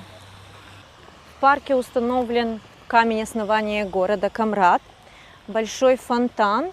И сейчас в виде архитектурной ротунды мы можем увидеть бывший колодец, который питал воду все местное население. На камне основания города пишет 1789 год. На самом деле у нас есть дата чуть раньше, когда турецкий путешественник, проезжая через эту территорию, оставляет надпись о том, что здесь непонятно куда пропадают люди и непонятно откуда появляются. Это связано с тем, что под парком и под самим городом проходят подземные галереи.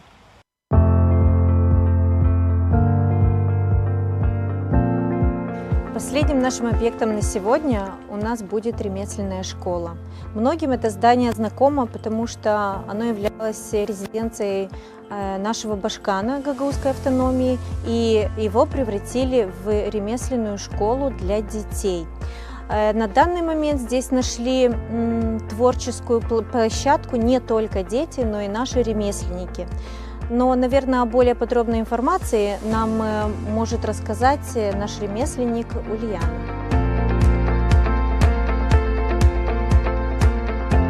Здравствуйте. Привет. Меня зовут Мария. Очень приятно, Мария. Добро пожаловать в ремесленную школу. Я пришла учиться к вам гончарному делу. Отлично. Давайте сначала посмотрим нашу школу. Пройдите, пожалуйста, сюда. Ну что, Мария, вот здесь вот у нас есть небольшая экспозиция работ наших учеников. Некоторые из керамики, и мы выставили сусаки. Значит, что можно сказать про нашу школу, что основная цель ее – это возрождение давно забытых ремесел. И именно этим мы все вот эти последние 3 года занимаемся и обучаем детей. Например, гончарства не было около полувека здесь, и мы вместе с детьми возрождаем и обучаемся, и растем вместе с ними, делая работы из лепки и на гончарном круге. И здесь вот в этом помещении это небольшая галерея, где выставлены чуть-чуть немного работ учеников и наших совместных. Мы вместе с детьми здесь не только учимся, мы вместе здесь с детьми и развиваем нашу школу. Допустим, вместе выращиваем сусаки разных сортов для того, чтобы, может быть, в будущем, может в этом году, может на следующий год заниматься выжиганием, как раньше занимался этим сам Петр Влах, наш сусакче. И даже здесь можно вот увидеть одну из его работ, можно увидеть несколько видов. Почему это здесь я выставила эту уголочек с сусаками? Потому что к нам сюда часто приезжают, вот благодаря Вере, туристы, которые интересуются нашими ремеслами, вообще нашей историей, нами. И им очень интересно видеть, чем мы занимаемся, чего достигли и чем особенны мы здесь. Поэтому вот чуть-чуть можно будет сразу увидеть, это как визитная карточка нашей школы. Вот. Итак, девчонки, здесь у нас самое большое помещение, мы его называем залом, и обычно здесь в основном проводим все наши мероприятия, с большим количеством гостей и даже учеников. Вот за вот этим большим столом мы можем принять большое количество гостей, от 20 до 30, например, сразу на мастер-классы, или учеников, большое количество, когда собираемся, мы здесь тоже иногда лепим. Но чаще всего в зале у нас проводятся разные мероприятия. Допустим, в прошлом году мы подытожили год с тем, что делали выставку, конкурс лучших детских поделок из керамики. Поэтому мы в этом зале можем собрать большое количество народу. Ну вот сейчас вот в этом хаосе вы можете увидеть все, что делается на данный момент. Мы одновременно вместе с лепкой и гончарством развиваем и, например, отпечатки из гипса. Вот, допустим, работа готовится к покраске. Здесь за этим столом дети чаще всего отдыхают. И, конечно, здесь есть пространство, куда я могу выставить кое-какие керамические работы и на обозрение всех гостей и желающих, кто иногда приходит к нам, увидеть, чем мы здесь занимаемся и каким образом здесь все происходит. Здесь у нас вот есть такой вот баннер небольшой, где выставлены самые лучшие моменты за 3 года развития ремесленной школы. И на этих фотографиях можно даже найти себя, допустим, или людей знаменитых, которые приходят к нам. Это художники, скульпторы, политики, и так далее. Вот такие поделки, вот у нас последние работы. Это отпечатки подснежников, и это делают детки. Сейчас мы планируем с ними сделать на 8 марта отпечатки растений для мам. Кстати, вы, если успели заметить, у нас именно и это прослеживается.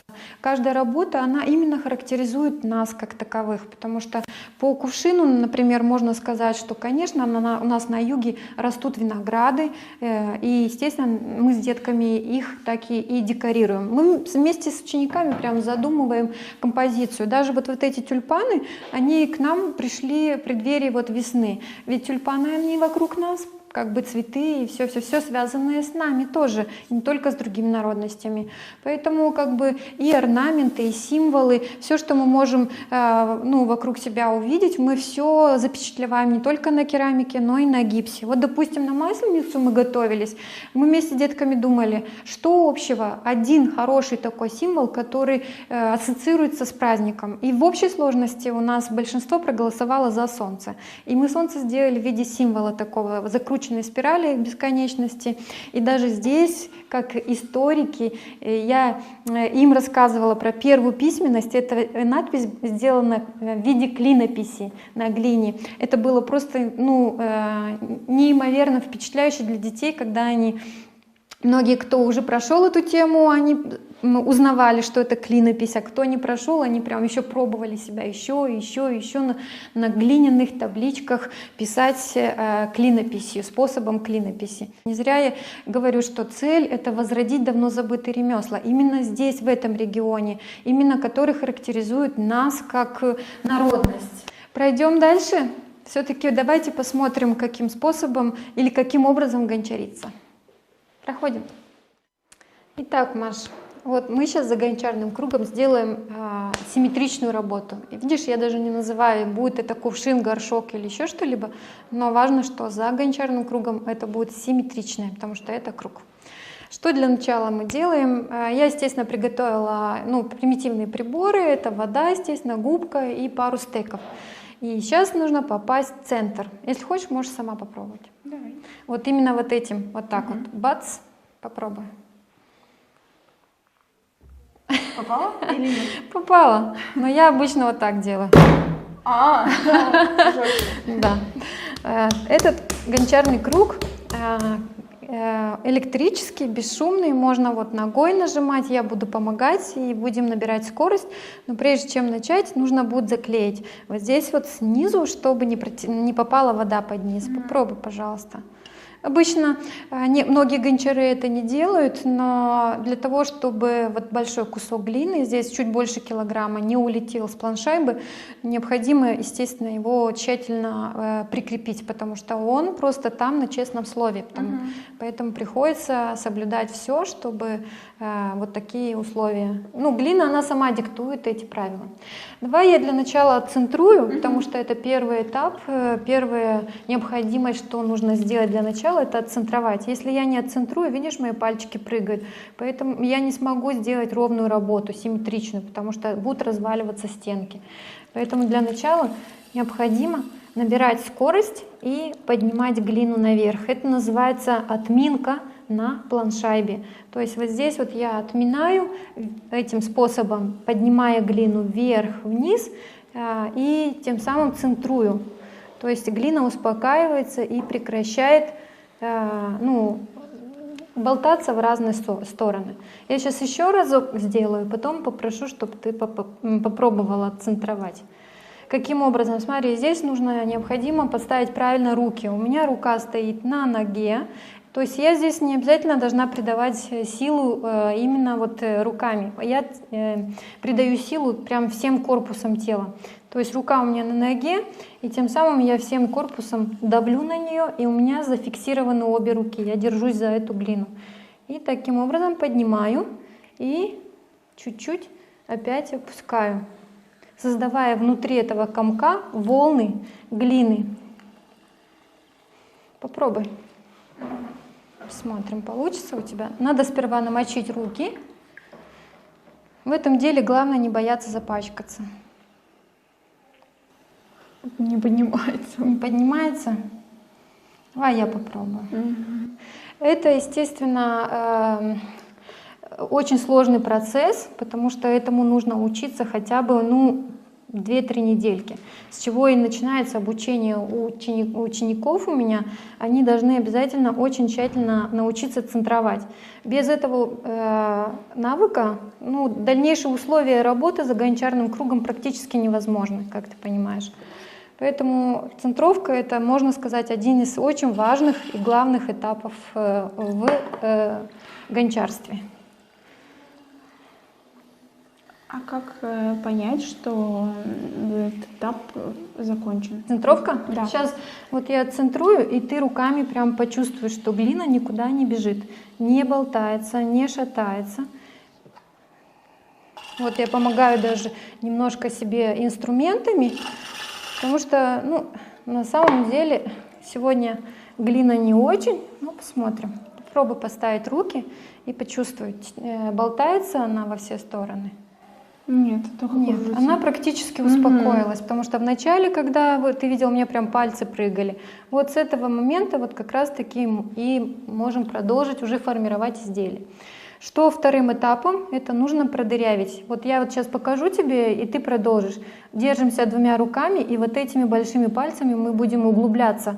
Можно делать так, можно еще, но вот это для новичков самое подходящее. Попробуй теперь ты. Я ставлю тебе воду, потому что здесь именно в этих... Ой, у меня там ногти, они, наверное, будут. Ничего страшного. Здесь поднимай. Угу. Отлично. Добавляем воду для скольжения. Давай я продолжу. Как тебе? Здорово, когда ты чувствуешь, что ты не контролируешь. То есть оно само, ты всего лишь поддерживаешь руками, но оно само все, процесс происходит. Я скажу тебе, что глина — это один из самых не важных, а можно сказать, первозданных материалов, экологически чистый материал, который добывается из недр земли. Давай вместе попробуем. Вот я сейчас практически сделала донышко и стеночки, но теперь нам нужно будет их уменьшать и поднимать наверх. Я предлагаю тебе вместе, я буду с одной стороны, а ты с другой стороны. Мы засунем руку, да, ты просто почувствуй, каким образом поднимается стенка, а ты... Ой, задела. Так, сейчас я выровняю. Смотри, я одну руку здесь держишь, одну руку внутри. Вот так. И обязательно все время смачиваем. В этом способе здесь как раз именно важно все время смачивать. Чтобы руки не цеплялись и было скольжение. Как будто Чтобы было скольжение, да. Вот.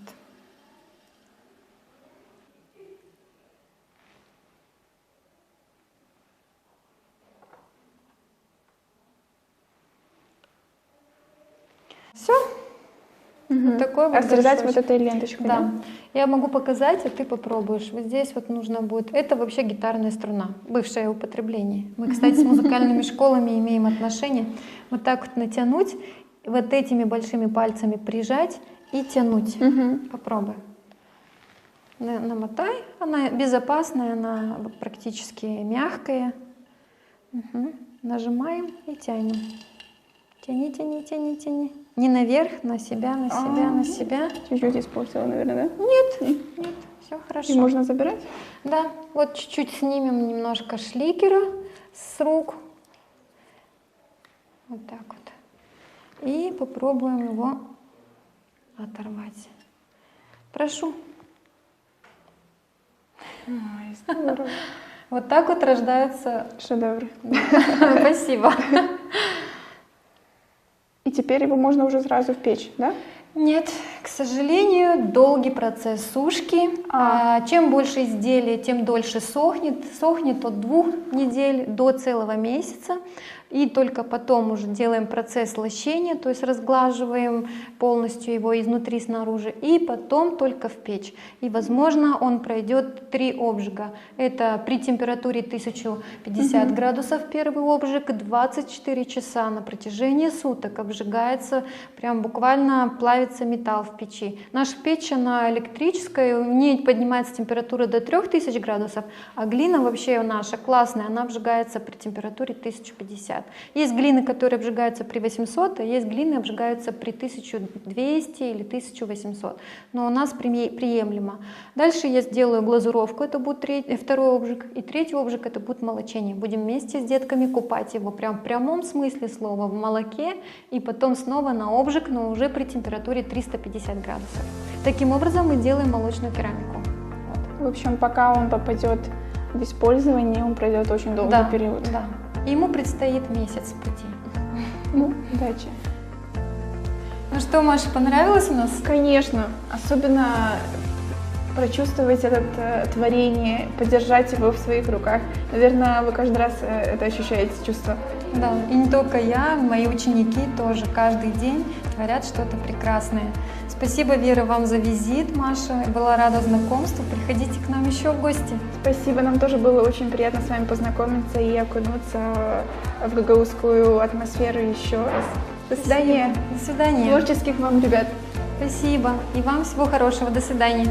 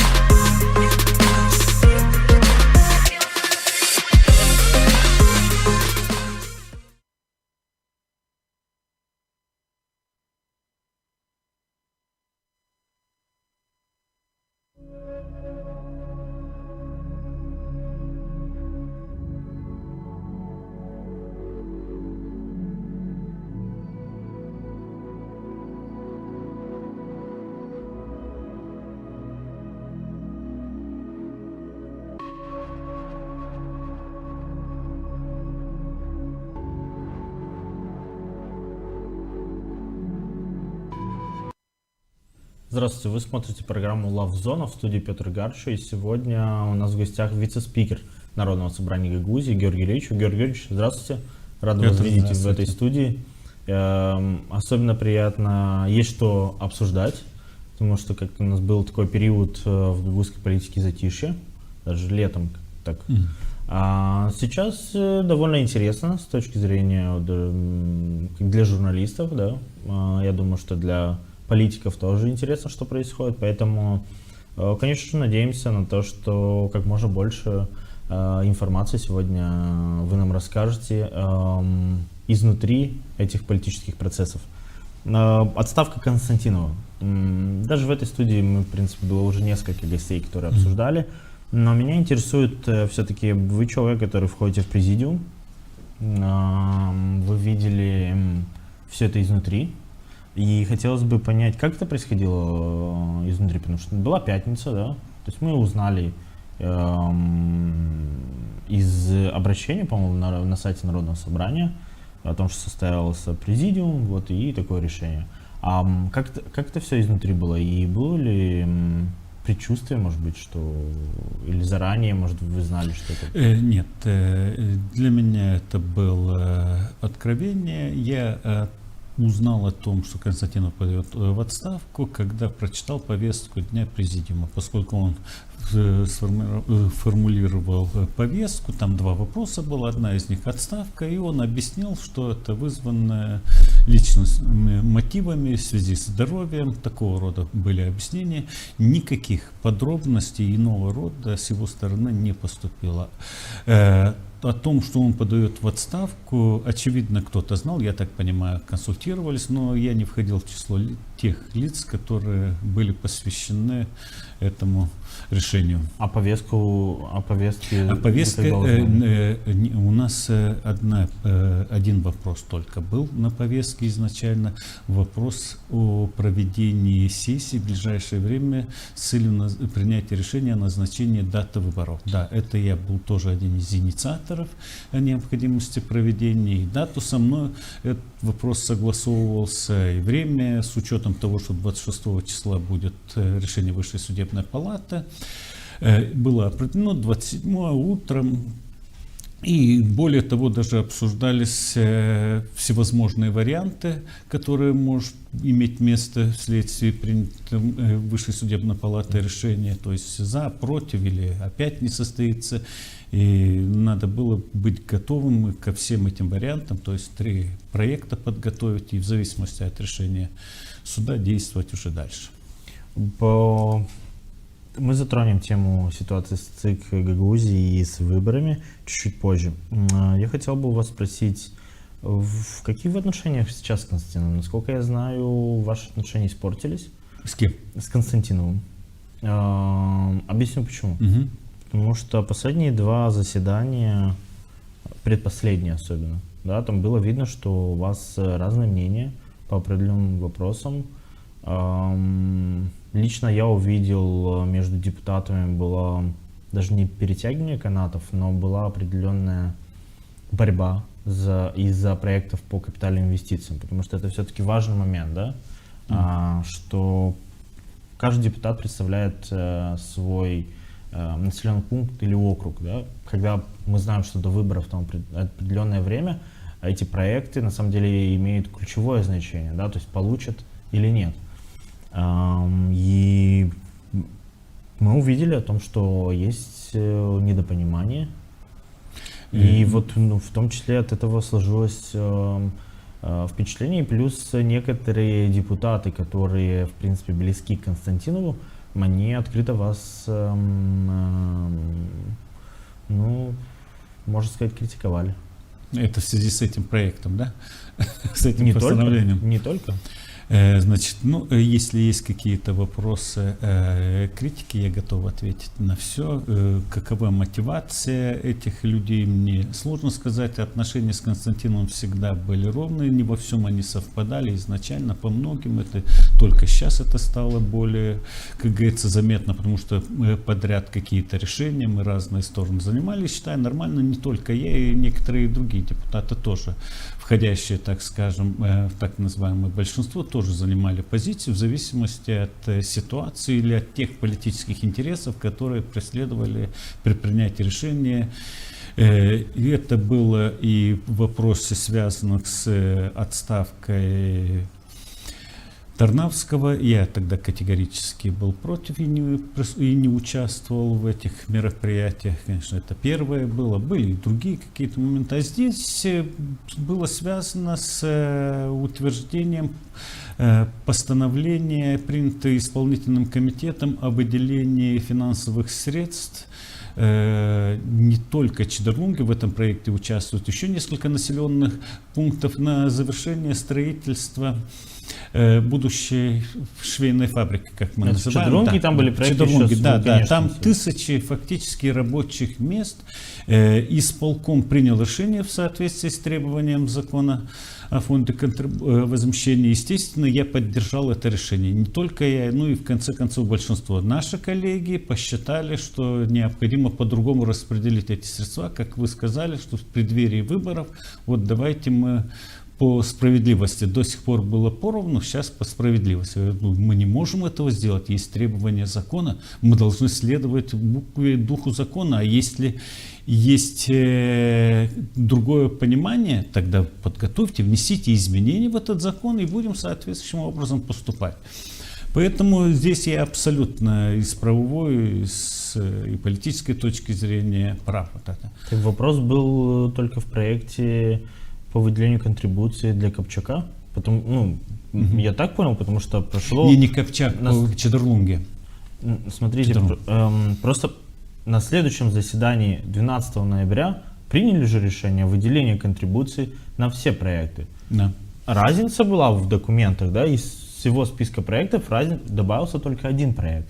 Нет, ничего не добавлялось, что на предыдущем заседании, что на последнем заседании одни и те же постановления исполнительного комитета были рассмотрены. И если в первом случае не смогли прийти к консенсусу, тогда этот вопрос был перенесен, то во втором случае большинство все-таки проголосовало за оба постановления. А что изменилось? Ну, наверное, люди получили больше информации о существе и о предмете этого спора, и большинство проголосовало все-таки, чтобы утвердить постановление исполнительного комитета. Подчеркиваю, что инициатором этих нормативных актов, распределяющих финансовые средства из этого фонда, контрибуции, это исполнительный комитет был.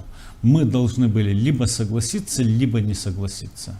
Смотрите, Георгий Георгиевич, я видел вот недавно, вчера или позавчера было заседание исполкома, они внесли поправки в вот это вот постановление по программе КАП инвестиций. Я правильно понимаю, что Народное собрание, в принципе, это же не законодательная инициатива, то есть Народное собрание сможет внести и тоже проголосовать? Да, конечно. Потому что там было для Комрата и вот не помню еще. Есть постановление, да, распределение этих финансов, утверждение положений, регулирующие вопросы, связанные с критериями распределения, опять же, бюджетных финансов. Это все остается в ведении Народного собрания. 27 ноября получается, что депутаты рассмотрят заявление об отставке Константинова.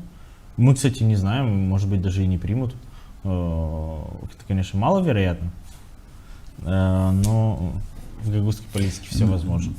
С большой долей вероятности ее примут, и я правильно понимаю, что на том же заседании вы должны будете избрать исполняющего обязанности? Да, однозначно. То есть сразу.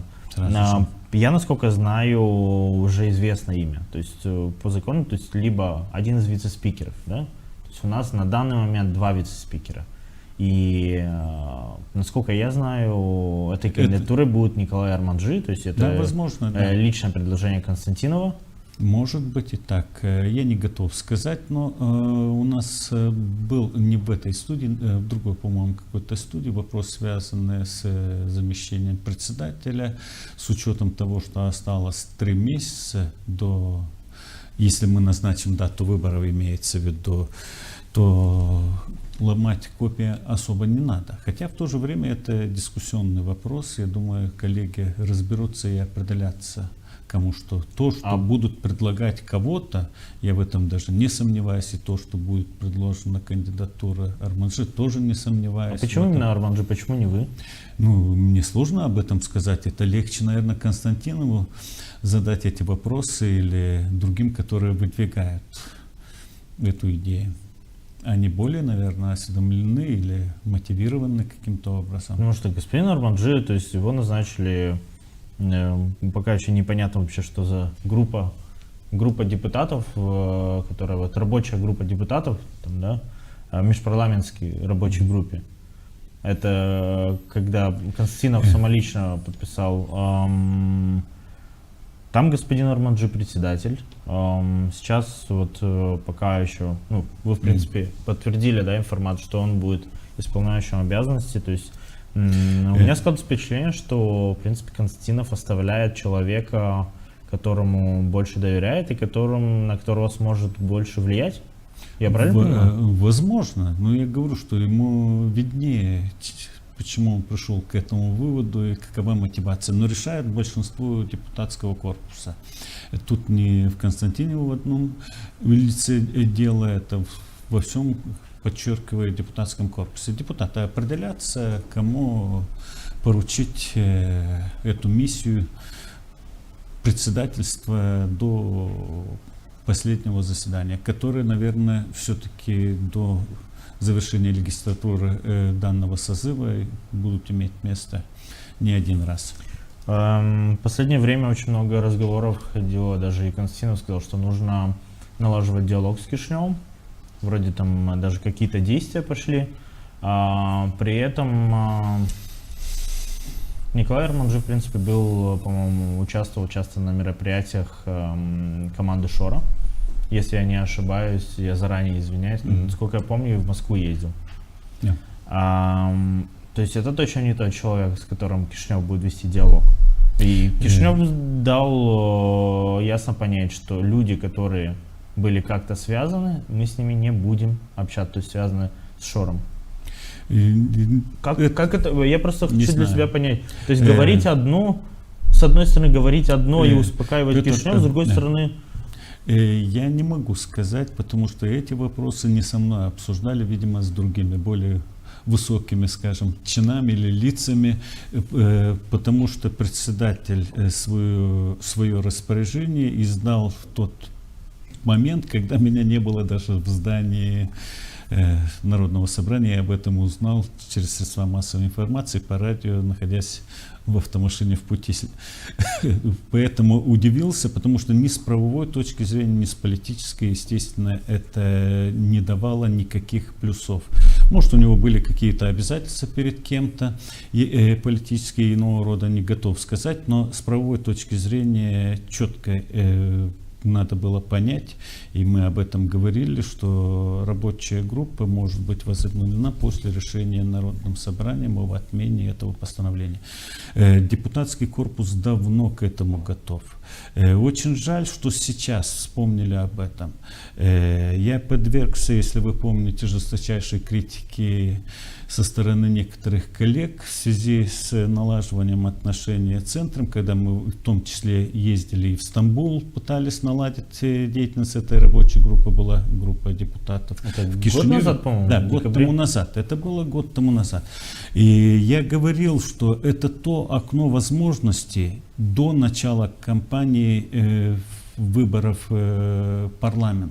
Это то окно возможностей, которое дает нам и Камрату, и Кишиневу не просто наладить отношения, но и совершить определенные прорывные действия, демонстрирующие о конструктивном подходе, ну и желание разрешать все эти вопросы в этом ключе. Были тогда подготовлены по просьбе наших коллег с Кишинева, потому что там были и представители и правительства, и парламента, и президентуры, перечень вопросов, которые нас волнуют и которые могут быть, на наш взгляд, разрешены в краткосрочной, среднесрочной, долгосрочной перспективе, и предложено, чтобы рассмотреть, что с их точки зрения возможно сейчас и сразу разрешить, потому что там есть технического характера, в том числе моменты. Ну, к сожалению, коллеги тогда не поддержали меня, не только меня, а ряд других коллег, которые готовы были и настаивали, чтобы этот диалог все-таки возобновился. А сейчас Кишинев ответил то, что и неоднократно говорил председатель парламента господин Гроссу о красных линиях, о фамилиях и так далее. Было бы удивительно, если бы господин Гроссу ответил бы по-другому, зная всю ситуацию и то, как Константинов вел переговоры с Кишиневым. Да, я имею в виду 3 года назад, 2 года назад даже. Георгий Георгиевич, вы сегодня сказали, вот, что вы не знали про вот это вот решение Константинова, да, о возобновлении рабочей группы. Знали ли вы и советовались ли с вами, в том числе, советовался ли Константинов, когда он перед поездкой в Израиль в мае 23 года? Я об этом тоже узнал из средств массовой информации. Кстати, в тот же день об этом заявил, я не помню, по радио, по-моему, звонили как раз таки. Я был крайне удивлен, что это имело место, и сообщил о том, что я не в курсе, не знаю. Ну, это его личное мнение, личное решение было. Советовался ли он с кем-то из коллег, не готов сказать, но последствия известны. А как человек, который долгое время работал в прокуратуре и, вы, в принципе, юрист в профессии, является ли это узурпацией власти, на ваш взгляд? В части поездки, но это его личное. И подписание, то есть какое-то соглашение? Смотрите, соглашение это было с неправительственной организацией, оно попало под санкции, с банком. Банк, по-моему, на тот период... Нет, я не с банком, еще до банка. До банка. То есть я имею в виду, что он приехал, он сказал, вот мы там договорились о том, о том, о том. Это его личное мнение было, личное видение, и вы знаете, что у нас были множество вопросов, долгое время мы обсуждали эту тему, в тот период имеется в виду, но одно могу сказать, он не советовался со мной, и я об этом узнал из средств массовой информации. Так это узурпация, на ваш взгляд, власти или нет? Ну, наверное, в правовом смысле этого слова нет, а вот в политическом перетягивание каната и принятие решения самостоятельно, при том, что Народное собрание является коллегиальным органом, и мы должны учитывать мнение и голос каждого, вот это да, это однозначно, конечно. Предложение о введении внешнего управления в Гагаузии. Я не помню, когда оно первый раз поступило, но, насколько я помню, от Сергея Чернева, главы госканцелярии в Гагаузии, если я не ошибаюсь, конечно. Но оно где-то примерно 1,5 месяца, 2 месяца точно уже в медиапространстве обсуждается, да, и оно довольно такое интересное, и интересно смотреть на реакции. То есть, как в Кишиневе это воспринимает предложение, и как в Гагаузии воспринимают. Что вы думаете по этому поводу? Но есть важное уточнение. Сергей Афанасьевич говорит, что да, это нужно, но человек должен быть из Гагаузии. У меня сложилось впечатление, что Сергей Чернев говорит, что это должен быть я. То есть, в смысле, что он как раз кандидатура, которая подходит, что он знает Гагаузию изнутри. Там, может быть, он говорит о том, что никак не был связан с Шором, то есть вот он сможет навести порядок. Вы что думаете по этому поводу? Я неоднократно высказывался, это бред и глупость правовая, с правовой точки зрения никаких оснований нет, а по сути дела это подстрекательство центральных властей к совершению преступлений, то, о чем вы говорили, узурпации власти. Сомневаюсь, что центральные власти, несмотря на всю ту политическую повестку, которую имеют перед собой определенные лица, представители этой власти, не буду сейчас как бы обобщать, что пойдут на это.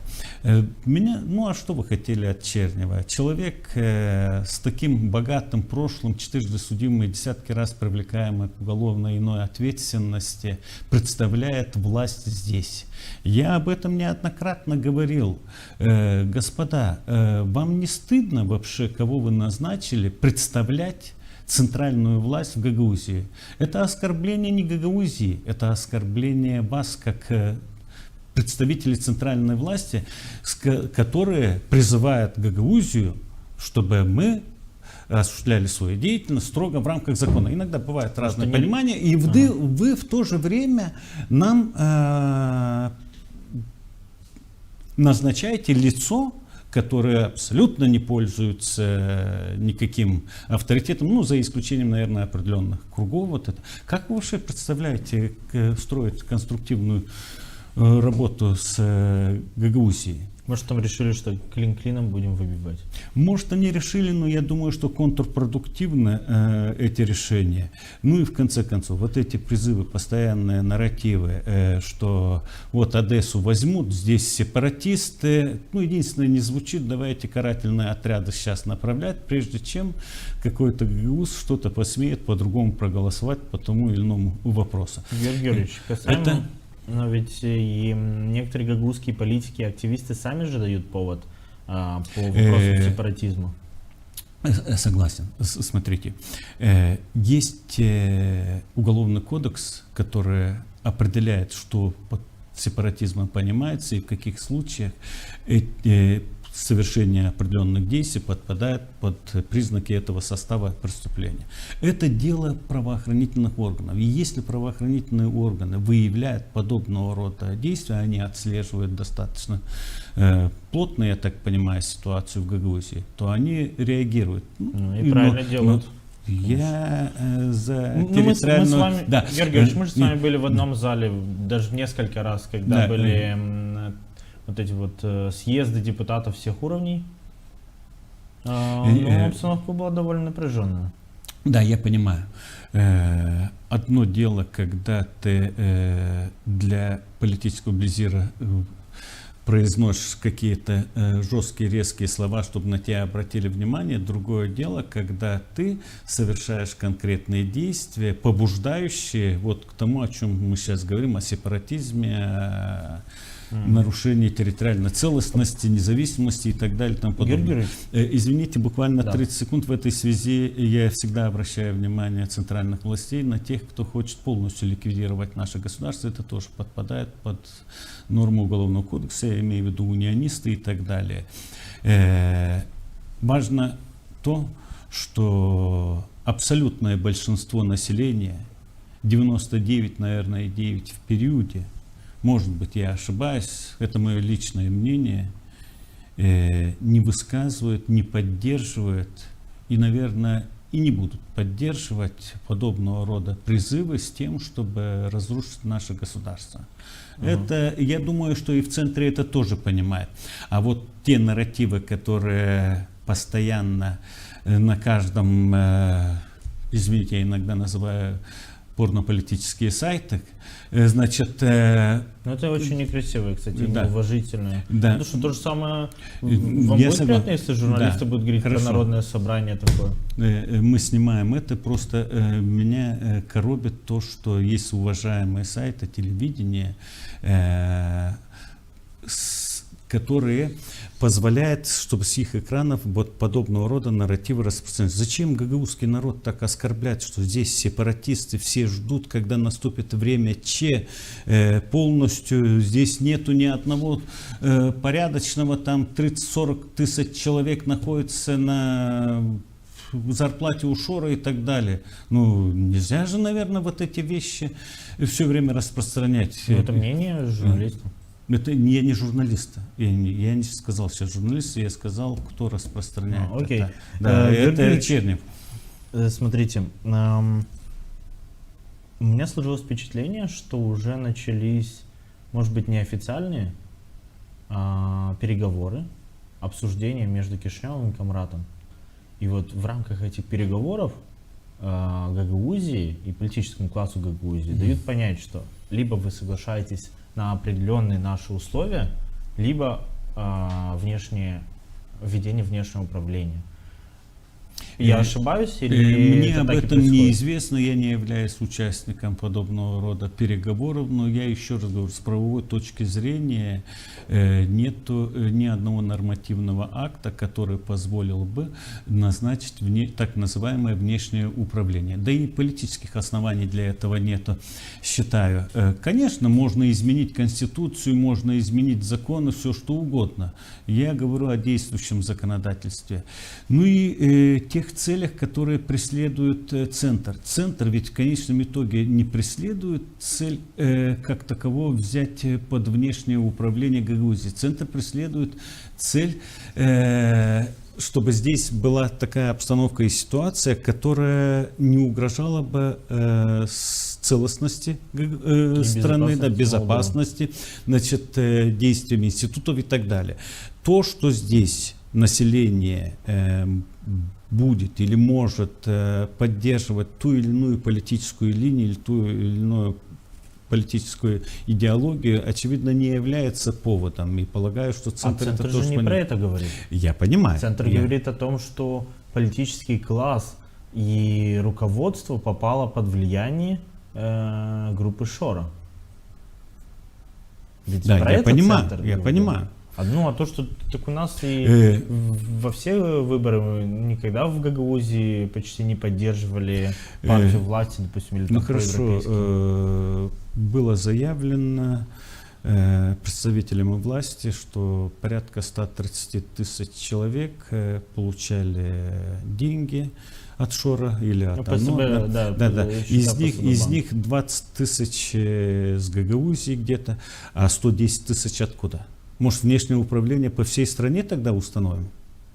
110 тысяч. Они-то вне Гагаузии проживают. Так получается? То есть я этим хотел сказать.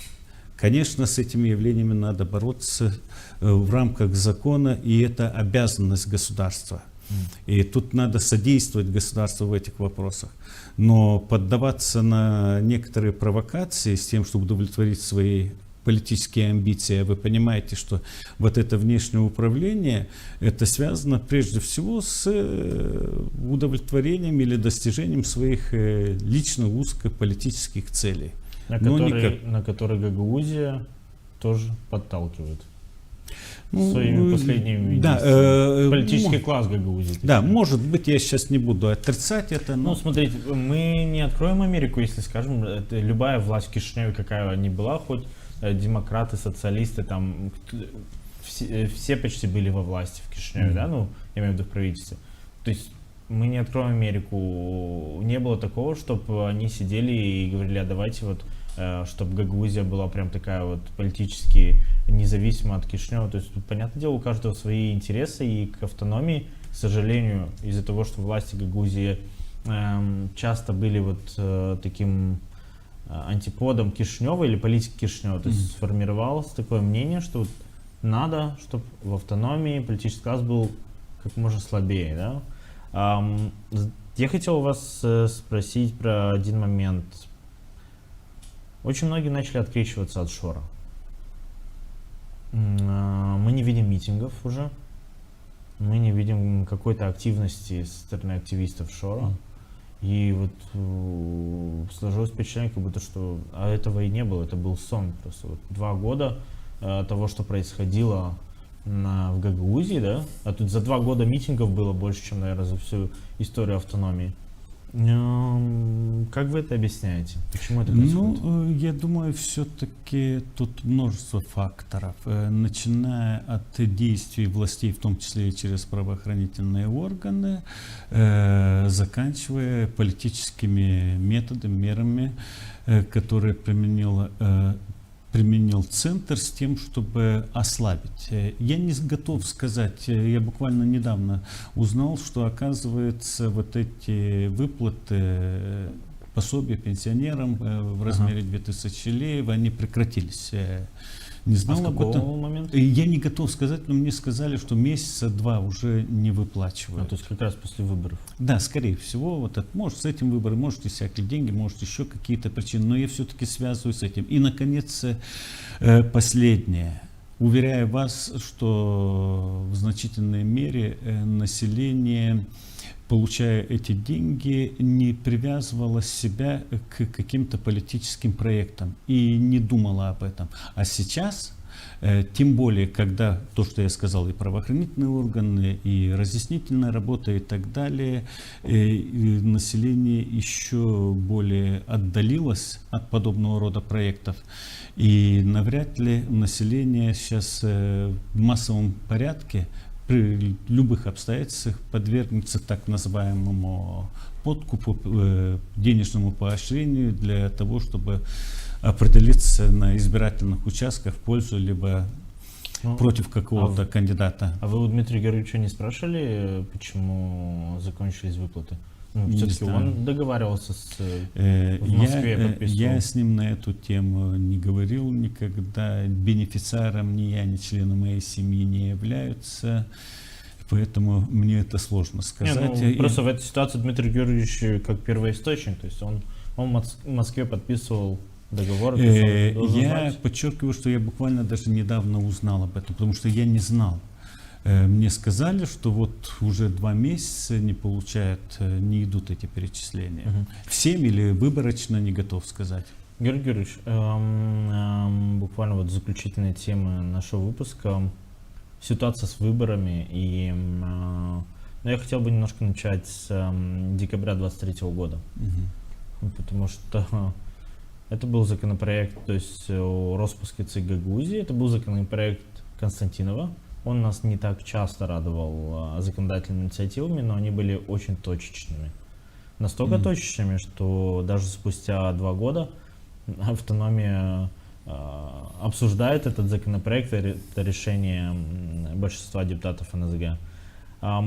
Тогда, насколько вот по одной из версий, ЦИК распускали для того, чтобы не дать провести выборы по 2 округам, в Камрате и в Вулканештах, Камрате Виктор Петров стал заместителем председателя исполкома, а в Вулканештах, я забыл, по-моему, господин Топал, если не ошибаюсь, Дмитрий Топал умер. Да, да, то есть, да, и получается, что по двум округам там нужно было проводить... Нет, не с этим И связано. боялись, то есть... большинство якобы, изменится состав. Да, и я социалисты слышал об придут этом. к власти в народном собрании. Нет, если вы помните, тогда даже, если память не изменяет, и представители группы депутаты, представители группы Петрова тоже голосовали за это, если память не изменяет. Не это было объяснение финансовая составляющая, ну и стремление исключить контроль влияния со стороны ЦИК, со стороны центральных властей на на ЦИК Гагаузии. Ну, а основное финансовое, потому что экономия будет, столько-то денег, миллионами исчислялись и так далее. Тем не менее, я хочу напомнить, что после этого мы приняли нормативные акты, и в том числе инициировали и в парламент законопроект о внесении изменений в избирательный кодекс страны, коим определили, что Центральная избирательная комиссия будет осуществлять свою деятельность в системе избирательных органов страны на постоянной основе. Это главный момент такой. Это было принято. Так это и есть в законе же, в избирательном кодексе Молдовы. Нет, там несколько по-иному. Просто она называется Центральный избирательный совет. Да, там несколько иному. И, кстати, по поводу избирательного совета, закон об особо-правовом статусе Гагаузии четко определяет, что это ЦИК Гагаузии. И принятие избирательного кодекса Молдовы 55 голосами в части изменения наименования – это не правовое решение, оно никак не может быть принято во внимание нами, тем более мы обращали внимание, в том числе и по апелляционной палате Камрат и так далее. Георгий Георгиевич, вы в начале сегодняшней программы сказали, что в НСГ рассматривают 3 варианта, 3 сценария событий по итогу решения Высшей судебной палаты 26 ноября. То есть, может быть, рассказать, что за Нет, сценарий? один вариант, речь идет, что Высшая судебная палата удовлетворяет нашу жалобу, и, соответственно, мы формируем временный ЦИК, не временный, а ЦИК по формированию, по организации проведения этого, новый состав. Второй, не поддерживают решение апелляционной палаты или инициаторы жалобы на этот закон в декабре 2023 года и аннулирует этот нормативный акт, тогда возвращается, мы должны постановлением возобновить деятельность старого ЦИКа, поручить проведение выборов. И третий вариант, как в Кагуле имело место, судьи заболели, не рассмотрели, отложили рассмотрение еще на какой-то период. Вот здесь, конечно, есть трудности. Именно в этой связи был подготовлен законопроект о некоторых мерах по организации проведения выборов. Он уже все, он уже не будет. Да, конечно, меня не поддержали, но речь шла именно об этой ситуации. Там четко было определено, что этот закон теряет свою силу сразу же после принятия судом решения. Еще были дополнения. Но коллеги не поддержали. Не знаю, почему меня это удивляло, потому что это, по сути, блокирование проведения выборов. Но, тем не менее, потом произошли события, и коллеги согласились, что выборы надо проводить и надо назначать. И то, что вы знаете, 27 числа будет у нас заседание по этому поводу. И мы по третьему варианту вынуждены будем пойти, соответственно, посредством постановления создания ЦИКа временного и назначение проведения выборов. То есть уже новый состав ЦИКа будет. Но у нас другого нету, к сожалению. На ваш взгляд, какое решение будет? Я не готов сказать. Мы знаем, что мы правомочны принимать нормативные акты в этой сфере, касающиеся деятельности ЦИК. Мы же этим решением не извлекли деятельность ЦИК из общего, как говорится, из общей системы избирательных органов. Там речь шла о режиме работы на постоянной основе либо временной работе. Ну, зная, как говорится, отношение центра, предполагаю, естественно, что наш закон тот будет аннулирован. Ну и первая инстанция, апелляционная палата. Я хочу сказать, что сейчас у нас так мало времени, что любое решение нас удовлетворяет. Любое, лишь бы, чтобы была какая-то конкретика и ясность, чтобы мы могли принять решение и провести эти выборы. Но то вот это ничего не делание, ничего не дает. Георгий Георгиевич, вот буквально заключительный вопрос. Я хотел вас уточнить. Значит, в избирательном кодексе Гагаузии указана Центральная избирательная комиссия. Ну и в целом даже тот состав, он называется ЦИК Гагаузии, да? В избирательном кодексе Молдовы Центральный избирательный совет. Значит, представим ситуацию. Высшая судебная палата принимает решение, оставляет в силе вот решение первой инстанции апелпалаты, да? ЦИК, да. Значит, ЦИК Гагаузии, вот того состава проводит выборы. Он называется ЦИК Гагаузии. Да. В молдавском законодательстве такого нет. Я правильно понимаю, что по итогу этих выборов, там, Народное собрание или там Башканы, там, может, если вместе будет, спокойно можно будет обжаловать результаты этих выборов?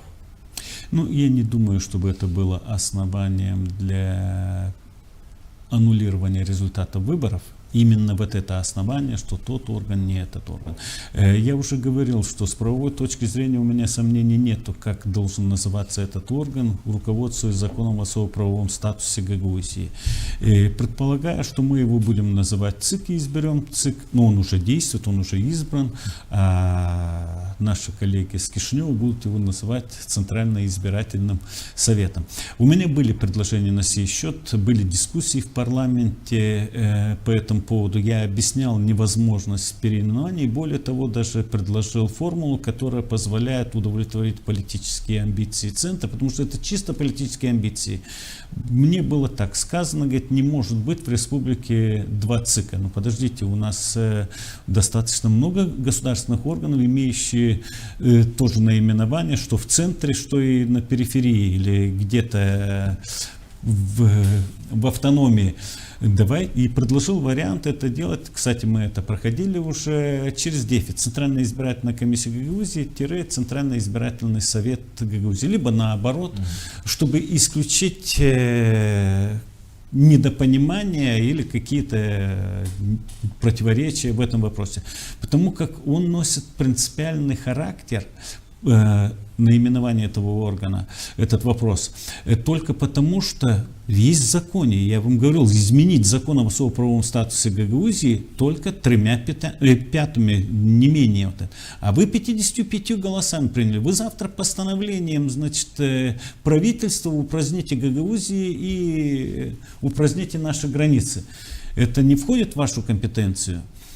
Георгий Георгиевич, один вопрос я забыл задать вам, но он довольно интересный. Значит, на последнем заседании Народного собрания при обсуждении бюджета, значит, возникла перепалка между депутатами. Она была связана с темой про 6 окладов. Значит, в законе о статусе депутата Гагаузии указано, что при отставке, то есть депутат получает, который работает на постоянной основе, то есть получает зарплату в Народном собрании, получит 6 окладов. Значит, этот вопрос обсуждался несколько лет назад, да, по-моему, господин Тарнавский предложил уменьшить до 2 и для исполкома, то есть и для Народного собрания. Тогда вы приняли, депутаты приняли поправки в закон, Ирина Влах не промульгировала его, и право вето не удалось обойти, да, и как раз самый интересный момент то, что Димитроглу, депутат-социалист, поднял эту тему, да, что вам надо отказаться от этих, но именно фракция социалистов тогда не поддержала право вето и не хватило голосов. У меня к вам вопрос. Какое мнение? Вы готовы отказаться от этих 6 окладов? Потому что вот там было такое, Димитров говорил, вы должны отказаться, потому что в бюджете на это заложили 1,8 Это миллиона. является предметом обсуждения, мы с коллегами обсуждаем, и вы правильно подметили и напомнили предысторию этого вопроса, потому как мы были инициаторами, мы принимали решение, чтобы привести вот эту цифру в соответствии с теми изменениями, что произошло на республиканском уровне, чтобы до два оклада Да, то есть было. молдавское законодательство И мы 2 оклада. приняли закон это, приняли, но, к сожалению, Башкан не подписала, и, к сожалению, вот нас не поддержали, чтобы мы преодолели это вето. Я не готов сказать, как Димитрогл тогда лично он голосовал, но важно то, что с нашей стороны было понимание этого вопроса, и мы шли по этому пути. А вот сейчас пришли к тому, что 6 окладов, либо 2 оклада.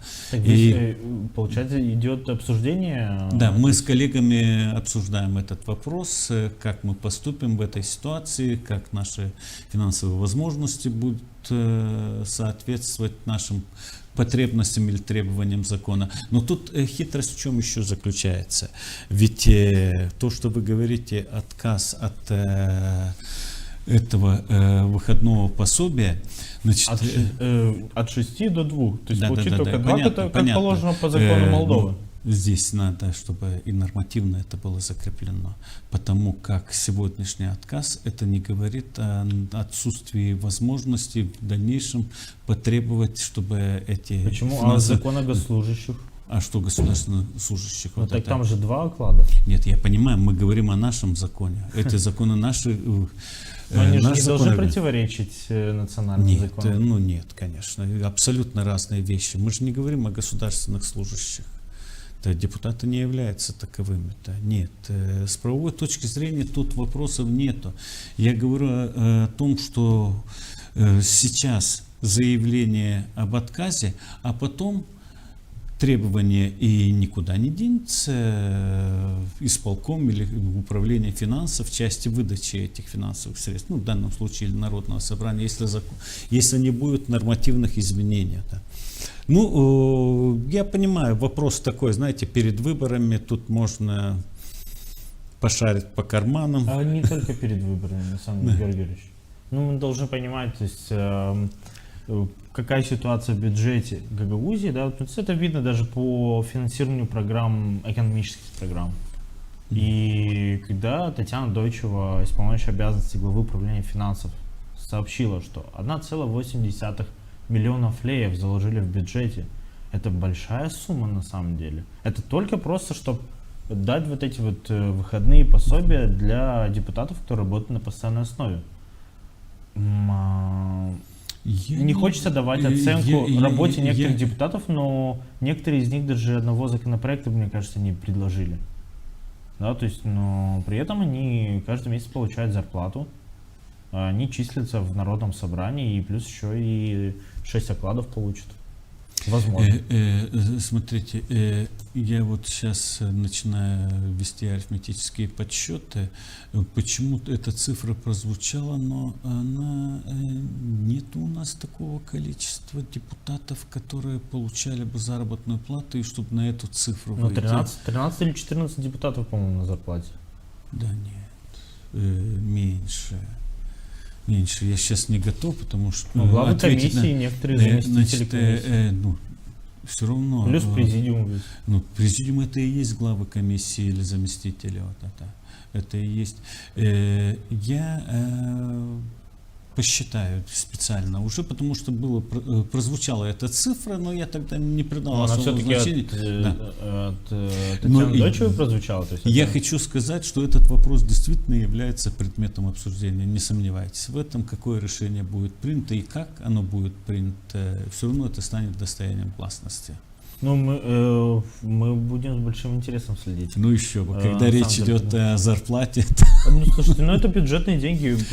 Я считаю, что все, кто платят налоги, они должны знать, куда идут, на что расходуются. Согласен. Тут даже чем занимаются члены исполкома, депутаты, примары, без разницы. То есть это, безусловно, это должно быть. Да, тем более сейчас скоро конец года, да и скоро конец и легислатуры полностью уже этого созыва, и каждый депутат будет отчитываться перед своими избирателями, должен во всяком случае отчитываться, и очевидно этот вопрос тоже станет предметом обсуждения и с избирателями. Георгий Георгиевич, я вас благодарю за участие в программе. На самом деле очень здорово, что удалось обсудить много тем, узнать ваше мнение по некоторым моментам.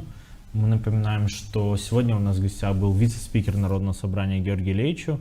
Оставайтесь с нами и до новых встреч!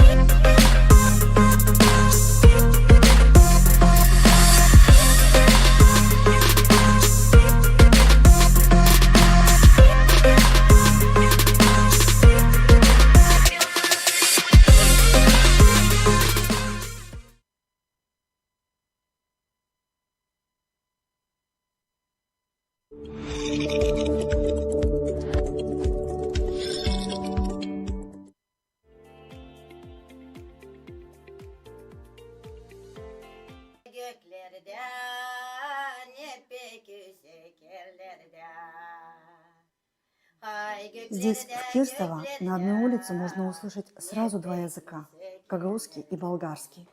Для местных это не барьер, а повседневное богатство.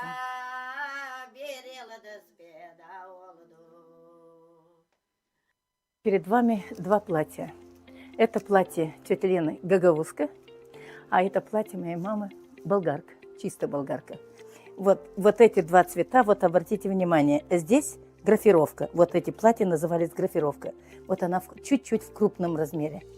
А вот это тоже графировка, но она в более мелком размере.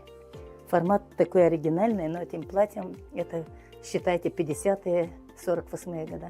Здесь вы видите предметы и от болгар, и гагауз. Вот если посмотреть, первый гвоздь. У нас был дядя Марин, который самый бондарем он работал. Вот он, первый гвоздь его, они делали, это самодельные гвозди, когда первые дома их строили. Самое главное, что гагауз у нас, Дмитрий, вот у него, он тоже был бондарем, этого человека, он себе сделал это предмет, оно работало на все село. В этой комнате стоял вот такой круглый столик, на котором помещалась вся семья. И даже когда приходили гости, могли поместиться 10-12 человек. Сидели, кто на земле сидел, кто на стульчиках сидел. Женщины обычно стелили кожух на землю и сидели на земле. Мужчины сидели на стульях. На суфру ставилась, как обычно, традиционная еда, которая готовилась на плите. Вот здесь есть плита. Но кроме этого в каждом доме был еще коптер, кухня. И в этом коптере, вот в таких чугунках, это моей бабушки чугунок. И вот с этим хватом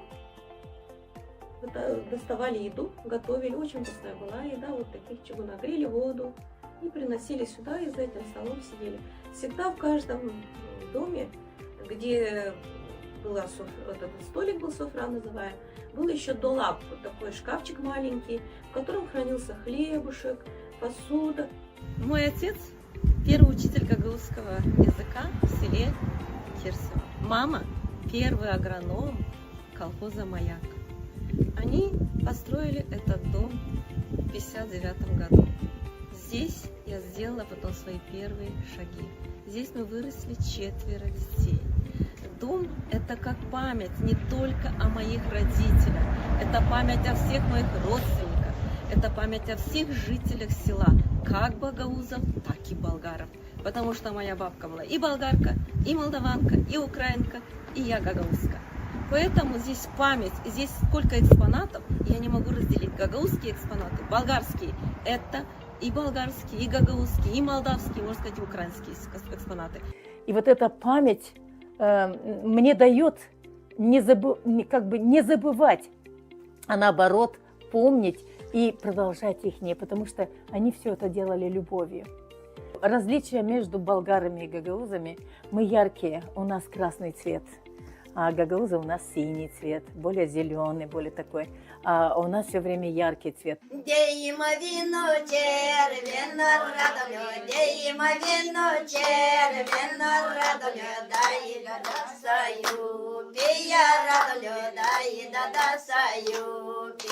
Вот здесь вы видите экспонаты, я не могу разделить болгарские, гагаузские, все смешано. И здесь у меня девочки, которые присутствуют, поют, помогают, и болгарки, и гагаузские. Живем дружно, понимая друг друга, радости, веселье всегда, когда собираемся вместе, потому что это память, а память – это прекрасно. В Кирсово языки не границы, а мосты. Символ ладони и знак, что богатство культур и языков делают людей ближе.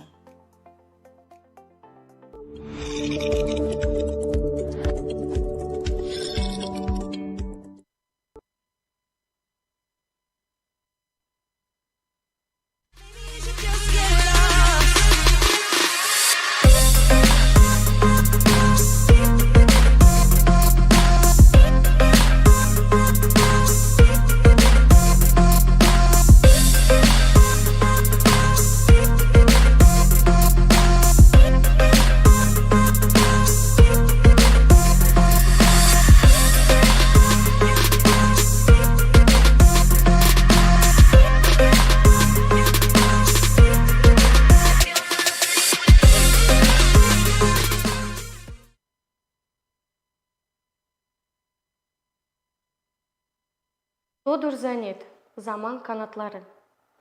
Zaman kanatları döner, kıyıp kara bulutları. Тодур Занет, Гагаuz milli gimnası. Sirek varınca razgelme rüzgarlı bucak kırlarında evvelki dermenleri. Onlar kimi köylerin kenarlarında üysüz gibi durarlar. Yeni yaşamaya güçlü bakıyorlar. Canlarında belki küserler.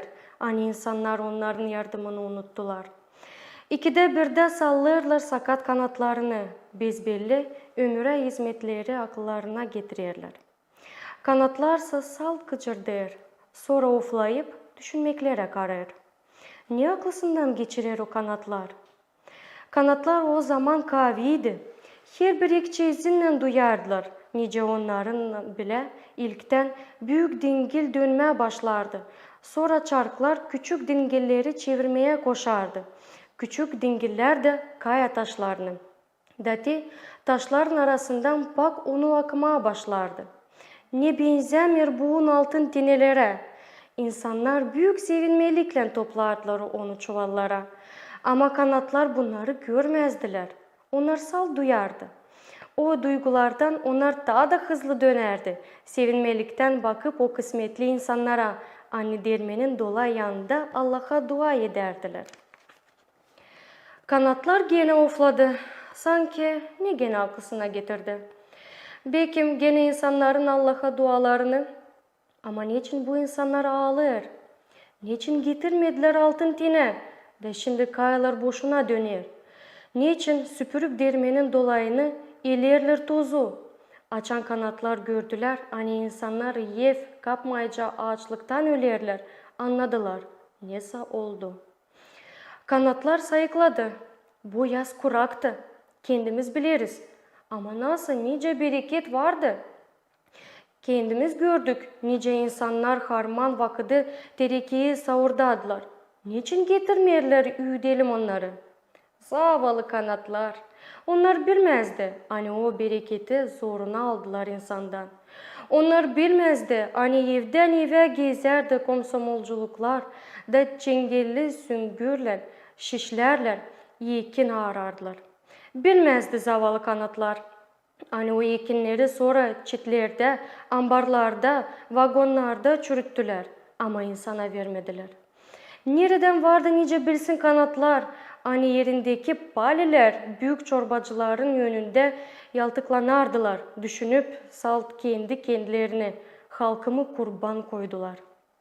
Kanatlar kıçırdardı. Aklısına geldi, hani o zamanlar teni kapkara olduydu. Değilince başka taftalar zamandan, ihtiyarlıktan kararır ama kahırdan.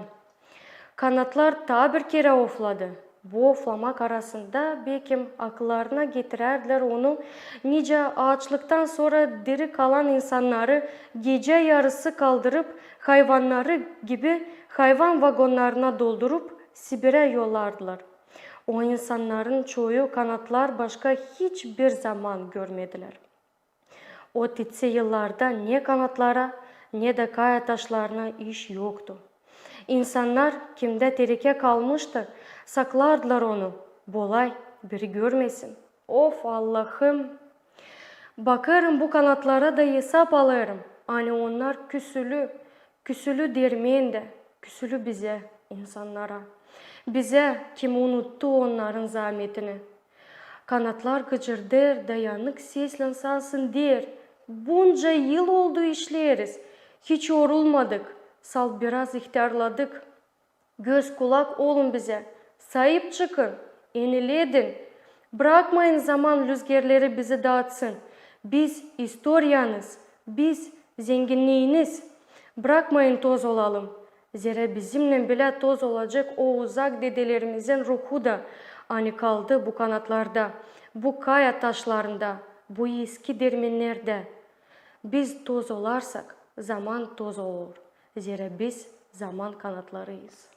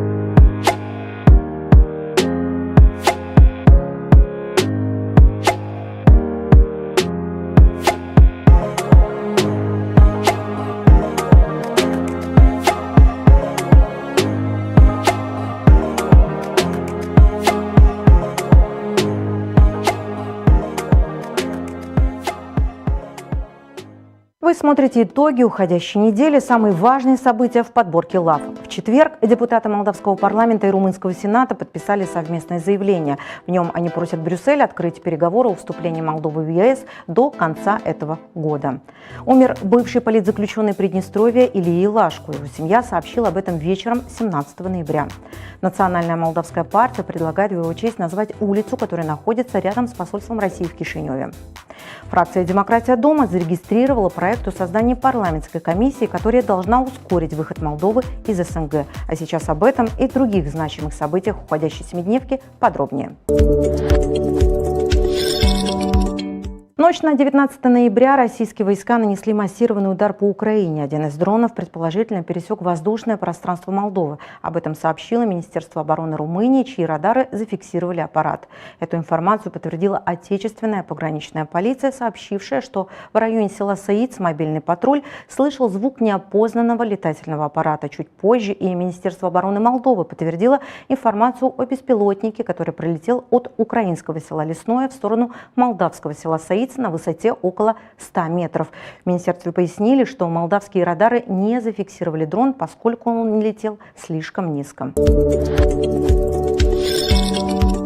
Министерство иностранных дел вручило послу Российской Федерации в Молдове Олегу Озерову официальную ноту протеста после того, как беспилотник пересек воздушное пространство Республики Молдова в ночь на 19 ноября во время массированного удара российских войск по Украине. Озеров, в свою очередь, заявил при выходе из молдавского МИДа, что нет доказательств российского происхождения дрона. Был высказан протест в связи с пролетом дрона, однако не было представлено никаких доказательств, подтверждающих, что это был беспилотник российского производства. Поэтому у нас вопрос, почему пригласили российского посла, а не украинского? Потому что дрон залетел с украинской территории. В Комиссии по внешней политике парламента Молдовы и Сената Румынии приняли совместное заявление с обращением об открытии до конца 2025 года переговоров о вступлении нашей страны в ЕС. Документ был подписан председателями двух комиссий Дойной Герман и Титусом Карлацаном в ходе совместного заседания, которое состоялось 19 ноября в Бухаресте. Авторы документа отмечают, что вступление в ЕС является единственным вариантом, способным гарантировать Республике Молдова безопасное, демократическое и процветающее будущее, обеспечивая стабильность, экономическое, социальное и культурное развитие. В состав молдавской парламентской делегации вошли глава юридической комиссии по назначениям и иммунитету, председатель парламентской группы дружбы с Румынией Вероника Рошка, а также члены комиссии по внешней политике, депутаты Адриан Балуцел, Ион Гроза и Михаил Друце. Премьер Молдовы Александру Мунтяну на этой неделе побывал в Брюсселе, где принял участие в форуме по расширению ЕС, впервые организованном комиссаром Мартой Кос. Он заявил, что формирование ЕС, по его мнению, является одним из самых успешных геополитических проектов после создания Соединенных Штатов Америки. Глава правительства также коснулся войны в Украине, подчеркнув, что российская агрессия создала множество вызовов. Вместе с тем Мунтяну выразил гордость за то, что молдаване на последних выборах выбрали европейский путь развития. В форуме по расширению также приняли участие официальные лица из Черногории, Албании, Косово и Украины. Фракция «Демократия Дума» зарегистрировала проект о создании парламентской комиссии, которая должна ускорить выход Молдовы из СНГ. По словам авторов инициативы, члены комиссии проанализируют обязательства, которые взяла на себя наша страна в рамках СНГ. Кроме того, комиссия совместно с правительством должна будет подготовить календарь действий, связанных с выходом Республики Молдова из Содружества независимых государств. Для создания комиссии проект должен пройти рассмотрение в постоянных парламентских комиссиях, затем его обсудят на пленарном заседании. Для утверждения необходимы голоса простого большинства депутатов. Федерация профсоюзов образования и науки обратилась к властям с требованием повысить базовый оклад педагогам на 21,5%. По информации Федерации, более 40% учителей получают меньше прожиточного минимума. Кроме того, профсоюзы требуют установить минимальные ставки для разных категорий работников и привести оплату труда к международным стандартам. В случае игнорирования требований возможны протестные акции, добавили представители профсоюзов. На этой же неделе Национальная конфедерация профсоюзов Молдовы потребовала срочного повышения заработной платы в бюджетном секторе и установления, начиная с 2026 года, минимального базового значения в размере 3000 леев, используемого для расчета заработной платы в этом секторе. Бывший политзаключенный Илия Илашко, экс-депутат молдавского парламента, сенатор парламента Румынии, скончался в возрасте 73 лет. В связи с этим 20 ноября был объявлен в Молдове днем национального траура. Соответствующий указ подписала президент Майя Санду. Илия Илашко похоронен в Румынии. В июне 1992 года Илия Илашко и еще 5 членов Народного фронта Молдовы были арестованы в Тирасполе. Их обвинили в военных преступлениях и терроризме, хотя арест был признан неправомерным и политически мотивированным. Илашко был приговорен к смертной казни, оставался в заключении, став символом политических репрессий в Приднестровском регионе. Благодаря международной поддержке дело Илашко привлекло внимание европейских организаций, и после 9 лет заключения он был освобожден.